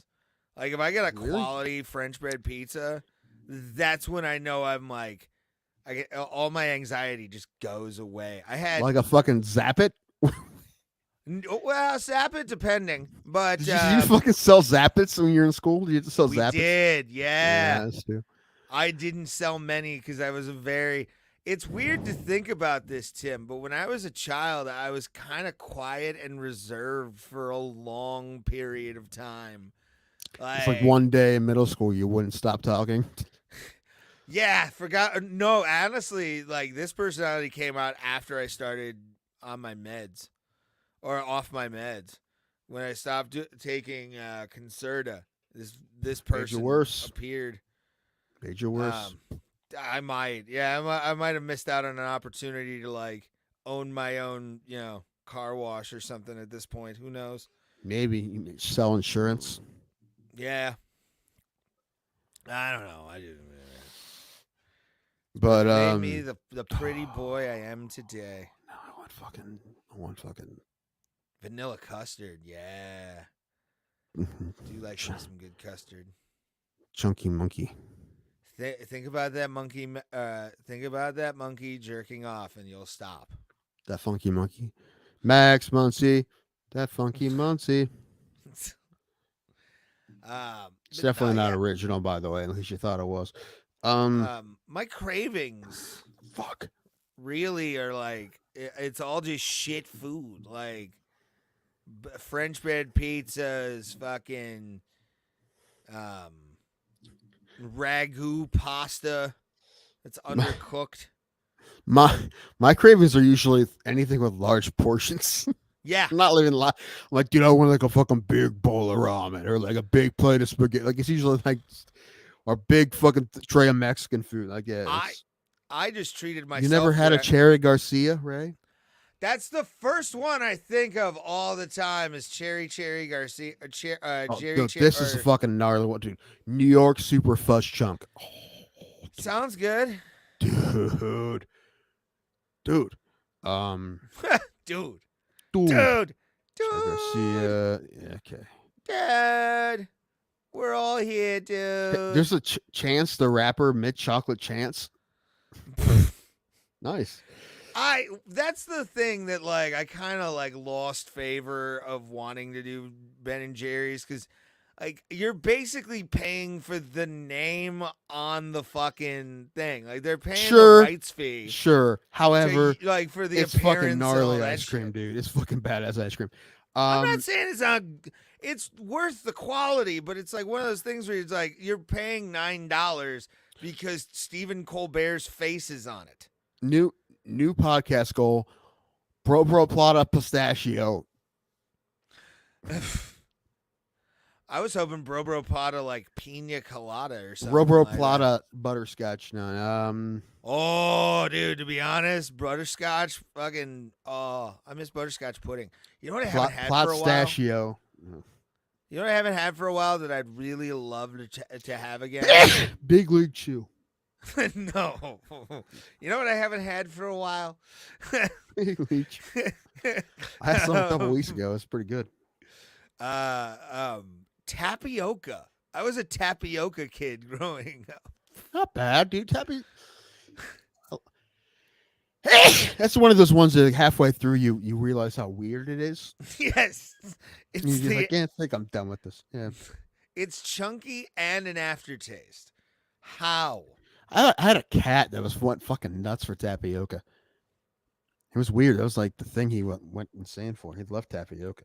Dude, my grandma, like, she had mounds of tapioca pudding in her fucking refrigerator for kids. Man, I'm seizing like crazy. That fucking hurt. Dude, this one, chocolatey love affair. Does that have caramel in it? Dude, it looks fucking chocolate. Just got Johnny Depp with Cage Thunder 23 chocolate. It's a Ray joke, and I'll take it. That one was funny. Moosey Pie. Cage Thunder 25. Oh fuck. Hulka burning fudge. That's not real, unfortunately. It should be. Oh man, I'm trying to think of an MMA move where like.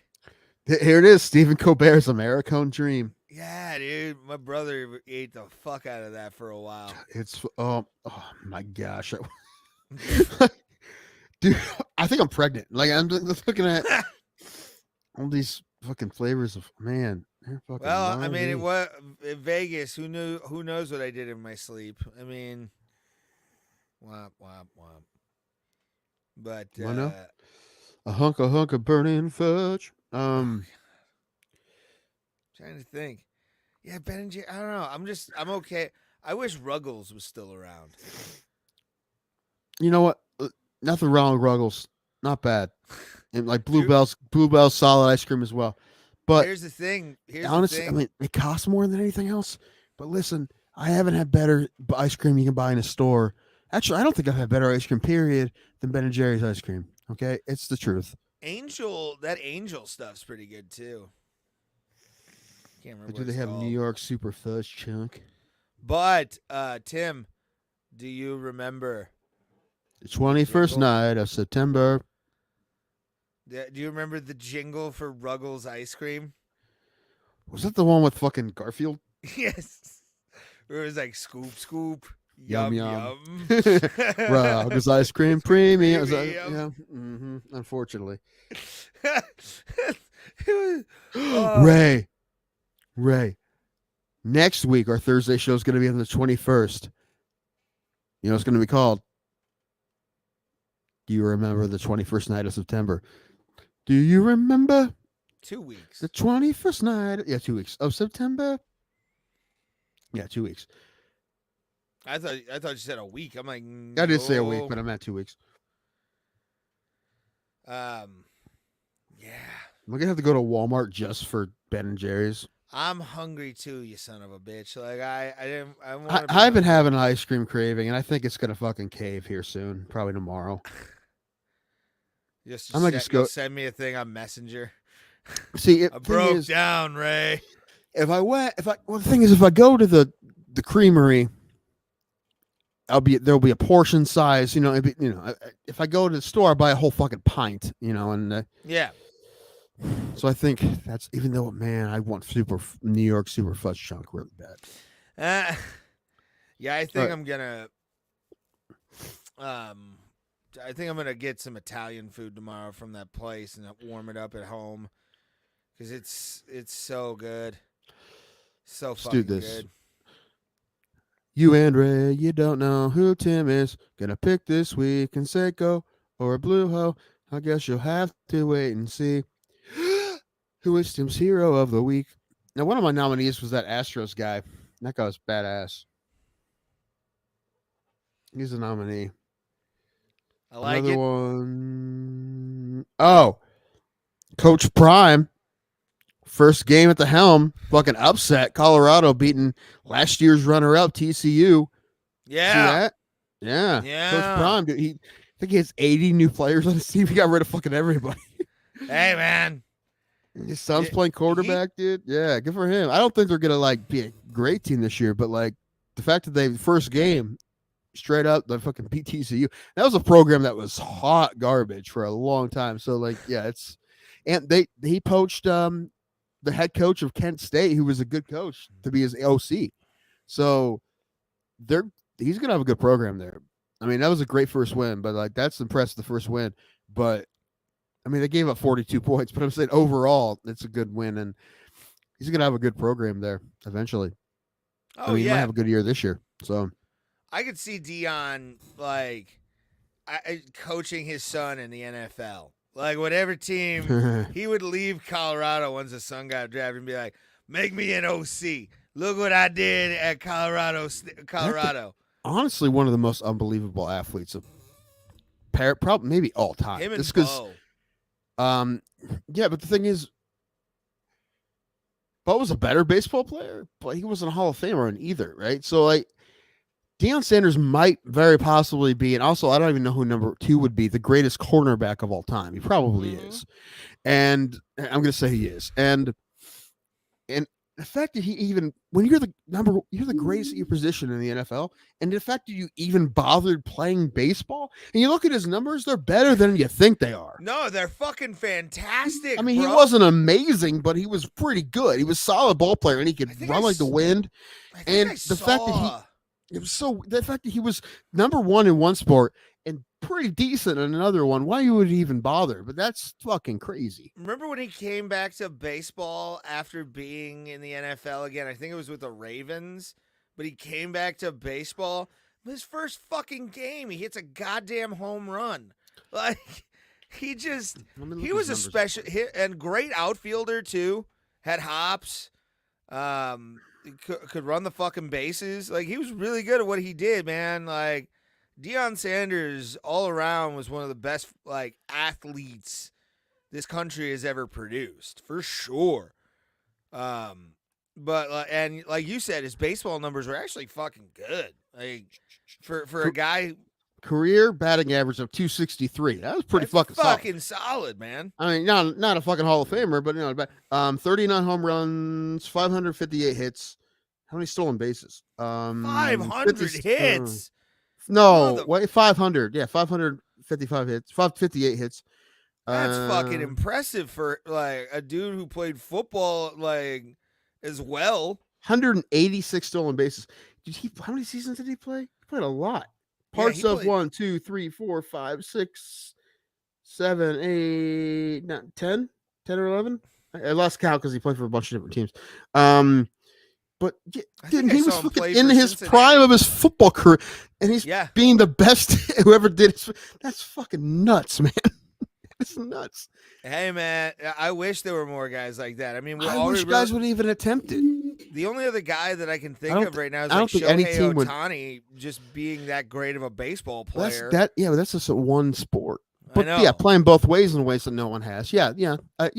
But man, definitely active athletes. Shohei is the most insane. Yeah. My opinion, he's nuts. I mean, But like, I'm Deion really curious to having see what his contract is and what it gets. My guess is this the Fuck West Coast tons? teams are gonna put the money out the most. But I think Seattle's like, dude, we got to fuck for their fan base because they've always had a. Since they had Ichiro, they've had a good. I think they've had a good fan base from that side of the world. So yeah. I think they're really going to try to get There's a hard to chat- get Shohei and probably break the bank for him. I Same forget thing what with San Francisco. Most of the West Coast teams, because of they're the closest to Japan. But What's the name of the company that owns them? That's like based in Japan. Isn't there like a company- Nintendo? Does No, it's Nintendo not, own them? I don't think it's Nintendo. Hold on. It's some big Japanese company that like owns a piece of the Mariners because Ichiro was on the team. I forget what they were called. Because I think they're fuck. It's like Well, it's a guy named John Staton, but I don't know if. but he had there's like there was a Oh, here you time go. where Oh, yeah, Nintendo did own them. They own 10% now, but he bought yeah.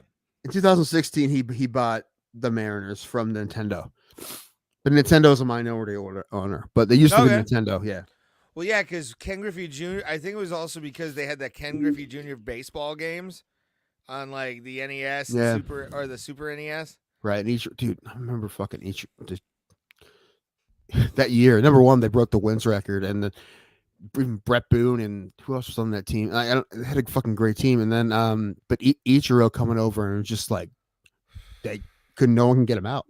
Yeah, He broke his rookie year. He broke the hits record. it's insane. Fucking insane. Because all he did is try to get him base, and he did it constantly. He was such a yeah, dude. I wish we had more Ichiros. But no, I think Shohei is the most impressive athlete that I know right now. I think One of the most impressive athletes I've ever seen. I mean, that would be like at least I don't know NFL if a quarterback also kicked field goals, you know, or well, no, I think quarterback also played defensive back. You know, like no one would even let somebody do that. I'm really curious to see what happens in the free agent market and how much he gets because, like in theory, he really is in the market should be worth more than other guys. This is the because he first could pick- time the Nuttings ever sack up and like offer him ownership stake in the Pirates. Dude, you don't want that because what would happen is it'd just be him and a bunch of puds, just Shohei for 12 years with no trade clause and a bunch of nobodies. Yeah, pretty much. But we'd win. I think we'd win because they'd rally around that fucking. You big win bastard. 50 games a year from Shohei. I don't know. He just jacks him into the fucking or Allegheny River. Just. It is fucking. A lot of people think that there's teams out there that aren't going to want him to pitch anymore. A lot of teams are thinking about what if he closes, but that is fucking brings up a whole other can of worms. Like how does that even work? Like you have a guy who's in your lineup all game, DHing, and then in 7th and 8th, okay, go out to the bullpen. Like Yeah. okay, and then you got a bat now. Like that's like they're going to have to make up another. They're going to have to get a bullpen car. They fucking take it from the bullpen. Run them into the home plate before the pitch clock violation hits. So you're gonna fucking, I'm saying they'd have to make up new rules for him, which they Oh my already did God. one. I think they would do another. No. You know what he does? He rides a dirt bike on the warning track like what's his name from Bad News Bears? Jackie Kelly. fuck, what? Is his name Kelly in Bad News Bears? Yeah, but the actor's name is Jackie something. Yeah, I don't know. Fuck. He was Rorschach in Yeah, Watchmen. and Watchmen. Jackie Earl Haley. You Okay. just fucking Jackie Earl Haley yourself to home plate with a fucking It's not even a fucking. It's not even a MX fucking bike. It's a moped. I'm saying they'd have to they'd have to call Major League Baseball like, hey, we want to fucking use him in the back end of our bullpen. Like, how do we do this with like, what do I, like, dude, you're on deck and you're warming up. But the thing is, I would say, I don't know, figure it out, man. If you want to use them like that, figure out how to do it. However, Major League Baseball wants Shohei to play as much as possible. So they're going to be like, well, we'll fucking make a rule for you because we already did it once. We'll make another one for you. But I think the bullpen car's coming back. Like it. And I really, it's a street bike. Yeah, he's on the back with some holding like this. Someone someone in like a black suit with a helmet on. He's holding. Bitch just on his way to the fucking. And then an enduro, popping wheelies. For some reason, it enters one of those steel globes, and they do like the loop-de-loops on it before he goes in. Either that, or they put a zip line from the bullpen, the second deck of the bullpen, and then to the dugout. They have a zip line that always stays there, kind of like if you hit it, it's a double, like in Tampa. But they put a parachute on him, and he zip lines and he fucking drops. There's a lot of terrible ideas. Yes, a lot of terrible parasails in. A lot of terrible ideas, but I'm curious what to do. But I think jumps out of a helicopter. I think you're gonna see the most high-powered bullpen car ever. Like, yeah, because when he's warming up and he's on deck, and then he goes, and you know what they're gonna do? They're fucking gonna make a special pitch runner rule. That's what would do it. They're gonna make a courtesy runner rule just for Shohei. You know what? I'm fine with it. I'm fine with it because I want Shohei to play as much as possible. I want to do it. They already did one rule and no one really complained too much. So let's fucking do it. Shohei. Anyway, this week's Hero of the Week, we actually already talked about it, but the Nebraska women's volleyball team, woo, breaking that record of most attendance in the volleyball game, 90s whatever thousand. I don't know. It was fucking crazy. Yeah, it was like 92,000, something like people. That. Yeah, I don't know. It was a lot, and that's awesome. Absolutely, dude. That was fucking crazy when I saw that. I think it was on like NBC Nightly News. Mm-hmm. It was like their go home story, like the fluff piece at the end, after showing you, Donald Trump indictments again. But here's women's volleyball selling out a stadium. Like it was like more important than me. The decompression. Yeah. But no, that was a cool story. I like that. So yay for them. That is cool. Again, what I say all the time, a lot of women's sports issues is marketing. A lot of it. I don't know if you could possibly market WNBA well enough to get the numbers you want, but some of the sports you definitely can. Tennis is the best example of that. Women's tennis is just as well as men's tennis, and that's why they get paid the same. Well, yeah, but there's also sex appeal to it. Sure. Sex sells. Sure. And however, and there's no way the league can be like, let's exploit the hotties. They have to do that on their own. Yeah, but the ones that are smart enough will exploit their good looks to gain more fandom. They do. Yeah, they do. As they should. Yeah, but it's also team sport, and not everybody. I think women's basketball is a tough one. I always thought softball could work, but they've had professional leagues and they need me. Aces actually get good crowds. What? From what I've seen, the Aces, the Vegas Aces, they actually get good crowds. Yeah, if they're in Vegas, I could bet on it. For sure. I want them to bring the Rockers back, dude. I will get season tickets to the Rockers, bro. Like, tell Gilbert to bring the Rockers. I would go to a few of them. Same thing with lingerie football. And that's not lingerie football anymore. X League, we were talking about that before. I watched those, but I don't know. The Akron Racers used to be a pro softball team. I think pro women's softball could be a thing as well. Softball, people want action. Softball's all action, dude. Yeah, I don't know. I don't know what people like anymore. Who knows? No one likes anything anymore. All right, Ray. I gotta eat. Let's go. Bye. All right. We appreciate it. Have a good night. And Are we as gonna do always, something Thursday? Let's get an Yes, interview. we're We need doing- an interview. Find an interview. Okay. But we will talk. We will talk to you Thursday as we talk about UFC 293. And as always, see you at the Kumite, fam. I gotta pee, everybody. I'm going. Bye, Ray.